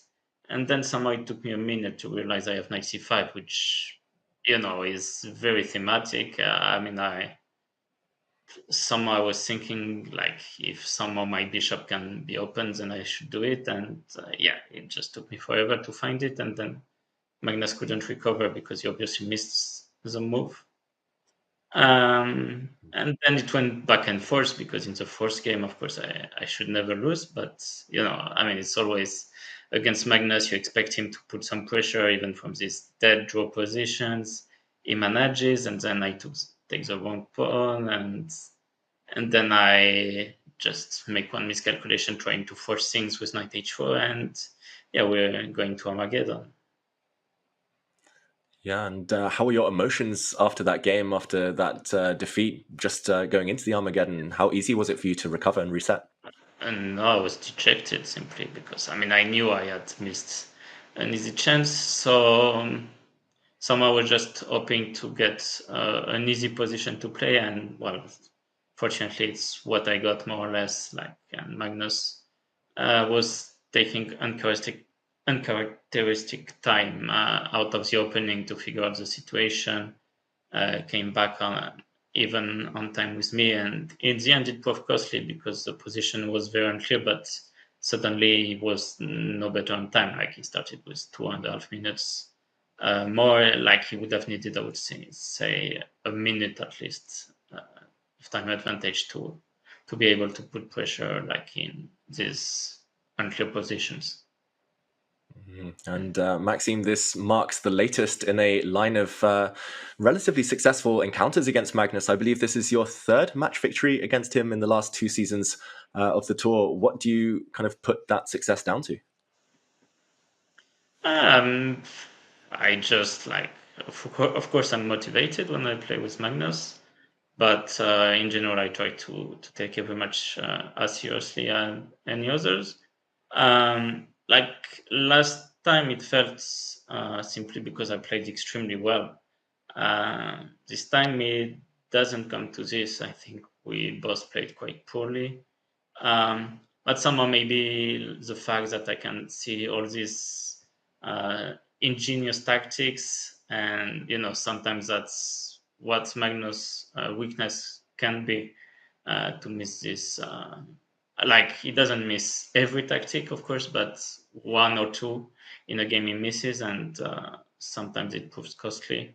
So probably it came down to that today, like in this knight c5, of course, and maybe also in the last game, in the Armageddon.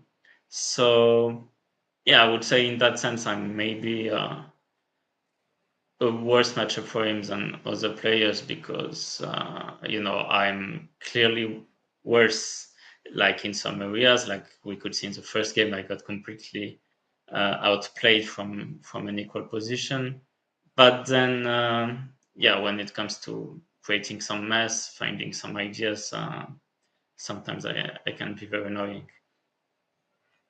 Is that your tip for the new generation then? Try to outfox Magnus with some unexpected tactics? I'm sure that they know, but it's easier than done. And of course, again, I feel like Magnus was also in poor shape today. Like some things he missed, he wouldn't normally. And this victory, Maxime, means that you'll play against Alireza Firouzja in the winners' final tomorrow, an all-French derby. What are you thinking about that match? Thinking about how I should recover and play much better tomorrow. Because Ali's been very impressive, I must say. And, he won the last Champion Chess Tour event against Magnus as well.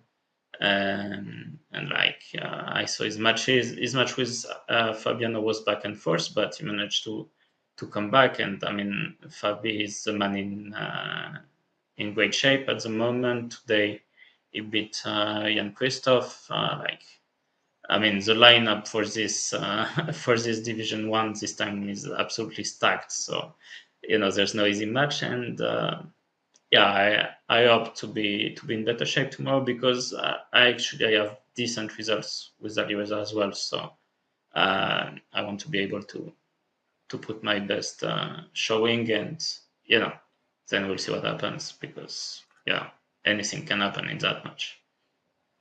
And Maxime, you mentioned recovering. What's the next 24 hours going to look like for you? What's going to help you get in the zone to try and give your best there?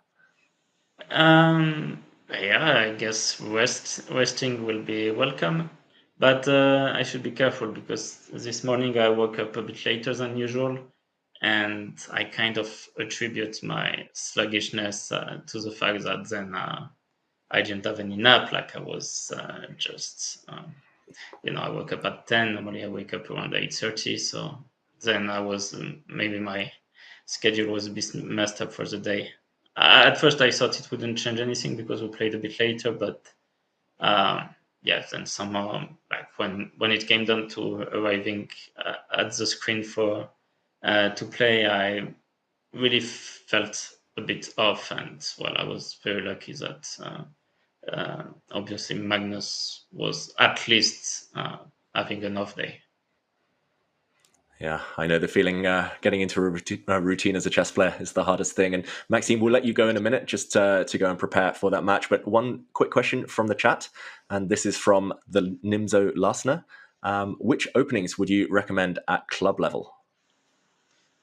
Well, I mean, in general, now with computers, you can figure out that almost any opening is okay. So, of course, at club level, you want something that's a bit less concrete. In general, one of my best advice is to figure out the real Lopez from both sides, because it's very important. It's a lot of classics. Also, with real Lopez, especially with white, you get all sorts of different positions, and then if you master it, you can put pressure against any opponent. Nice, and a good tip for everyone at home. Maxime, go get your rest, and most of all, congratulations on a great performance today. Yeah, thank you, David. And there we have it, the winner of the semi-finals there, the winner's semi-finals against Magnus Carlsen, Maxime Vachier-Lagrave. He's a perfectionist, you can tell, Tanya. He wants to do even better tomorrow, but most importantly, he got the job done. He nailed those results when it really mattered. And he seems to get the job done against Magnus Carlsen so many times, as you alluded to in that interview as well. David, great interview there, great insights by Maxime there. He's turning out to be a bit of an Achilles heel for Magnus in the Champions Chess Tour, in these faster formats. It's his style. So many great insights there. And this is our bracket. Let's remind everyone of where we are. And there's one name that we're not familiar with seeing in the losers bracket. In the losers quarterfinals, we're going to get the matchup that was the grand final of the season-end final of the Champions Chess Tour 2023, Magnus Carlsen against Wesley. One of these two players will be eliminated of the CrunchLabs Masters tomorrow, but it's not just that one. David, another feisty matchup between Jan Krzysztof Duda versus Jan Nepomniachtchi, and that's just to start with the day. What are your thoughts on these two clashes tomorrow when we kick off the action in the CrunchLabs Masters? Yeah, it's going to be fascinating. This is always a crucial moment where, for the first time, we see players on different trajectories facing off against each other. Magnus Carlsen and Jan Krzysztof Duda coming down now on the back of those losses today, whereas Jan Nepomniachtchi and Wesley So, they're riding a high after their wins earlier today. It feels like a lifetime ago we've seen so much action, but their wins at the beginning of today, vital. And as Maxime Vachier-Lagrave said, the field is stacked, anyone can win it, and I think all bets are off at this point. We were talking about that at the start of the show. 2760 is the average rating of the CrunchLabs Masters. There are no easy rounds, and for tomorrow, Magnus Carlsen, the world #1, will be on his last life in the elimination bracket. David, I know there's a lot to pick from, but I have to ask you your one big highlight moment of the day. Ooh, I think it was Vachier-Lagrave's knight c5 move. He mentioned it in the interview. We saw it earlier. I think we were both just in shock, just at the move and the way the rest of that game unfolded. That was high-quality tactics from the Frenchman. How about your highlight, Tanya? The whole match was absolutely incredible. You're pointing out knight c5. That whole game was a masterpiece. That whole game was a masterclass. Starting from that idea of king h8, queen g8, which you spotted out, David Howell. So that was amazing to see being played out on the board. Jan Nepomniachtchi's come back with queen takes f2 in the losers bracket. Tactics everywhere. Strategic masterpiece. What a day of chess we have had today at the CrunchLabs Masters, with results that few could have predicted at the start of the day. It's been awesome, and it's been awesome calling the action with you, David. Chat, the journey continues at the CrunchLabs Masters. The players will be back in action tomorrow. 2 more will be eliminated, and we will see you then.